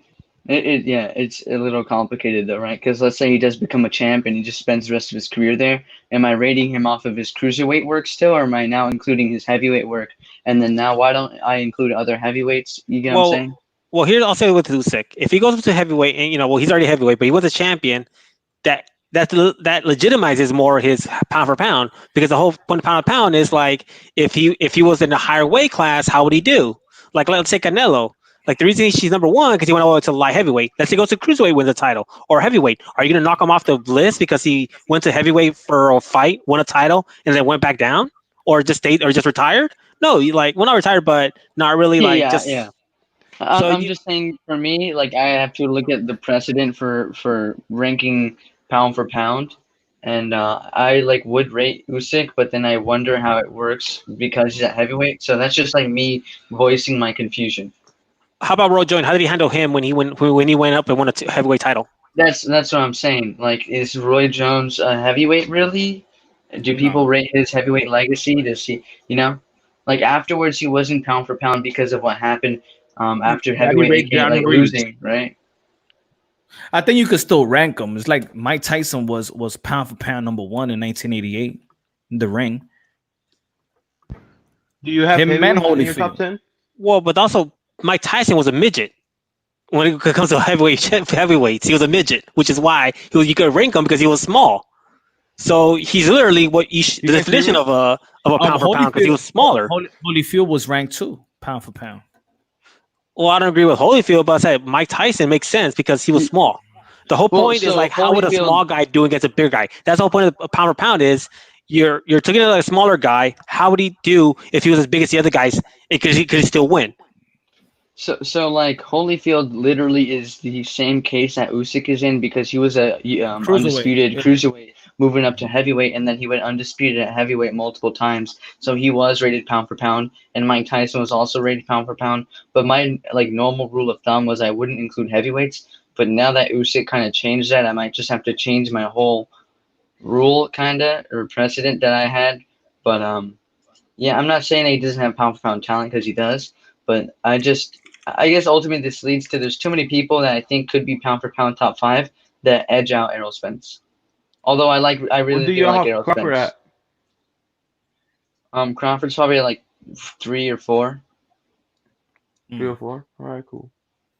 Yeah, you guys have any heavyweights in your top 10? I like Bud and Usyk. I like Bud and Spence. Yeah, so Usyk is technically like my number 5, number 4, right? So that's kind of what, like, if he exists, kind of depends on whether Errol Spence is in my top 5. Where do you rate Better Beef? Who's been knocking everybody out? If he is on the list, he's like a 9 or 10. Really? Even though he's like knocked everybody out as a light heavyweight, like the guy's just insane. Yeah, he's insane. I just think there's other guys who have done more than unified a title, and that's kind of my same issue with Spence. Oh, so yours is more of like ring IQ. So you pretty much follow the ring IQ. No, not just ring IQ, but for me, I feel like people also don't really look at the lower weights, and the lower weights have a lot of guys doing things that are pretty insane in terms of pound for pound. How can people not look at it when Inoue is like almost a consensus top 5? Inoue, yes, but like what about Juan Francisco Estrada, or like previously people discredited Chocolatito because HBO really pushed him, or even Kazuto Ioka or Kosei Tanaka, who's moving up to fight Kazuto Ioka. You know what I mean? Yeah, most people look at the ring IQ and they think that's like the gospel. And guess what? Juan Francisco Estrada is ranked number 8. So how they over not looking at him? No, I'm not saying that they're not looking at him, but I would personally argue that Estrada has a better skill set than Spence pound for pound, but he's not. Like he's at number 8, whereas Spence would be number 5 or something, right? Spence is number 6. I don't agree with Spence being that high because all he's done is unified one belt, and he's been dodging everybody else who's been a champion. Like he's just dodging. Like you should get penalized in pound for pound rankings if you're ducking people. If I actually do think that Jamel Charlo has an underrated resume. If he beats Jason Rosario, where y'all put him? Oh, what chart are you talking about? Jamel 154. Okay, yeah. You have to, like, when you say Charlo, you can't just say Charlo. You have to say which one, because there's one guy who ducks his grandma, and the other guy who wants all the smoke. They're not the same people. Yeah, Jamel. His resume is actually, for me, underrated. Oh yeah, Jamel has a really good resume. He has like very strong resume. Like if you want to put him in the top 10, I won't disagree because of his resume, but he does have that loss, which hurts him. But he regained that loss. I wouldn't put him pound for pound top 10 at this point, but I think what the point Punch is trying to make is that if he does go 3-belt unified, right? You could have an argument like if Beterbiev is on there and he's just. I put him on top of Spence. Yeah, I mean that's interesting because to me that's the issue with kind of like the unification being equaling to pound for pound. Sometimes these guys' skill sets are pound for pound, but for me, Jamel Charlo is like really good at 154, but I don't know how that skill set would do at a lower weight. I don't know how that would work at the higher weight, right? Like if he moves up one weight class, is he in the top 3, top 2? Well, you know you're looking at stuff incorrectly. When you look at pound for pound, it's all subjective, so you can't really say I'm looking at it incorrectly. I'm just but you're talking about him dropping down in weight. You know, I said it's supposed to be going when you're going up. No, because if you're going down, you're just a weight bully. No. I'm just not saying he would literally be moving down. I'm saying theoretically we could grab him and shrink him, like crop him up or crop him down, like pound for pound. You know, if Chavez at lightweight was the size of a heavyweight, if he was the size of a middleweight, he would be that skill set would hold up. I'm saying, would his skill set hold up at a lower weight class or a higher weight class? I think if he moves up one weight division, he loses to Canelo, he loses to Triple G, he possibly loses to Andre, and he doesn't fight his brother, right? So I'm saying, are we rating pound for pound as accolades? I'm asking Punch his personal pound for pound. Are you rating accolades, or are you rating like how well their skill set transitions to other weight classes? I say accomplishments, opposition. The time of the opposition that you fought him is almost like when they bring a Canelo Alvarez, but they don't bring up his past fights. The guys don't, the ESPN, they don't bring up his past fights, their resume and things of that nature. I don't know. They crazy to have him number 3. But wait, go ahead. My bad. But the opposition at the time that he's fighting, the accolade, the accomplishments, the belts, and you could put moving up in weight. I think so. Yeah, because so it's all subjective. Obviously, you could. I mean, that's why Bud is pound for pound. It's what he really did in 154. That's what's holding him up there. Is that he was 140. There is a skills thing. Like pound for pound is not just about your resume. Resume definitely factors in, but it's not solely your resume. One of the reasons why Terrence Crawford is there, because he's probably arguably the most complete fighter in boxing. Well, there's a reason why, even though he's still undefeated, he's dropping the rankings, because he's not. Your resume matters a lot too, because you have to show me. Definitely. Right now, Terrence Crawford is my number 1. But if he's your number 1, he's my number 1, and over Canelo. Over Canelo. Canelo is number 3. That is amazing. You have somebody who won 3 weight classes, won 3 championship weight classes within a year, and one of them being the light heavyweight, knocking out a guy who just beat 3 straight light heavyweights who are undefeated in a row. And Canelo locks him out, and you still don't have him number 1. Okay, so that is amazing. For me, and I'll tell you why. Canelo failed a drug test, and I don't consider 168 a real WBA regular. Oh my God! Yeah. Can I finish talking? Wow, this is embarrassing. Let me finish. I don't consider the WBA regular a real championship, but that has nothing to do with it. It's not even Rocky Fielding. It's really, I have him on number 3. I just don't have him over. Because I think also he is a very complete fighter. I just don't put him over Loma and Crawford because of his failed drug test. But one of his biggest fights, really the fights that made him the 160-pound champion, those Triple G fights, that's when he failed a drug test. So, like, what am I supposed to? It was computer law, and it was a minute amount. Which is why, they didn't have even other organizations, not just boxing, are starting to just forget about that one because it's that low. They just don't count it anymore. And it was, guess what? The thing he failed with is something that's supposed to be for cut weight. He was talking about 6 months out of the fight. There's no way he was taking that to try to cheat. It was also for stamina, but whatever. You know who didn't have any trace amounts of it? Neither Loma nor Crawford. Yeah, so to me, I'm not really gonna criticize Smoke for his personal, completely subjective pound for pound. There is people have a general consensus on what pound for pound can be, but you don't really have to. He can completely ignore resume if he wanted. He could put Danny Garcia at number 1 pound for pound, and I won't really say anything because it's his pound for pound that he made for himself, right? So. Him going, wow. Okay, but we're talking about failed drug tests. You know who didn't fail the drug test?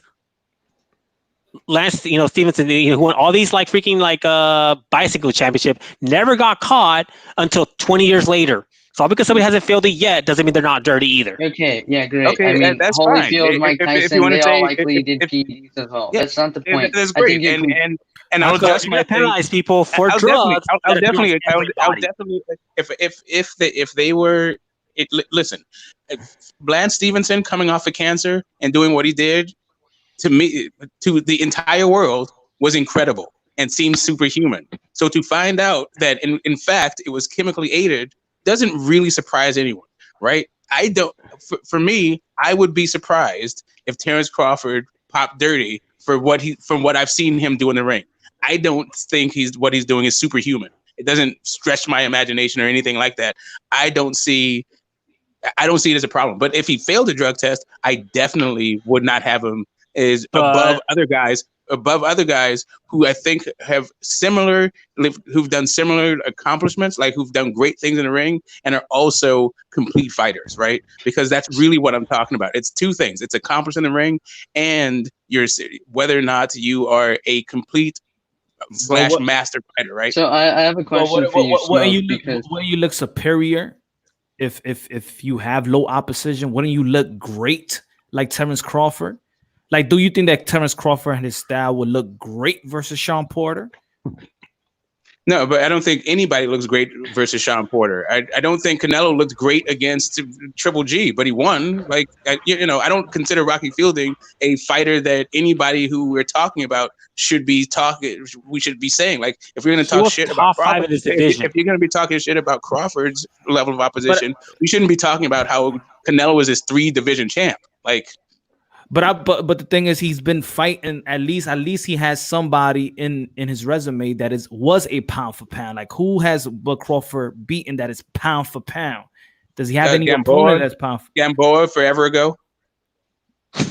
Yeah, so it's like it's not about what Terrence Crawford really has done. Is what everybody else is doing.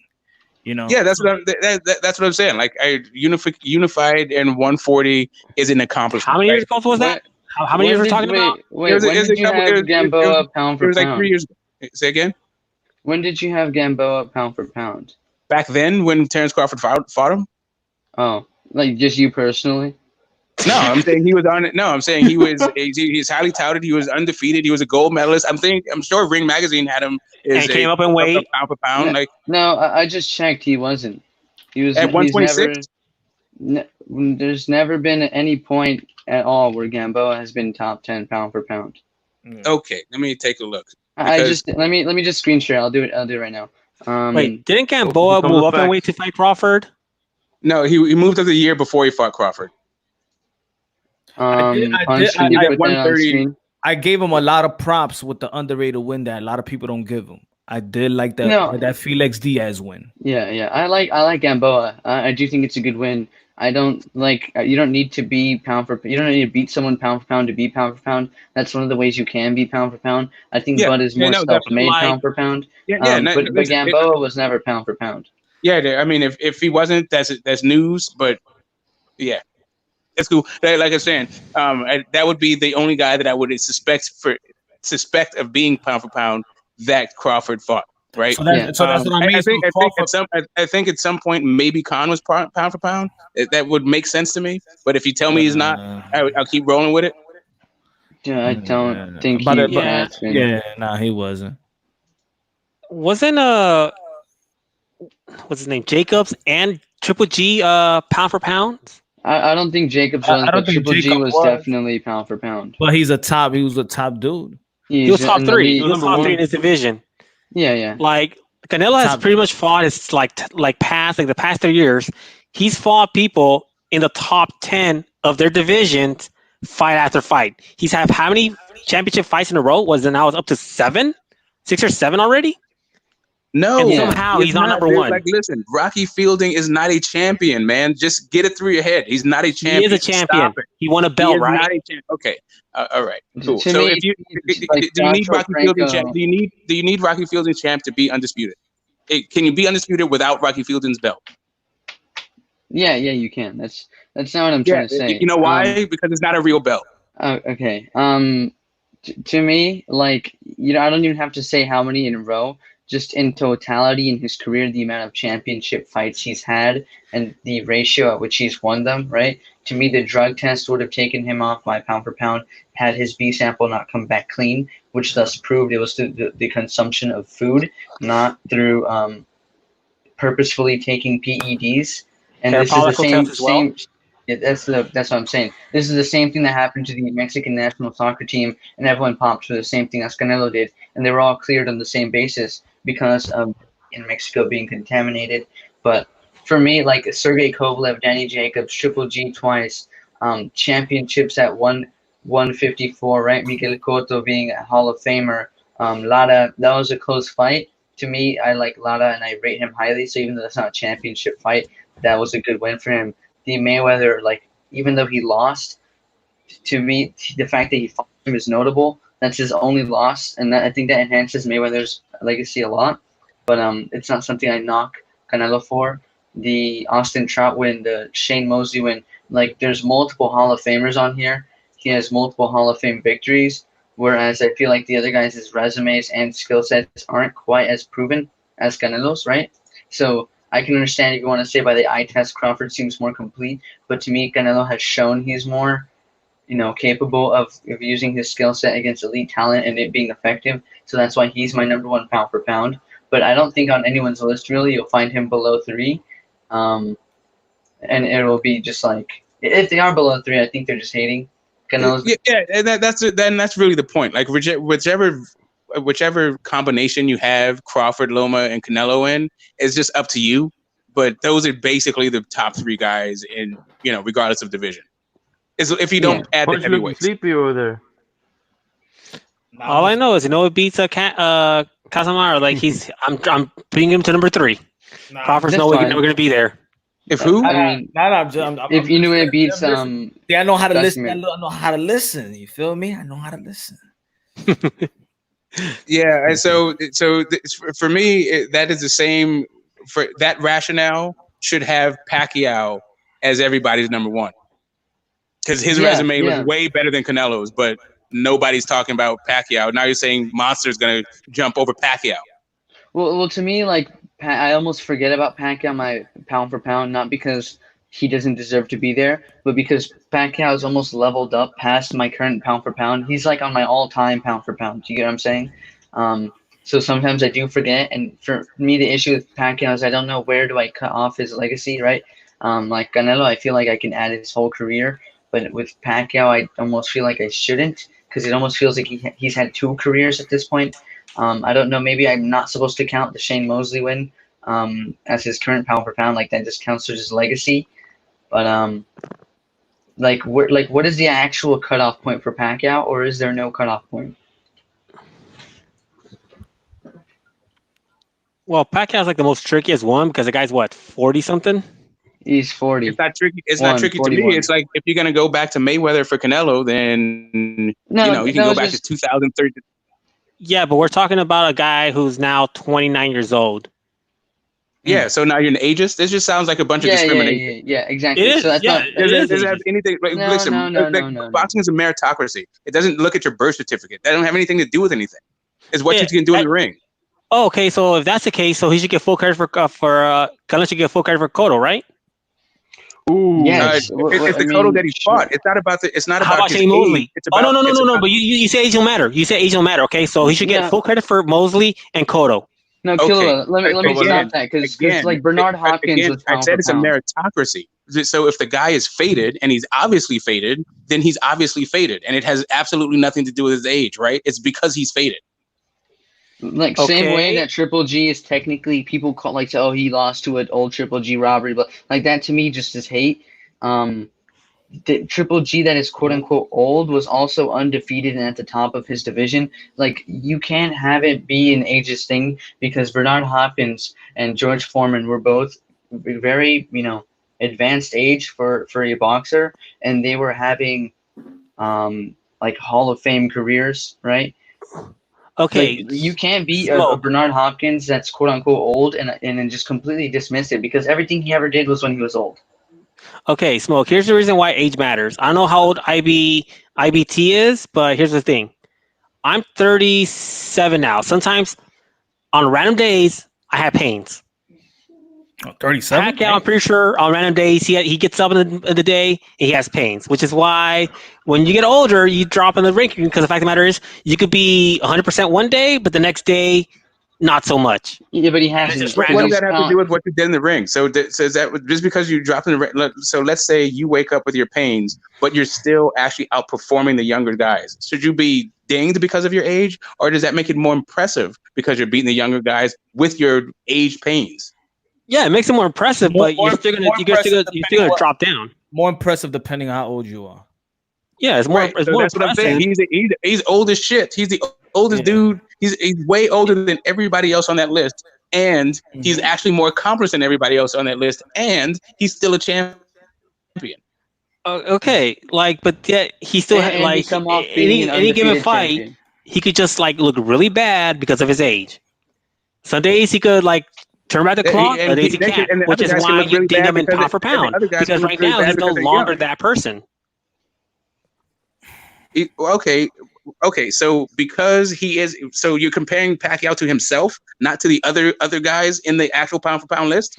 If Pacquiao was like 10 years younger, he's flat out, pound for pound, right? It's just but discrimination. All you're talking about is age discrimination. You're just saying your pound for pound list is age discrimination. That's all it is. It's not. It's called biology. I don't know if you ever took it in class, but your body deteriorates as you get older. What does that have to do with what you're actually producing in the ring? Well, didn't he just lose 2 fights ago? Did he just win his last fight against an undefeated young champion? You tell me a young guy who almost lost to freaking who struggled against like some bum. It wasn't bum. convincing though.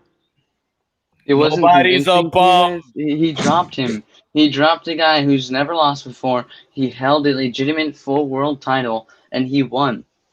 The guy had to like fight in how many years? This guy hasn't even had a belt at this point. He fought. He shouldn't have been a champion. You're talking about a guy who shouldn't even been a champion. He fought 6 months prior. Yeah, and he looked really bad because he had been off for 2 years. Did he win the fight? What was your scorecard? Did you have like Josecito Lopez winning the fight? No, but I saw a bunch of times where I saw Josecito really hurt. What was the score? It really hurt him. What was the scorecard? I had Josecito winning 2 rounds. How about you? You had him winning the fight by 2 rounds? No. I said I had Josecito winning only 2 rounds. Oh. No, I'm not saying that Truman didn't beat Josecito, but Josecito isn't some superstar. And I saw Josecito. Sorry, what's his name? Josecito Lopez? No, the opponent. Keith Thurman. Thank you. You said Truman, so now I'm wondering, did you watch the fight? I'm half drunk, so I'm gonna stir my stuff sometimes. Oh, okay. I've mentioned it before. It's Happy Hour Thursday. Yeah, I already mentioned, so I'm not just bringing this out. Did I not mention this earlier, Punch? Yo, Big Just. Yeah, but I saw some guy who should not even been close to hurt somebody like Keith hurt him like about 5 times in that fight. I think I saw, and I was like, wow, he could actually win the fight. He lost the rounds, but he was hurt. Like there were times where I thought, if he pushed a little bit more, he might have been able to knock him out. A prime, like a pre-injury Keith, that wouldn't have happened. Keith would have just dominated the guy. I don't believe that, to be honest. I think the way he got dropped by Pacquiao is a thing that he has been doing since he fought Sean Porter and Danny Garcia. Yo, Big Just, you gonna talk or what? I don't know. You got them guys in the bottom. Like we're gonna be up in an hour. I can't hear you. No, he's not on the panel right now. Oh.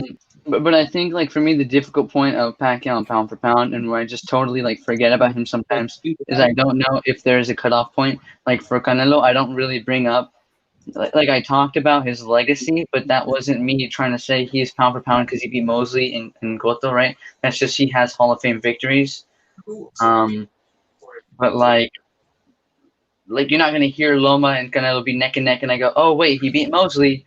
Boop, he goes up now, right? So like, what is the cutoff point for Pacquiao's legacy? Because if you include his entire legacy, he's by far number 1.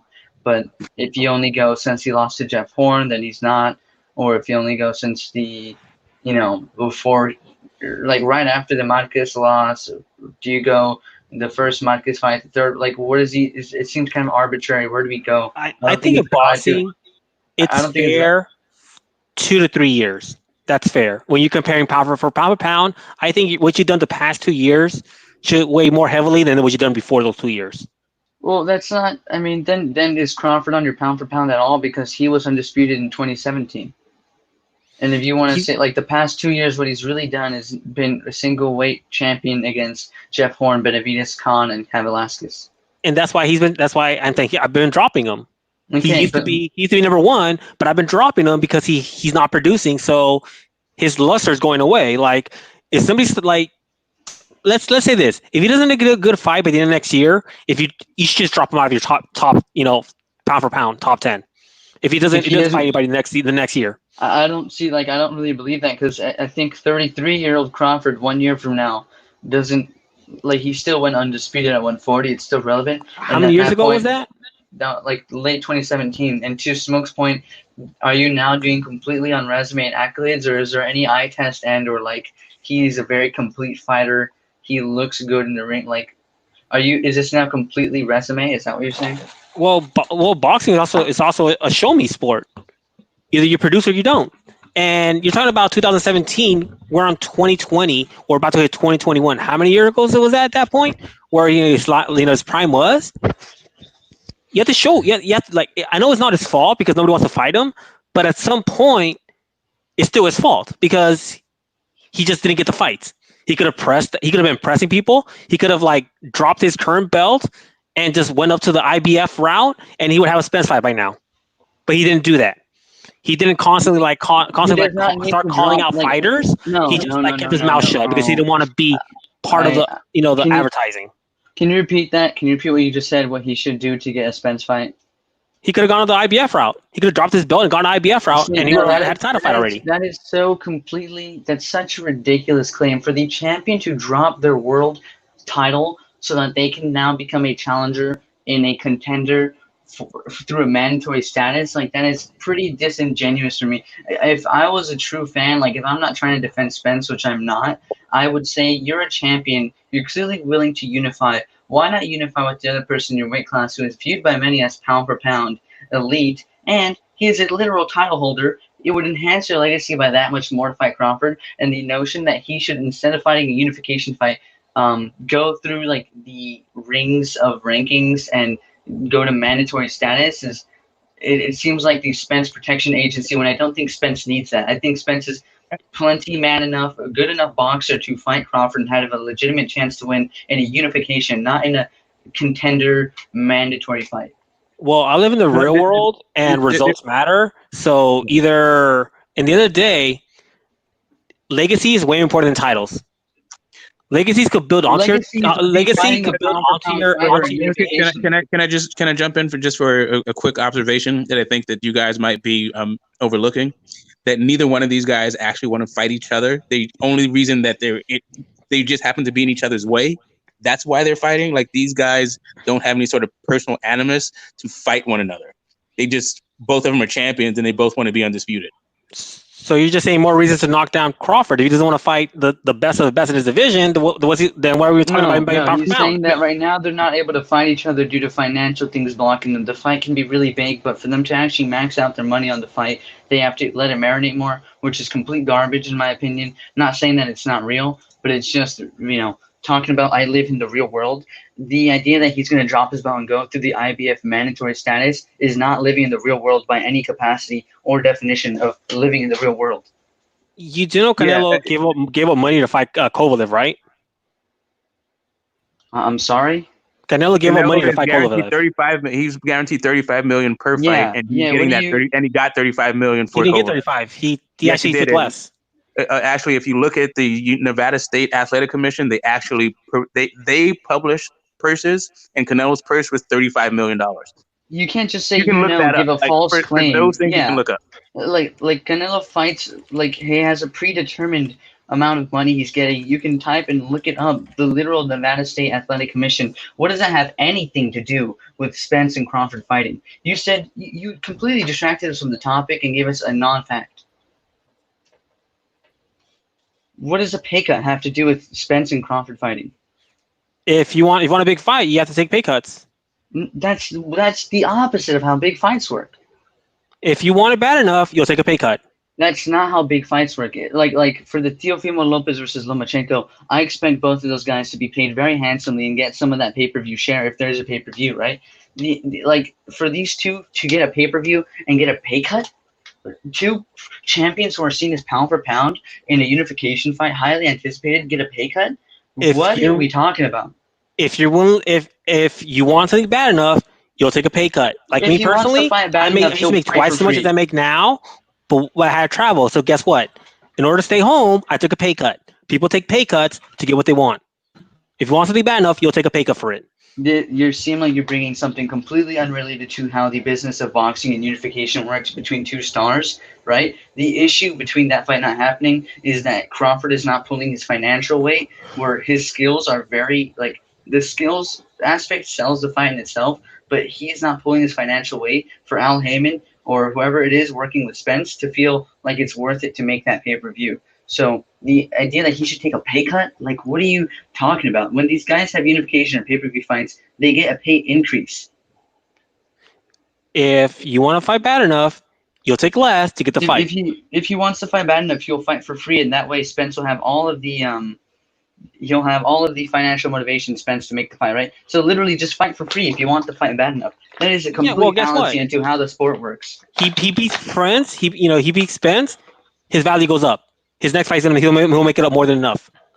Oh no! Oh my God! Because he will be the man. No fight. He will be the man in the welterweight. Like unless he fights Manny Pacquiao and somehow Pacquiao is sitting out this whole time and people just really love Manny Pacquiao and he beats Errol Spence for free, you're now entertaining Crawford fighting Spence for free for his next fight to be bigger. Unless that opponent is named Manny Pacquiao, which who knows if it will be? Who knows if he'll not be retired at this point? He's not going to make more money fighting a Danny Garcia, Keith Thurman, a Mikey Garcia, Sean Porter. Like, that's not happening. That is completely ridiculous and a huge fallacy. This idea that they need a pay cut is the exact opposite of when that fight would occur. That fight would actually be a career high payday for both of those guys. It'll still be a career fairy, but I'm saying if he takes less money, he'll get the fight. But he doesn't want. He just want to do it. That's on him. Why would they take less money? That is a big money fight. Okay. Like when has a fighter taken actually like less? Like what are you talking about? Less money? What is this precedent? Where are you getting this from? Pretty much every negotiation has ever been in boxing where one side makes more than the other side. You're saying an A side takes less money compared to what? Because Well, Crawford wants 50-50. Spence offering 60-40. If Crawford wants to fight big enough, he can get it. You keep on talking about he can make more money, but guess what? If there's no fight, there's no more money. Either you take 40% of a bigger pot or you take 50% of a smaller pot. It's up to you. So okay, do you mean less money than like take the B side? Are you telling him to be B side? Yeah, take the B side. Okay, he refuses to do it, so that's on him. You phrased that so weirdly. You said take less money, and you could have just said don't do 50-50, which I don't think he wants to not do 50-50, but financially speaking, Crawford would be the B side in that fight. Spence brings more to the table in terms of the belts, and he is also the bigger financial draw, so I can see at this point a valid argument to why there would be an A side, B side, although I don't think there should be one. Like, these guys are both pound for pound, and on everyone's list, Crawford is rated higher. If Crawford gets the Pacquiao fight, is he now the A side? How does that work? You know what? Who's the A side? Whoever, like, if you're holding up the negotiations, you're the A side. If the other guy wants to fight, you don't. You're the A side. Is Danny Garcia the A side versus Terrence Crawford? If guess what? If Crawford wants to fight Danny Garcia, he is the B side because Garcia doesn't want that fight. So you're saying the B side is the one sending the offers? It's whoever controls if the fight gets made or not. There's always one side who wants it more than the other. Both sides have a extremely important influence in the fight where Crawford could be leading the negotiations the whole time and at the end say, no, I don't want it. He like, these are his negotiations that he sought out for, and they go, no, I don't want it. Does that mean he is now the A side? Like, at what point is the A side, B side trash? Whoever truly what the A side, B side is who has more like negotiation power, not who is controlling the negotiations, right? So someone can just completely be non-compliant, and now they're not only the B side, they're just the nothing side because there's no side, there's no negotiation. He could throw Danny Garcia, he could throw Keith Thurman, he could throw Sean Porter theoretically right into the dust, and it wouldn't matter because he still has other fights he could take, like a Manny Pacquiao or Errol Spence Jr., which are bigger fights. Never in like the way champions send the offers to contenders, that does not make the contenders A sides. That is not how the negotiations work. Okay, Crawford, it starts getting more like he's getting a lot of flack over not getting big fights. The PBC fighters don't want to fight him. So guess what? He's gonna have to pay. He's not the A side because you can't. You could be like, I'm the A side, I'm the champion, but if the guy doesn't want to fight you and you want to fight him, he is now the A side because he's controlling the negotiation. He has the power in that negotiation. Okay, tell me, is Callum Smith the A side to Canelo Alvarez? Is Caleb Plant the A side to Canelo Alvarez? Canelo has a lot of options. These guys want Answer the Canelo. question, please. Canelo Answer the can question, fight please. anybody he wants. So Callum Smith says, I need $10 million, and he says, I can't provide that. Does that make Callum Smith the A side? Because according to you, it does. It doesn't, because Canelo has multiple No, according options. to you, it does, though. He's going through a bunch of people. But guess what? Crawford doesn't have this luxury where he can fight anybody he wants. The people he wants to fight, the people he wants to fight don't want to fight him. So he's now the B side. Can I hop in for 1 second and just say, if you're still on and a little bit punched, I'll jump back on, but I got a jet. It's been great talking to you guys. I love the look on your face right now, Punch. It's classic. But next time, guys, keep chopping it up. Good looking at you. I'm about to head out too. Hold on, let me put Let me see. Yo, Big Just.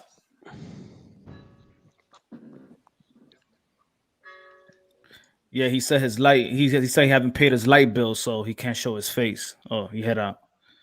I just got called a dweeb. I'm gonna cry. Huh? He called me a dweeb. I'm gonna cry now. I know. He said it's too dark. He can't show his face because he couldn't pay his light bills this month. So, I guess I don't know. Maybe it was the pandemic. Had a tough time paying the light bill. Not really, because you make more unemployment than most people make working. Oh, so true. Come on, like you get what, $26 an hour to be unemployed? Isn't that better than most people make working? His mother will get tired if he turns on the light. Turn the light off.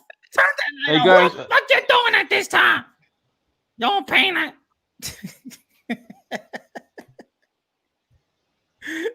Yo, jump back on, Big Just. Come on, man. Turn the light on if you can. All right, go to the stove. Let's do it old school. Go to the stove, get a little like a napkin and gas it up, Gas it up. Little paper on fire. How about that? Or if you can't. Excuse me. Good night, guys. All right, brother. It was fun. Yeah, thanks for coming on, man. Sorry we probably suffocated you with our conversation. Everybody tuning in, man. Thank you, man, for being on the panel. Great boxing talk. This is great. 5 hours of great boxing talk. What y'all think, man? Very little fighting too. Well, debating, yes, but no fighting. Yeah, I don't mind debating. Debating's the good part. Yeah, debating is the best, man. But of course, man, I'm giving them the platform. You saw how I give I'm here 5 hours. I gave them the platform. I gave the haters the platform. None of them could have showed their face. Yeah, I even got off like when they were like, okay, we're gonna start like the beef. I'm like, all right, awesome. I'll get off and let you guys. I just want to talk boxing. I got off, and none of them showed up. 5 hours. Tell me, yo, IBT, kill. Am I fair? Yeah, you're very fair. You even gave everybody a chance, and they just didn't take the chance. They didn't want to step up. I want to step up. I mean, you don't gotta really show your face if you want to talk boxing, but if you coming at me personal, I want to see your face. I want to know my hater, man. I want to see your face. So yeah, we see each other in person. Yeah, it could be on site. So show your face. Is Nathan still on here? So I know who I'm swinging at. How about that? You want that fade? Show your face so I know who I'm swinging at. Man, I dropped the link. I'll put you. Then I put not just the same. Drop the link, man. I had you on. You ain't saying nothing. You said it was dark. You told me in private chat that you couldn't pay your bill, and you said your face is dark. You got a bunch of shit in your face, and probably you take the doodle off your face. Maybe we could see you. How about that? Take the doodle, wipe the doodle off your face, wipe that el mojón in your face, so we could see you. You're going to show your face? Did you get a flashlight?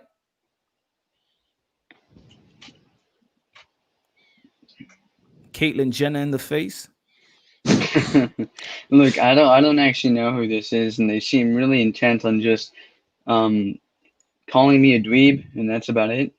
So I haven't seen them talk any boxing, and I haven't been insulting anyone really. So I think that just kind of speaks to what's going on here. Well, dweebs rule the world. Didn't you know that? Look at Zuckerberg. Look at all these dweebs, like who are CEOs of all the tech companies. It's So if you're a lonely. dweeb, that's a compliment. Think about it. Think about it, yo. That's what you call loneliness. 5 hours. If they had a girl in their house, they'll be doing something busy.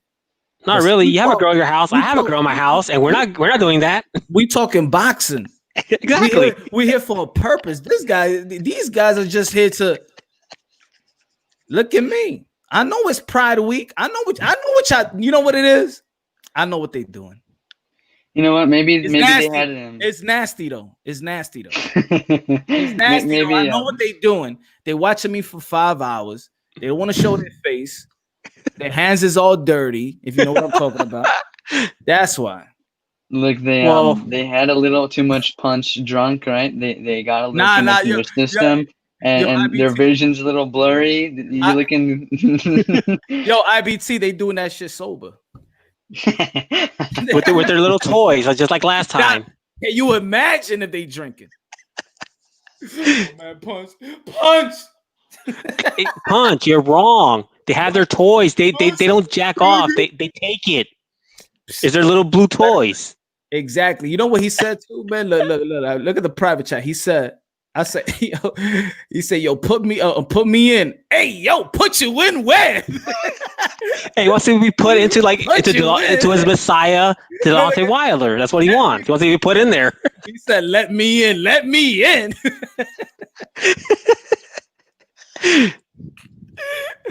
you in. You better go to out of here with your ass, man. Ooh, he called me the N-word. Where? I see he called you the G word. And the G word. The G word. You know, it's Pride Week for these folks, man. Yo, I'm giving you the platform. I know you a pride dude, a Pride Week. You know, we accept you who you are, how you are, you know. You know, if you're getting horse to ride or whatever, I understand, man. You know, that's your prerogative, man. Hey, Punch, am I the only one who thinks whenever somebody has big in their name, they usually mean small? I know, because he is. He is. He sound backstage. I know what you do backstage. I know what you do backstage.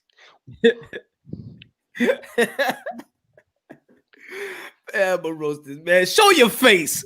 Show your face, man. Come on, man. I want to have fun, man. Do you really want to see that when he's jumping up and down his dildo? You want to see his face while he's doing that? Come on. IBT. I thought this thing was gonna be fun. It's fun boxing, but I thought these guys was going, come with the flames. They say they're gonna smoke. We're gonna go to Punch Channel and we're going. I thought they were sterile. They can't even show their face. The guy has no lights. Yo, you see all these excuses? I got no lights. It's pitch black. It's pitch black. No, get out of here. Stop playing, man. Stop playing. He go without the shit. You ever seen that? Nah, man. When they had a head for blowing each other. Hold on. France, you funny. Maybe. I don't know. Yo, it's funny. It's funny. I see everything, man. People tell me like, yo, how they be on the on the live and they plot like you know what we're gonna do tomorrow? We're gonna go to Punch and we're gonna regulate it and we're gonna smoke them like they get together on I never seen this shit in my life. Yo, this is some new-ish. That's crazy. Oh man, it's crazy. Hey, France, his name is H knee pads, not H money. H bummy. El jefa. La jefa. Sorry, I was disrespectful, but they are some clowns. Nah, man, you good, man. They disrespectful too, man. They disrespectful. La jefa. Yeah, let me see. Was he still talking? Put me, your mother likes me. My mother loves you. She's a devoted Christian. She loves everybody. She loves you. Jesus loves you too. Hey. I'm not talking about Jesus Christ. Jesus, Jesus, Jesus, that guy in the corner, that guy in the corner in the liquor store. He loves you too. He loves you too, man. Your boyfriend, Jesus. Yo. What's your favorite? You know Justice is baby daddy, right? Yeah, man. He did his surgery. You ain't know that? I didn't know. Like, so that's how it happened, huh? Big Joss, the dude right here. You know that he's he changed his sex. Oh, really? You ain't know that? I didn't know. I just found out. Yeah, man. Yeah. He's crying now. Seth, that's true. You said that's true. Let me put that up. You think it's funny? None of the LDBZ channels had anything to say about Wilder's video of him twerking. Exactly. They ain't gonna say that. They probably was twerking with him.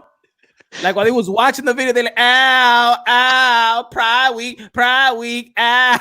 While they were watching that, they had their big just, in their butt. They were like, yes. Oh my God. Wow, look at Wilder. Yes. Oh yes. He said, stop lying on my name. You tell the truth. Tell the truth, man. Don't worry. We accept you who you are. He said, stop lying on my name. Yo, stop saying that. I'm really a man when I need to be. Is just really the name of your dildo? Be real. Is it really? Probably. Just say the truth, Big Just. Come on. We accept you who you are, Caitlyn Jenner in the face. We accept you who you are. Come on. Jesus loves you, okay? Not Jesus, but Jesus. Yeah. I really thought that was another part. I thought that was another like queer group, the LDBC. Like when I first heard the LDBC, I thought it was them. It's not a queer group. Maybe it is. I don't know what it stands for. What it stands for? It stands for Lions Den Boxing Community or something like that. Lions Den, but nah, that's the Charlos though. Yeah, it's the same thing. That's the whole like point. But they're not with Charlo though, or they are. Well, maybe they support Charlo, but it's not like a direct core. Like it's not directly just for Charlo. I think they just kind of. I think they support Spence and Wilder. I think that's what it is. They support. Spence, well, they also they like Charlo. they support Charlo too. Obviously, it's a group of different people, right? But there's like you notice. Look. Before I started my channel, of course, I used to be on YouTube. I check a lot of channels and stuff like that. And I think what changed them was actually Spence and Wilder. That's when they became very, very biased. And I'm like, yo, I didn't want to look at these channels no more. At one point, they wasn't like that. Like I don't believe that Dante like Fanon wasn't that way. Like that. Like I mentioned earlier, Fanon, when I first started, he wasn't that way. They just became that way. But I think it's just a hustle. I don't even think they really believe what they say. They just hustling people. No, they don't believe. Of course not. Look the way they talk. They use the N-word. How?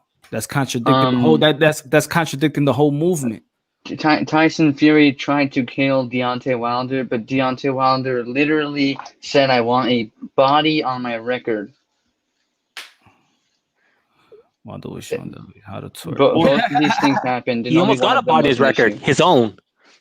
Yeah. No, you know what's sad? You know what's sad? The sad part is that these channels is actually messing Wilder's brand. I don't believe that a lot of people do. Like it's like what you said earlier. I don't think that a lot of people do hate Wilder. I think they hate the boxing channels, and then now they hate Wilder. It's almost like I don't believe that people dislike Gervonta Tank Davis. I think those people don't like Floyd Mayweather, and whoever Floyd Mayweather's around, then he adopts Floyd Mayweather's hate.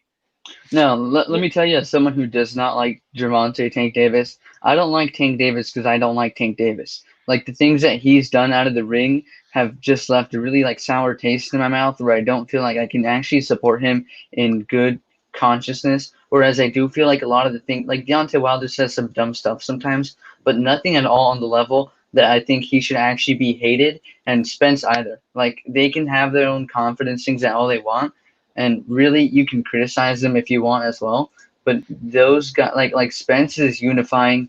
He's at least, doing that. He's doing pay-per-views. he's doing fine for himself. And on his comeback, he's trying to fight Danny Garcia, who's like a respected top welterweight. So to me, like my smoke for Spence is not nearly as big as it is for Davis. Well, I think it's wrong. I don't think people really hate Davis anymore. I think people are just indifferent to him. Because people had a lot of hope for him when he first was there. They're like, he'll be exciting, going to fight all these people. It never did. So it went from being loved and being like, looked after, like really wanted to. Like he was like his time's Ryan Garcia. Like promising. Yeah, he was very promising. And then people like started seeing that he wasn't into it. And they started hating him because he wasn't doing what he's supposed to do. But now it's to the point where it's even worse, where people are now indifferent to him. Because if they hated him, they would watch him to lose. And then people don't even want to get up to do that. Hold on, IBT. Let me see if Tranny Just want to talk. Yo, Tranny Just. Yup. You bum. Yo, Tranny Just. You bum. His dildo slipped. Oh, got him. Where we going? So you're saying that I'm like yo, a nerd Tranny Just, talk to me. What's going on? Say it again. Does it mean or something has something in his mouth? Something has something in his mouth. He left. He's like, hold on. I didn't even know you were gonna put me on right there. Hold on. Oh shit, it's my throat.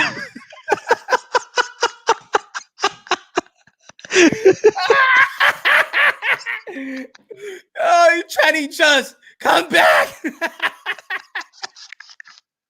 Hey, punch. That's the way he sounded, right? Cough it out. Yeah. So was it just me? Come again. It's me. He literally sounded there was something in his mouth and he was trying to talk. I know. I caught him because he was backstage for a while. So he's like, man, hold on. Yo, hey, Jesus, let me do this right quick to you. And then I put him on. I got him on blast. No wonder it's pitch black because you don't want people to be seen. That's why. I dare you right now. Show up, Channy. Show up right now. I dare you. Hey, Jesus, be like, don't do it. I don't want to be seen.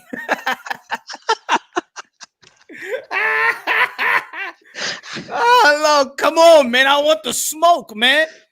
Damn, man. I thought y'all was going to come through, haters. Come on, please. They went through each other. I'm begging you.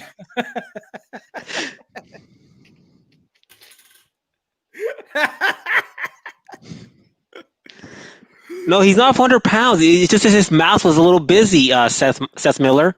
His mouth was just a little too busy, so he couldn't really talk. He's not skilled enough to do that. It happened. I know. Like they man busy. They celebrating every day. Remember, it's Pride Week. So they celebrating, and they celebrate in a hard way.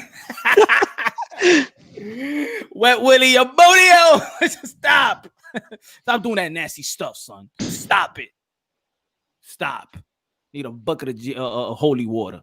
You need Jesus Christ. Oh man, these guys don't,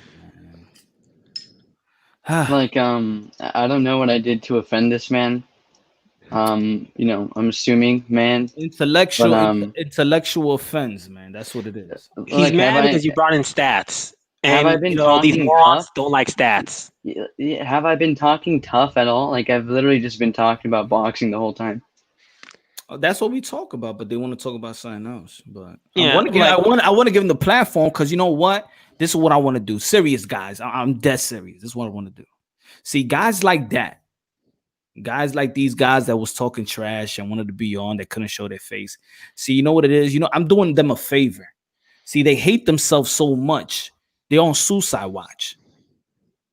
So by me opening a platform for them to just release their anger keeps them from not doing what I don't want them to do. What, choke to death? I'm being a good service to them, right? I want to be there for them. Like, don't do it.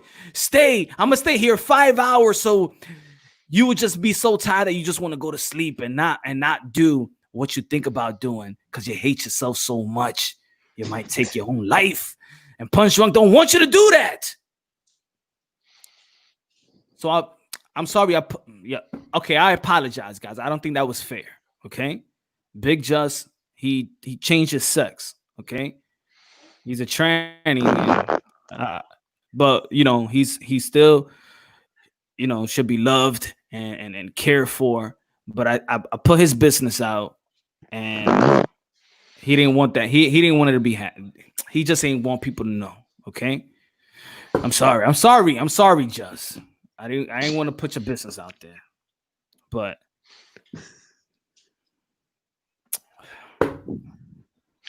you left me no choice. That's why he want to show his face. He had no makeup on. Well, he had some. He had a bunch of white makeup. Yeah.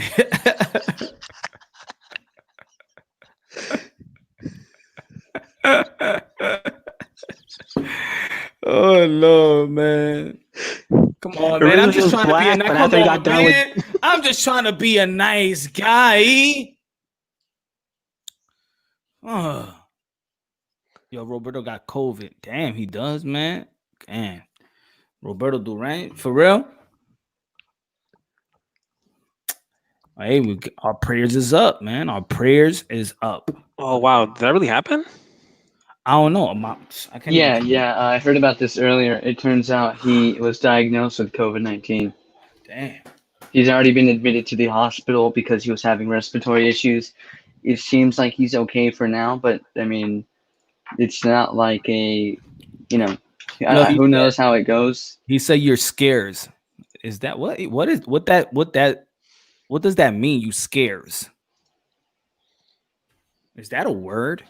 Maybe you scares him. I don't know, or him or her, whatever. Oh, that's in Spanish.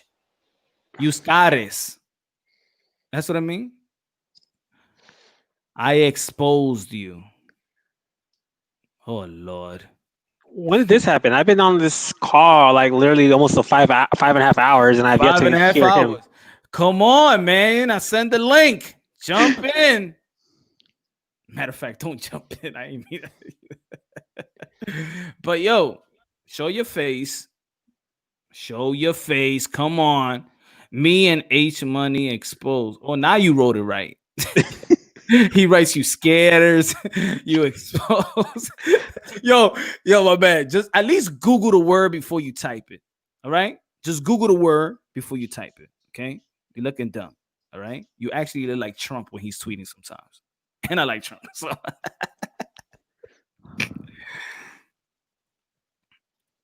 Where can I follow him? Yo, what's good?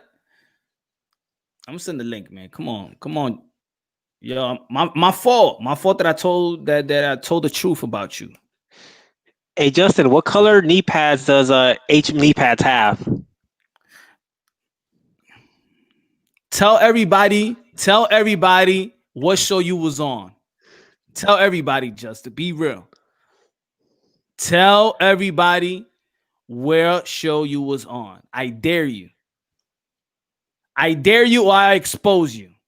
So just say it. So keep it. So just say the truth.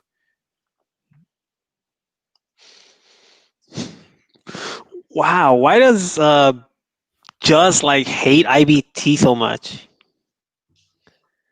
I don't know, man. Say it. Come on, say it. What show were you was in? Should I say it or you gonna say it? I was on First 48. No, you was not there. Probably you was there, yeah, when you was snitching. But the other show. Should I say it, guys? Should I expose them?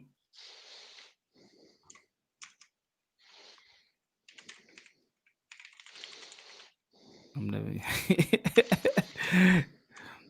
Yo, he was on. He was on. Come on, say it. Wasn't you on Drag Race, RuPaul? You said, man, yo, punch, man. I don't have nobody to talk to, so I'm going online. I'm going to tell you, yo, punch.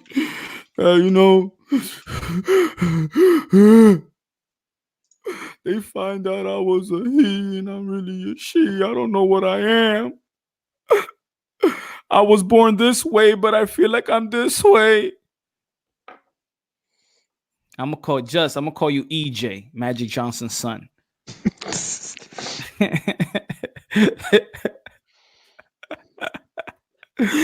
Yo, EJ. Yo, I'm gonna put the link up, man. Come on, man. Let's have some fun. I was about to get off, but you know what? Nah, man. I'm gonna have fun. Hey, Punch, on the bright side, these haters are making you money because they're watching you. Exactly. That's what I'm still on. I always find it funny when you see these trolls come on here thinking they're hurting you when they're making you money. You're like, bring them on. There's more money for you. Just put it this way. It's sad that you hate somebody, but you here for 5 hours. Take 5 hours out of your time and you hate me. That's how much power I got in your life, that you hate a person so much, but I'm taking five hours out of your life. Well, didn't Howard Stern have a career off of that? He said, you know what? Your fans are good, but your haters are better because your haters never miss a show. Right? Exactly. And you don't miss a show, buddy. You don't miss a show. Let me see. You have a Glock 19. What's the serial number? What's the serial number? Justine. H Money's on World Star. Yeah, H Money, the one in Brooklyn. That's the real H Money, right? The rapper. There's the real H Money. There's H kneecaps who come on YouTube. But speak for yourself, though. Why are you talking about somebody else? Speak for yourself, bro. Come on, I put the link up. Come on, tranny boy.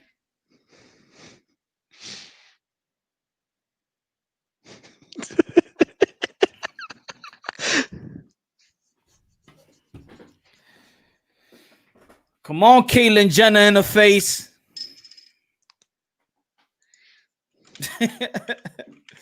Come on, Caitlyn Jenner in the face.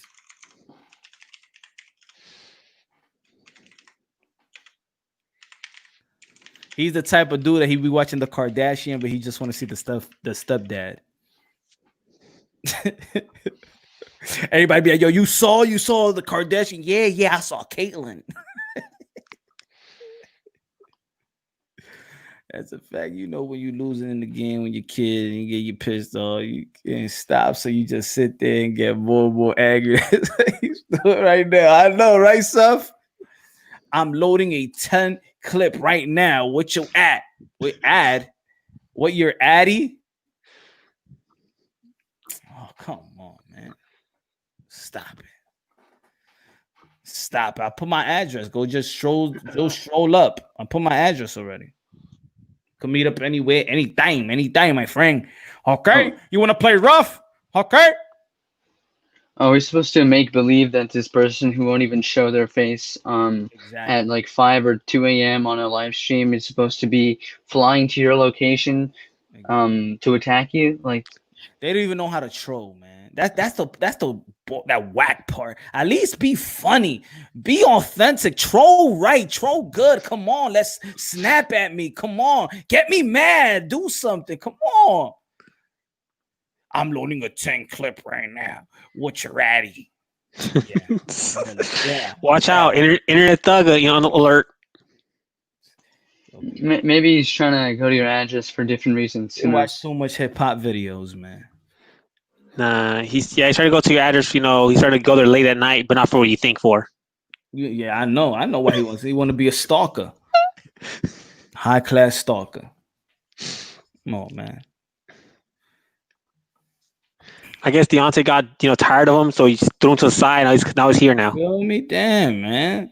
I told you, man, Deontay should have never twerk. Look how he got fucking Justin. All hard, and now he's all hype. Man, that's what happened when Wilder be messing with these LDBC people, man. Get them on hype. He's probably mad because I ain't twerking on live. This shit is whack. Punishment don't turn.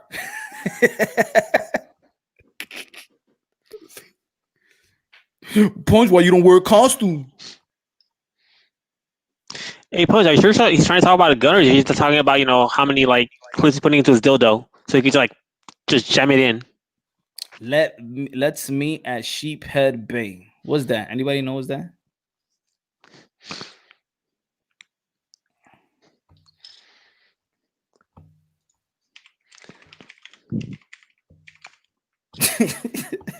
I hear the type Sheephead.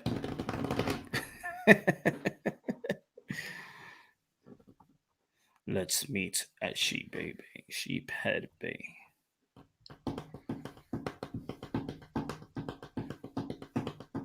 I gave you the address already. What do you mean? Hurry up, man. Just come through. My Glock wants to meet you. Nah.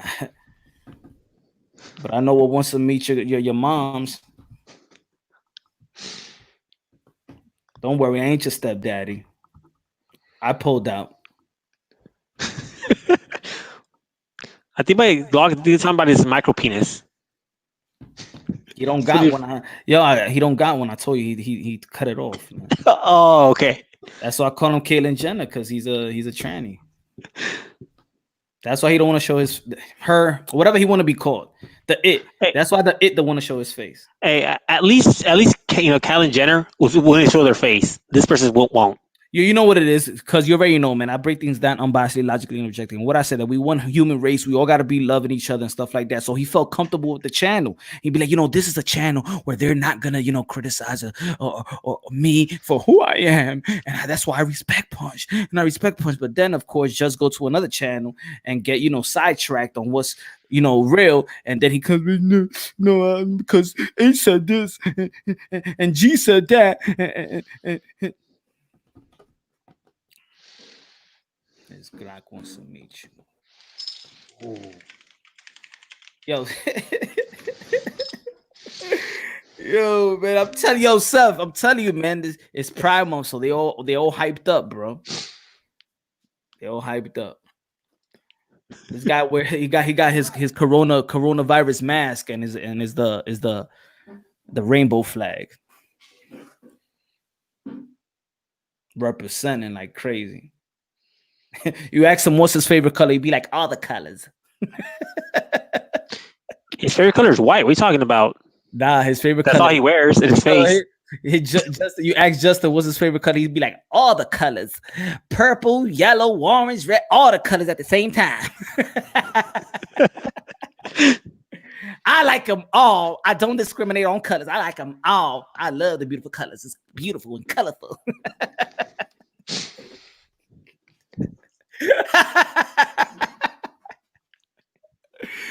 Oh man, each me gonna end you. How would he end me? How would he end me, tranny boy? How about what you gonna do? What are you gonna do? This guy, look at the messenger, yo. Oh my god, he's pimping you. Yo, that's sad. Yo, he's here for 5 hours talking about another dude. What you gonna do? Yo, you let a dude like that pimp you? Really? Damn, come on, got some. You need. Oh, okay. I know what he did to you. All right. I understand. For a guy to be here 5 hours talking about another dude, he's gonna get you. Damn. This dude haven't even been on my channel for a while. You talking about him? Wow. Damn. What he did to you, Just? Huh? He just went in without no Vaseline, nothing. He just went in. Damn, man. He just went in. Man, stop it. He's my brother. That's the excuse. When they see him so close and they kiss in the cheek, they be like, nah, we brothers. Yeah, right. Yo, Punch. Yo. I think I'm gonna call it a night. I'm gonna go up to my apartment in Justin's Head where I live rent free, and I think I'm just gonna go to sleep. All right, man. Yeah, man. Good. All right. Hey, Good night, man. Hey, turn on the light though. All right, turn on the light. Oh, the light's on. Yeah, no. I mean, if it's, I feel like I could get snuck up on, it'd be very dangerous. it's true. right? It's true. It's true. It's true. It's true. It's true. Yeah, Watch. I mean, with all the thoughts that are in his head with me here, Yeah, man. since I live rent free up here, right? It's No, very he, dangerous. you know, he's willing to pay you for you to live in his head. yeah, probably. And we all know what head he likes. Yeah, exactly. Yeah, exactly. You know, maybe I'll just go somewhere else. yeah.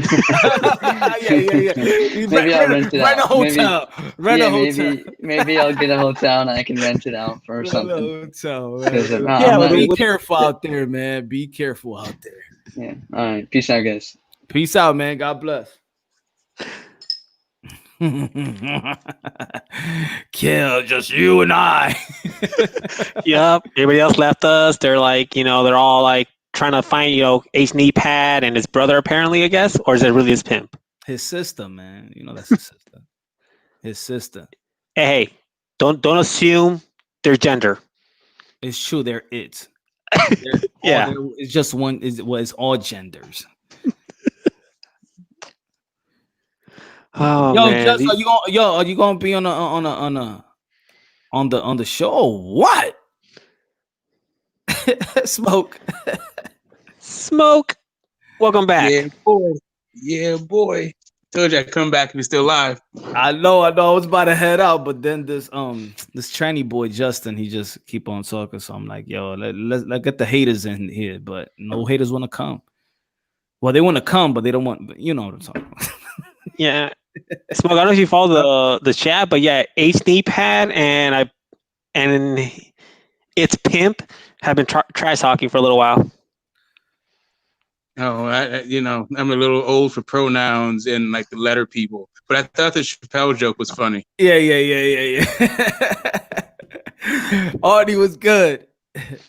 The boxing champ, you bozo. I'm the boxing champ. I don't know what is the boxing champ? Who is the boxing champ? Well, because, you know, a head keeps rhyming against his head, so he thinks he's boxing. Whenever, you know, H&E Pads, you know, gets a little wild, you know, slaps him with his dick all the time, so he thinks he's boxing.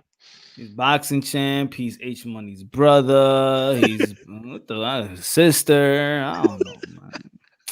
Yeah, you definitely have an interesting collection of people that come through. Exactly. Like I don't even know how I attracted these dudes. Or these because girls. You're hilarious. Or these its. I don't know. And then they keep talking about this guy like H. Like what the hell he did to these dudes? It's pimping them. But what he got? Oh, I know what he did. Probably he probably did something. Now, listen. There's a contingent of people, even on YouTube in general, social media, and definitely in the boxing community, that are working out some personal issues and don't have it all there. They're just going through their process, and that's it. But you know what I said? Not everybody's at the same place. You know what I said earlier? I said, look at this 12-year-old. Oh, he's the 12-year-old. Come on, man. This is not daycare, man. Daycare doesn't open yet. All right, we're living in coronavirus, man. Nah, I don't want to I don't want to do that to you. I don't want to do that to you. See that he's a 12-year-old kid, man. I don't want to do that to him. I want to do it to you, Just. Is that Justin Jr. out there? Yeah. No, I haven't seen dude in a minute. He does the MMA interviews. Who? Justin Jr. No. Is this person in the comment box? I'm on my phone. I don't have the comment open. Nah, but Hey, Punch, you realize D might just hop on here before you sign off? Is it almost 6 o'clock your time? I actually thought he was a grown dude, man. Yeah, these dudes are so... But he's a young dude, man. I ain't even gonna go at him like that. Now I know that he's just a young dude, just trolling. Yeah, my youngest is 17. I got 3. I don't even remember what it's like to talk to a 12-year-old. Yeah, man. It's a sad story, man. Sad story about our youth, man. We got to be there for them, Smoke. We got to be there for them, man. I mean, you can do what you can, but there's generational, right? I mean, you show them the way, but 12 is 12. Yep. And I tried to. I thought in the beginning the kid was cool. You know, I tried to, but you know, he got influenced by others, and he chose. You know, hey, you know, you can't save everybody. You can't save them all. Yeah, and life is long. You never know how it's going to turn out. Yeah, man. It's like even when we talk about political, we talk about society and stuff like that. And people, yo, stop talking about it, man. You can't save. My grandmother tells me that you can't save everybody. Nah. But you know, you can't save everybody. Just let it go. Let it go. You know what, Punch? My grandfather was a bundler for the Republican Party. That he was what? Say it again. He was a bundler. Yeah. For the Republican Party, like all the way through, the beginning of the Civil Rights Act, and then once the Democrats started, it took Democrats to pass. We got the Equal Opportunity, the Equal Rights Act. Basically, everyone switched from Republican to Democrat. The Democrats used to be the racist party, but then all of the Southern guys switched from being Democrats to Republicans, and that's why we have that kind of the party makeup the way it looks right now. There was names, but not this. This what I and I don't even want to go deep in it because it's gonna go deep. And when it comes with politics and religion, that's like a You know what? I'm not driving anymore, so I can actually focus. So I promise not to scream. I'm at home, people to sleep. I'm not gonna lose it. But the questions like about the what our economy looks like, and unemployment rates and all that stuff. It's cyclical. Like some guy, like the policies that one guy starts, another guy can take credit for because it takes so long for the policy to come. So it was just disingenuous question to me, right? So I was going to go into the reasons, like the economy that Barack Obama inherited, what he did with it, and now what the new incumbent is saying about it. Even though he didn't have any hand really in it wasn't his policies that created the economy, but now he's talking about how great it is under his watch, right? So that was really that was where I was going with it. And really, the president, they use the economy as a political football the same way they use COVID. It's not, the president's policies don't have that much effect on the overall economy. It just doesn't. Not a single president, because it takes so much time for the policies to actually trickle through to hit the economy. Well, this is what I say. Maybe we could both agree that, look, I don't depend on government like that. I don't depend on government. I feel like the Democratic Party, those depend on government. Republicans are more like less government than anything. I'm more conservative than anything. So I'm not liberal. I'm not with the liberal ideology or anything of that nature. Also, my point of view comes from my experience and where I was born and raised, and see who's the political party that is in charge. And throughout time that I've experienced these political parties, they have done nothing. When a political party changed and came to, let's say, for New York, if you was in New York in 1990, when Giuliani became mayor, things changed. The way he was doing things, people hated it, but it changed. As soon as we got a Republican, things changed. It cleaned up the city. It did. And anybody that's from New York, even if you hated that, how he cleaned it up, right now, you see all the firecrackers that you see on the news. When Giuliani was mayor, man, he regulated that whole stuff. That was not happening no more. That's when people actually started coming, like the other ethnicity started coming into the hood again. I could go to Harlem again and live. I used to know people that wouldn't even pass 96th Street. You know how you're saying, the crime bill. So we had Pete Wilson here as our governor here in California, and what Pete Wilson did was he passed the 187, the 3 strikes law. Okay. So the third felony was 25 to life, and he deported a bunch of people. Like if you I'll go macro, right? That's just in my state. Let me go macro with it. Okay. Since 1980, right? Since Reagan took office, We've had Reagan had 2 terms. Bush had a term, so that's 12 years, right? So then we got after that we got Clinton, right? We got 8 years of Clinton, and then right after that we got another 8 years of Bush, right? And then we got 8 years of Obama, right? And now we've had 4 years of Trump. Right? So you got 12 years, 16 years for both hands, for both of them, right? So the way that the country looks, neither guy can say it's the other guy's fault, because both of them have been in power exactly the same amount of time. Like, when you can point at the crime bill, but I can point to the New World Order. I can say that now we go into wars and we go into other people's countries based on our own self-interest. Yes. Well, you can say that you don't rely on the government.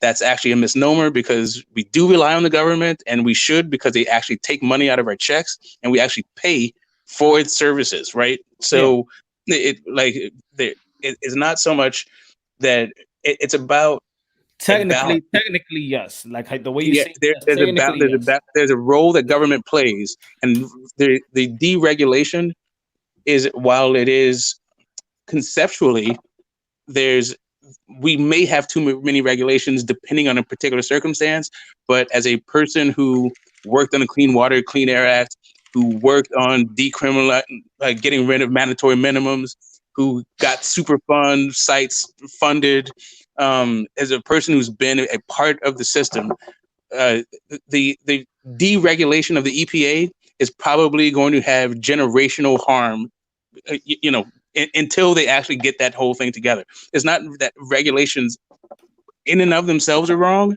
or bad.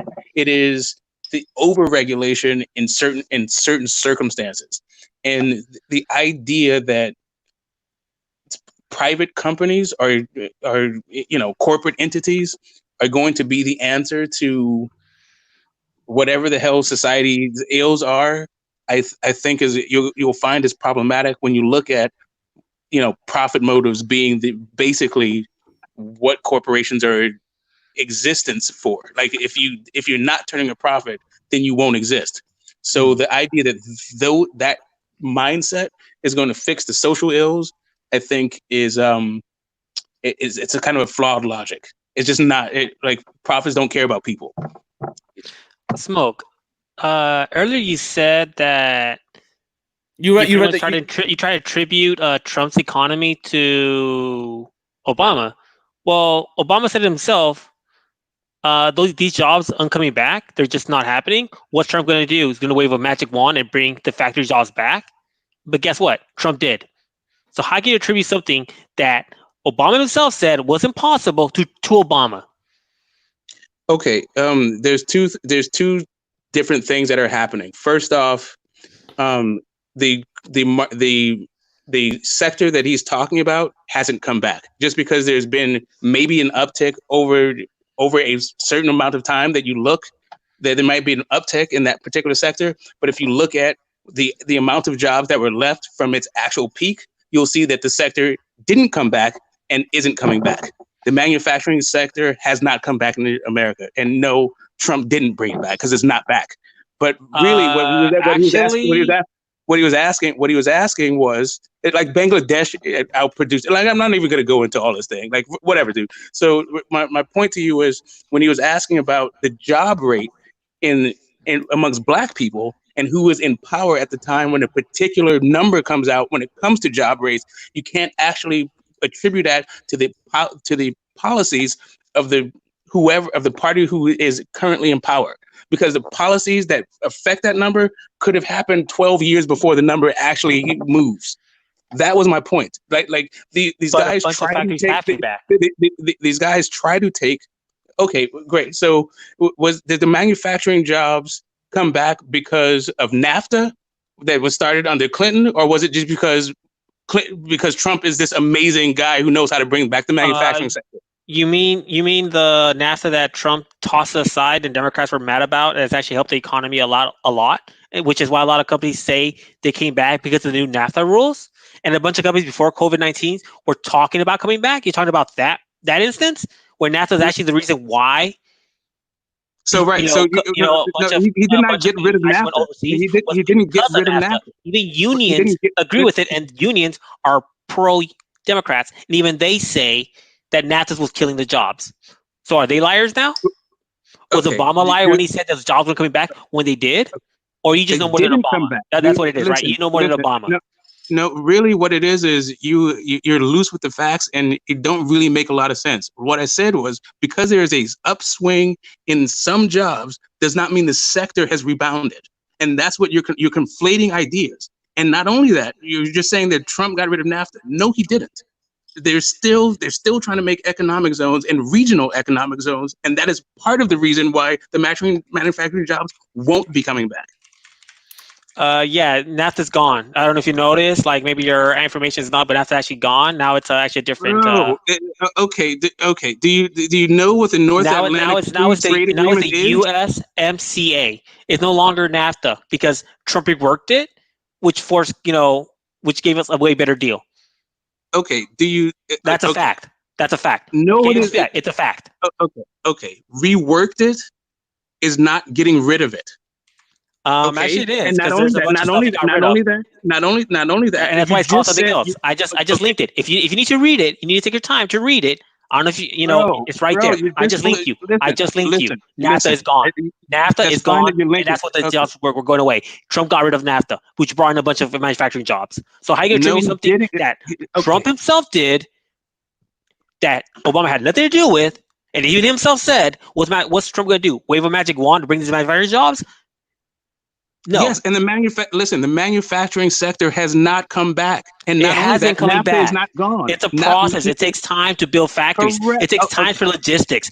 There's a bunch of stuff that happens, but they've been coming back, and there were a lot of companies were planning to come back before COVID hit. No, they're not. The manufacturing is gone. Listen, it's not even a livable wage. It's not even. It's not.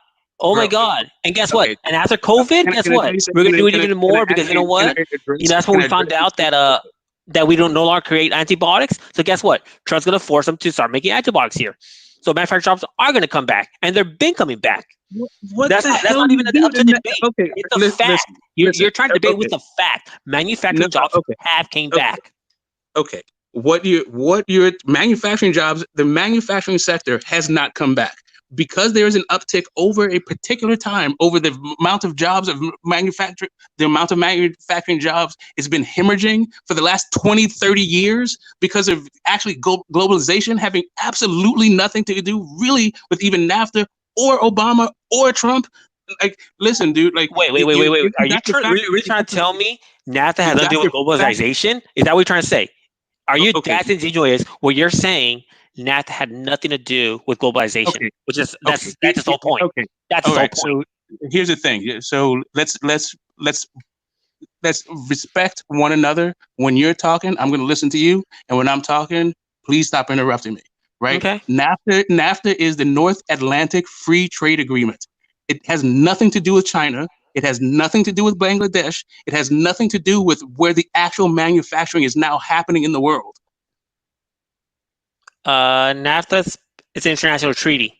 That's part of globalization. NAFTA is the North Atlantic Free Trade Agreement. It is between Canada, the United States, and Mexico. It still exists. It did not go away. You don't know what the fuck we're talking about. You listed three countries. So wouldn't that make it globalization? Because it's three different countries that you're dealing with. Oh my God! Do you know how many countries there are in the world? Yes, and there's different treaties for different countries. Okay, how many countries are there in the world? Part of the deal. How many countries are there in the world? I don't know. Okay, you just said you did. That's what I'm trying to do. Like, I'm trying to have a really substantive conversation with you, but you contradict yourself from one sentence to the next because you don't know what you're talking about. And so, because first you just said you did know how many countries there were in the world, and now you're saying you don't. When did I say I knew how many countries there were? When I asked, do you know how many countries in the world there are? You said, yes, I do. No, I did. And now when I asked you how many there are, you say, I don't. Okay, great. So let me clue you into it. right? There's fewer than two. There's around like maybe 190 countries in the world. So 3 of those countries doesn't equal globalization. Yes, it does. Okay, dude. Like really? Like okay, this conversation. Right. With different countries. Trump has brought back the manufacturing. Okay, you told me you weren't going to. You told me you were going to interrupt me, and okay, after you gave me the thing, you're interrupting me. Even though when you were talking, I kept my mouth shut because that's what you said you wanted to do. But now when I'm talking, you're interrupting me. Can you even play by your own rules, or the rules only apply to me and not you?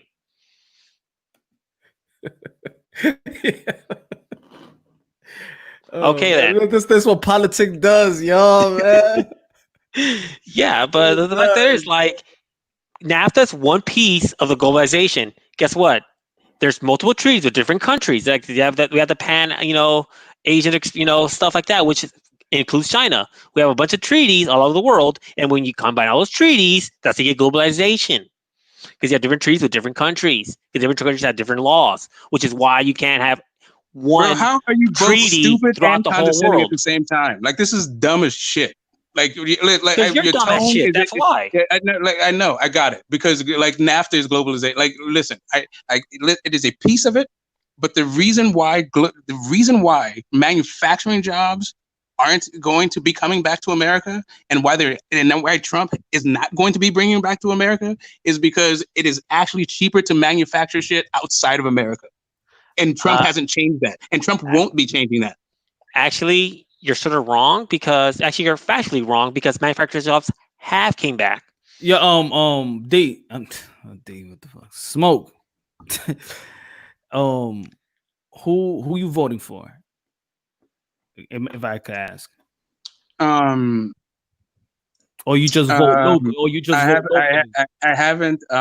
Here's really what it is. I haven't. My vote is sort of up for grabs, and I may abstain from presidential, but the actual vote. I don't live in a swing state, so my vote actually it really isn't that impactful. California's going Democrat. Yeah. Like, of course. It don't really matter, right? So, but truth be told,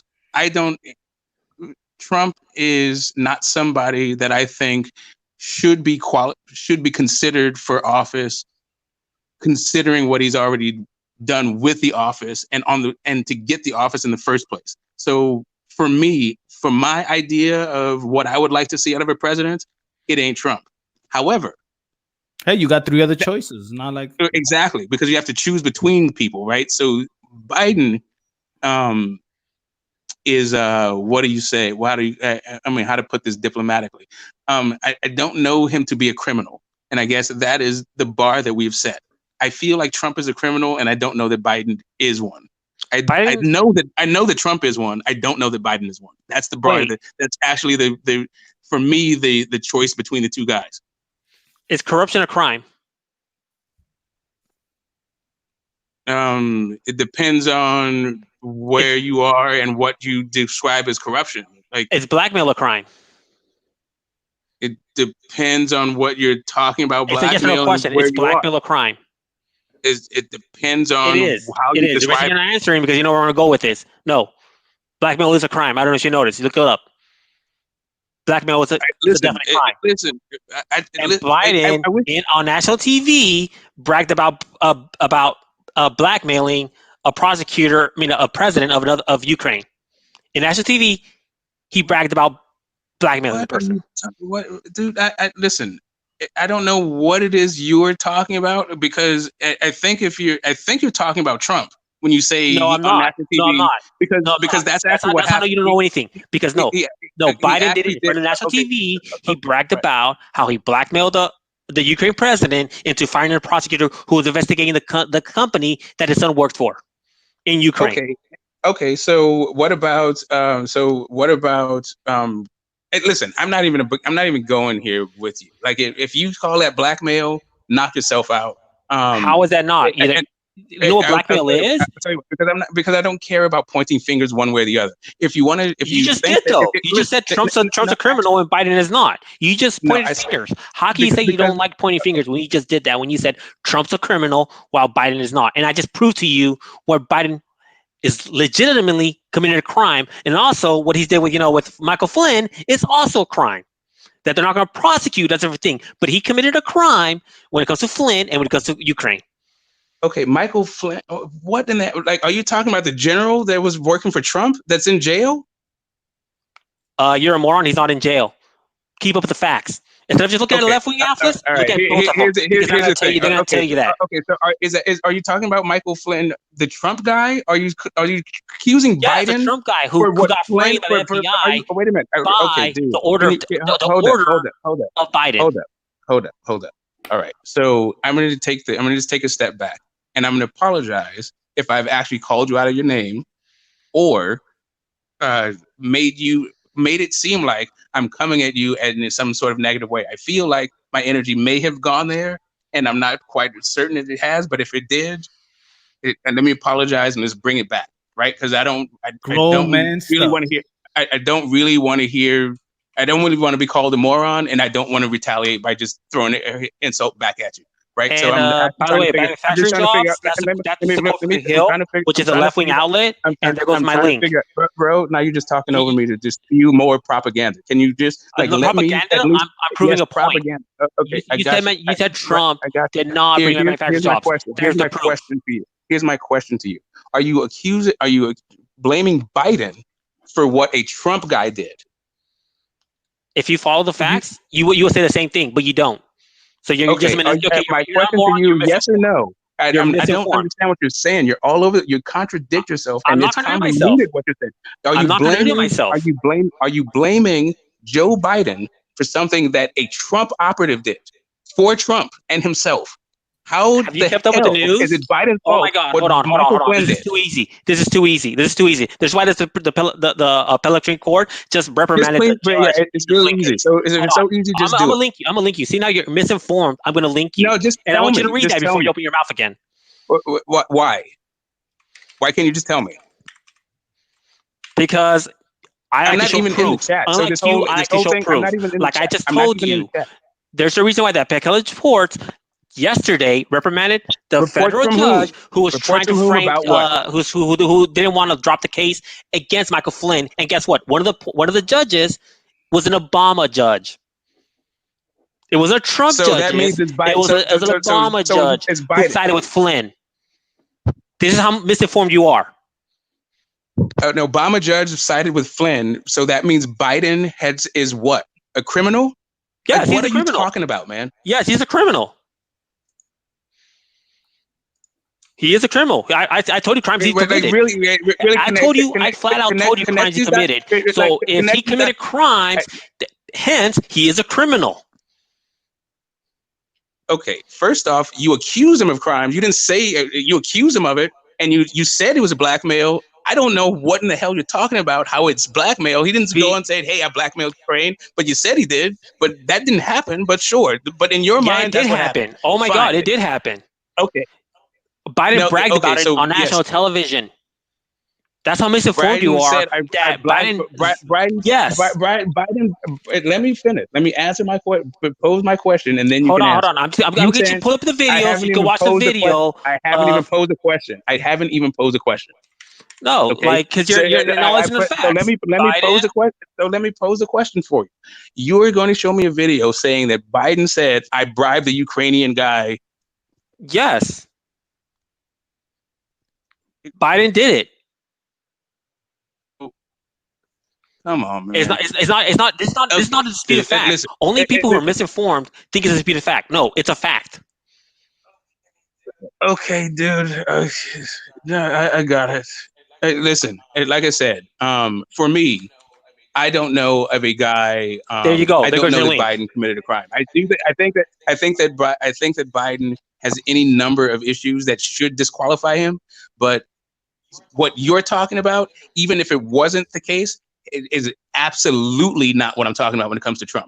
No. Your exact quote was, Trump's a criminal, Biden is not. I'm proving to you that Biden is a criminal. Now, I didn't say that Trump is. That was not my exact quote at all. Yeah. I said, to my knowledge, I don't know that he was a criminal. To my knowledge, I know that Trump is. You are trying to now equivocate some quote that he said to a criminal act. and by that point saying that they're both on the same playing field. It's really a straw man argument. It's really fucking dumb, but we can where we can keep going down this path if you like. If you're saying that the guy said on national TV, I blackmailed the Ukrainian government, sure. Show me the clip where he said that. I bet you can't produce it. It's on the private chat. It's on the private chat. Great. Kalua, why are you? Who are you voting for? I'm not like I told you before. If Trump doesn't go in and wipe out the BLM and those rioters, then I'm not going to vote for anybody.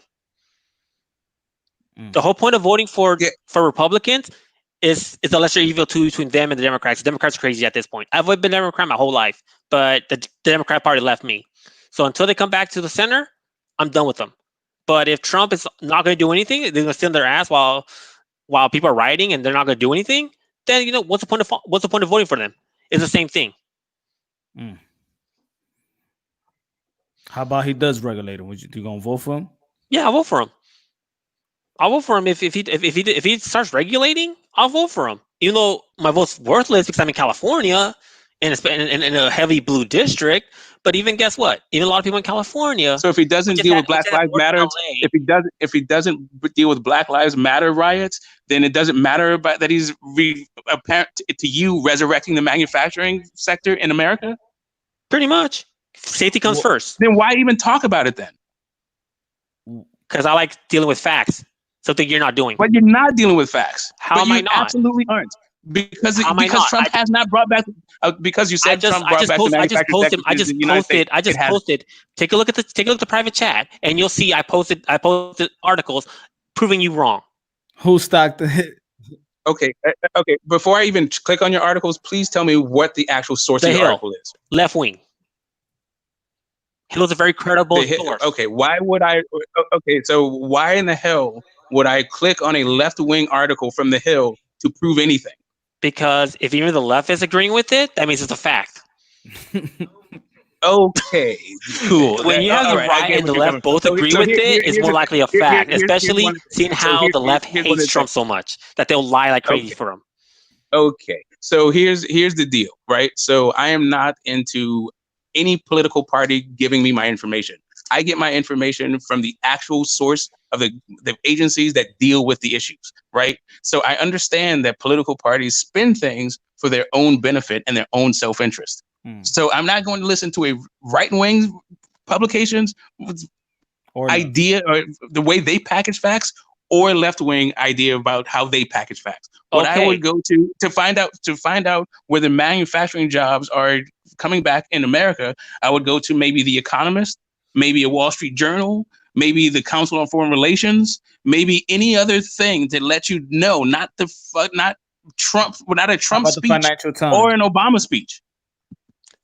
Okay, guess what? The reason I listed a left-wing outlet is because even with the left-wing outlets who normally hate Trump and all they do is drag on Trump, even then they try to throw shades at Trump, even they agree manufacturing jobs came back. And they cite their sources. Okay, what you are actually talking about is the political mudslinging that goes between parties. It has absolutely nothing to do with facts.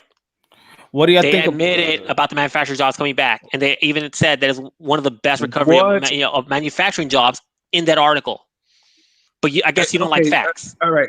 Okay. So I'll tell you what Trump is. You just spout stuff out of your mouth. You never show any proof. We just spout it out of your mouth. Proof of what? What would you like me to show proof of? What would you like me to show proof of? Do you want me to show you proof? Do you want me to show you the proof? Do you want me to show you proof that wrong? Okay, I got you. So you want me to show you proof that NAFTA is a North Atlantic Free Trade Agreement and it's between 3 countries? Do you want me to show you proof of that? I said it was. And I said Trump changed it. No, you did. Okay, so do you want me to show you proof? No, you said it was gone. And you also said the manufacturing sector. It's not called that anymore. You want me to show you that the NAFTA? All I know is you don't follow the news. You don't follow facts. Because I already told you it's no longer NAFTA. NAFTA is gone. Now it's called something else. Do you want me to show you that NAFTA still exists? I showed you an article where saying that NAFTA still exists. Is that what you want me to show? We're not going to transition into the new agreement. But guess what? Yes or no? Got rid of NAFTA. Yes or no? Would you like? Is that the source? That's the information that you would like for me to show you? Do you want me to show you that NAFTA actually still exists? Go ahead. Go ahead. The manufacturing job. Hey, guys, not come back. Guys, please, tomorrow, you could do it. So you mean today, later today?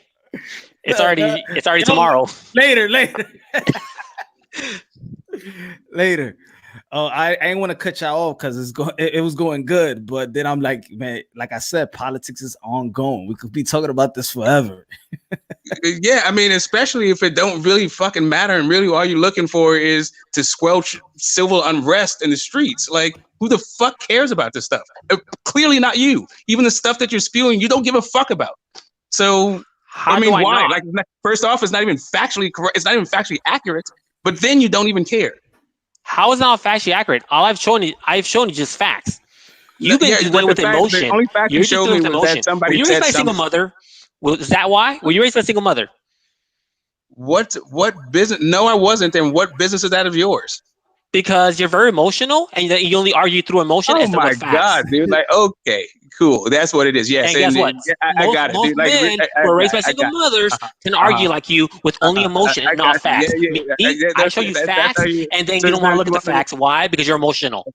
Okay, okay, but I wasn't. So what does that have to do? Yes, you were. That's why you got. That's why you've been so blurred the whole time. So now you're telling me that I wasn't. Now you're telling me I wasn't raised by in a 2-parent home. That's what you're telling me now. People raised in parent homes tend not to be emotional because they have a dad who doesn't let them be a little baby and tells them they have to grow up a pair and deal with facts.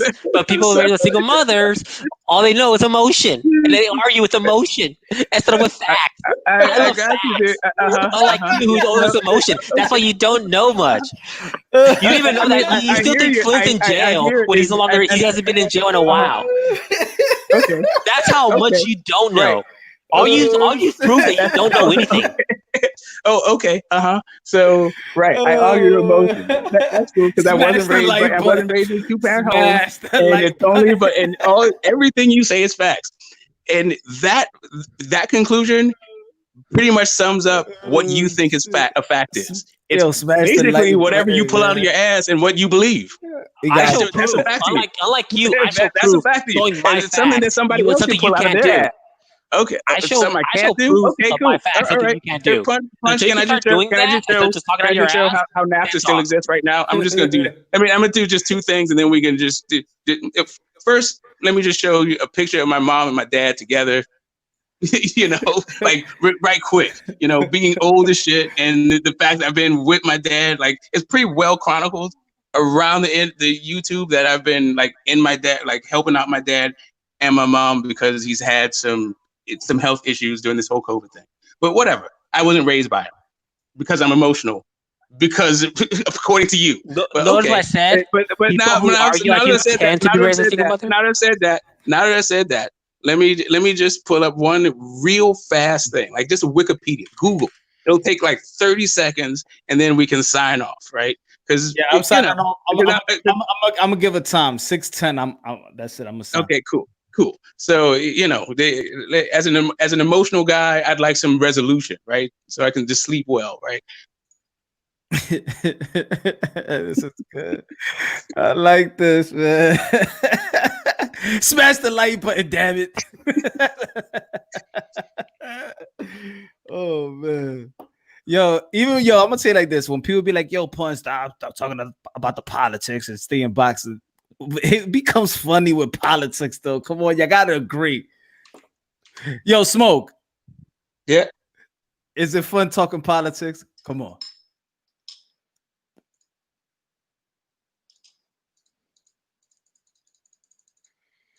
He's determined. He could be. All I said is a fact. Like people who tend to argue with like emotion, they tend to be raised by a single mother. That's why. Right. So yeah, I can. Is there exceptions to the rules? Yes. I can enjoy myself generally when I feel like, there is. There's other channels. I don't know when there's actually topics of substance being discussed, but when a guy is just pulling when he is actually presenting his opinion as fact and whatever I guess observations he's made from his own experiences and actually applying that to everybody, it just becomes I don't He ran because I was going to respond to him. Like, it's kind of funny. He says that his opinion when I'm showing actual sources, I'm giving him sources. He won't produce sources, but I've been the whole time. I say something, and if you look at the chat, at the private chat, it's followed by a source. Hey man, hey, 2020 comes. I'm voting for Captain Orange, and I don't care what anybody says. That's my pick, my vote, and I have the right to pick it. Yeah, you should vote for whoever you want. I was actually, I was actually a registered Green Party before. Oh, really? Yeah. I grew up in a home full of union workers, so obviously I was vote blue my whole life. My fiance's she's like far left, so. Oh man, that's a lot of arguments, brother. That's a lot of arguments, man. No, to be honest, I don't. If my wife, she don't even know nothing about no politics or nothing like that. Wait, when did I back off on NAFTA? I said NAFTA was gone, and it is gone. That's why it's called something else. I even linked on there what's now called. There you like here. I'll do it from CNN. To have a far left wife, man, you must have a lot of arguments, man. No, not really. But if she's into politics, she tries to be, but then I always shut up with facts. Yep. Yeah, like the fact that was raised by the fact that I was raised by a single mom. Those kind of facts. Beta. What did I say? I said people who argue with tend to be. It's not an absolute. I didn't use an absolute. I said tend to be. Maybe you should learn English.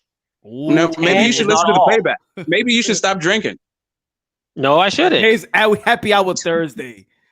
I said my exact quote was I never said all. I said people who argue like you tend to be raised by single mothers. I didn't say all of you. No, you said that I was actually. You said I was. No, you said I was. No, you said I was. But somebody who doesn't deal with facts, I guess I understand. You said I was. You said I was. No, that's why I'm laughing at you. No, not only the fact that you're drunk, not only that everything you said so far is mostly untethered to any kind of reality other than your own. What I said I'm just sitting was, back and I'm very entertained. With your mother. Then you asked me, why does it matter? I said, because people who tend to argue like you out of nothing but emotion tend to be raised by single mothers. Yep, and then you told me I was raised by a single mother. When? I didn't. I asked you if you right were. After that. No, I didn't. Why don't you check out the playback? Why don't you sober up, check out the playback, and then you'll understand what I'm talking about. Okay, give me the minute. Give me the minute mark. Give me the minute mark where I said that you were raised by. I said people who argue like you won't get the minute mark. You won't get the minute mark. You won't get the minute mark until after the stream is over. But you say you want me to look it up. The playback, like I said. Okay, I guess next time we're both on. We're both in chat. You can link me the minute mark where I said that. Later. Yeah, I'm telling them. I want this conversation to be finished. Yeah, and we can move on from it. Then really the entire deal, like I was saying, I think both government and the private sector have a role to play in the quality of life and then restoring the quality of life and increasing the quality of life in America. But neither one of them are the actual silver bullet to solve what individuals' struggles happen to be. Okay. That's it. What do you think about the Green Party? This is my last question. What do you think about the Green Party and the Independents? What do you think about that? Do you think they just cause chaos? I think independence in theory is good, but really in practice, it only happens after you've gained enough notoriety within a particular party that you don't have to be in that party anymore. It's like outgrowing the belt, to make a boxing analogy, right? Okay. But there's certain guys that get to outgrow the belt, they get bigger than the actual titles, but it takes a while. You have to be a champion a while, and you have to do a bunch of stuff before you get to that place. And that's kind of the way I think of the independents in this country. Generally, they build up their clout or they build up their stature by being in a party structure first, right? And then the Green Party is good for like sort of more international, not really for the United States. The platform is okay, but they don't have a really strong on the ground like organizing principle that appeals to the American public. I was a registered before going on the right side. I was a registered Green Party. Cynthia McKinney was I was a supporter of Cynthia McKinney when she was running for president. Yeah, no, man, I've been a lobbyist, so I've been actually literally a mercenary for policy. It doesn't actually matter the party; you got to work with both of them. So yeah, I know a lot of I know a lot of people that vote but don't vote for presidents, but they vote for judges. They vote for exactly. That's generally how I roll. Yeah, I don't like the presidential policy. Like first off, I think people have a different idea about really the importance of a president, but really even more so than that, the importance of their individual vote in their particular place. Like some people's individual votes are really important, and then other parts of the country, not so much. Yeah. Speaking of judges, that's the most important thing that voting for president does is what kind of Supreme Court judges you want. Like this next election is going to be huge because if Trump wins, the Supreme Court now is what it will be 6-3. So it's going to be so easy to pass anything conservative, and if anything far left, it's just not going to happen because there's no way Ginsburg's going to make it through the 4-year term of next term. Yeah, and at the same time, there's the idea. So you have the perspective and you have the philosophical perspective, right? But there's also the idea of just each party staying in their lane, right? So the Democrats, they will approve conservative judges, whereas they won't. The Democrat, they have. That's how Trump got. Did you not see what they just did with Kavanaugh, where they accused him of rape when there was like no evidence at all? That's right. Approving of Republican Republicans. Okay, and they also did it to the first black justice and Justice Thomas. They also accused him of rape. Okay, so these were the Democrats. So if you were to actually if you wanted to compare who put more judges on the bench, and actually more so to my point, who blocked more judges from getting on the Supreme Court, you will understand my point. Right? Then you're factually wrong, because there's a reason why there's a term called getting borked, which is Republican. Then there's Justice, Thomas, who was falsely accused of rape, and then there was Kavanaugh, who was falsely accused of rape. Oh, great! And you know what they have? What Clarence Thomas is? A Supreme Court justice. Who didn't actually get his? How many nominees didn't even get through the committee selection when it was Obama sending people through? He should have had 2 more seats that he did not get. He should have had one. He should have had one more.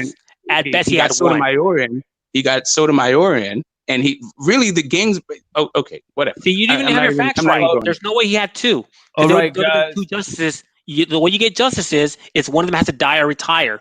Guess what? He only had 1 option. It was Grosvenor, not 2. That's wrong. That's factually sorry. One guy incorrect. They said there was 2. Listen, I'm gonna fall asleep, son. The reason Ginsburg wanted to retire, she didn't because he didn't get a person through. Yeah, I will fall asleep. All right. I'm going to sleep too. I got to be up in 2 hours. 3 hours. I got to be up 3 hours for work. I'm gonna go live probably the same time. Probably 11:30 or 10:30. 10:30, 11:30. If we could talk, we could finish this off, man. This is good. We won't start with the politics, but we can end with it. Yeah, we can end with it. That's better end, not start. Start with boxing. Yeah, hopefully it could be a little bit more civil and a little bit more focused. All right, cool. Right. So you already know Friday it's not happy hour, so we all gonna be sober. Yeah, just have your facts straight because you said a bunch of stuff that's factually incorrect. Shut the fuck up. Just have your facts straight. Just have your facts straight. If you want to be civil, have your facts straight. Man, fuck you. Hey, don't have your facts straight. So since this ain't Friday, let me tell you something. You don't know what the fuck you're talking about. Half the shit you're talking about is ridiculous, and the other part of it, the other part of it, that's how misinformed you are. You still think Flynn's in jail. That's how misinformed you are. The other part of it, you think he had 2 judges when you only had 1. The other part of it is just you being a prejudiced, bigoted fucking jerk. Ooh. Prejudice? How am I being prejudiced? Facts is not being prejudiced. Here's one.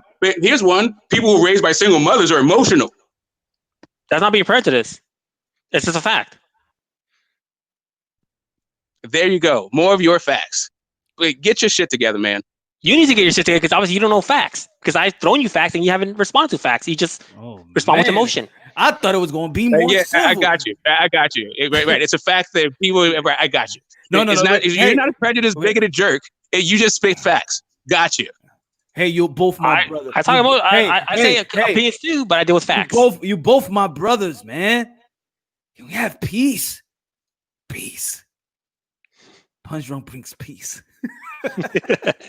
Yeah, I gotta get to bed. All right, I'll see you later tonight. Thank you guys for tuning in, man. God bless y'all, man. Have a great Friday. Peace out. Woo!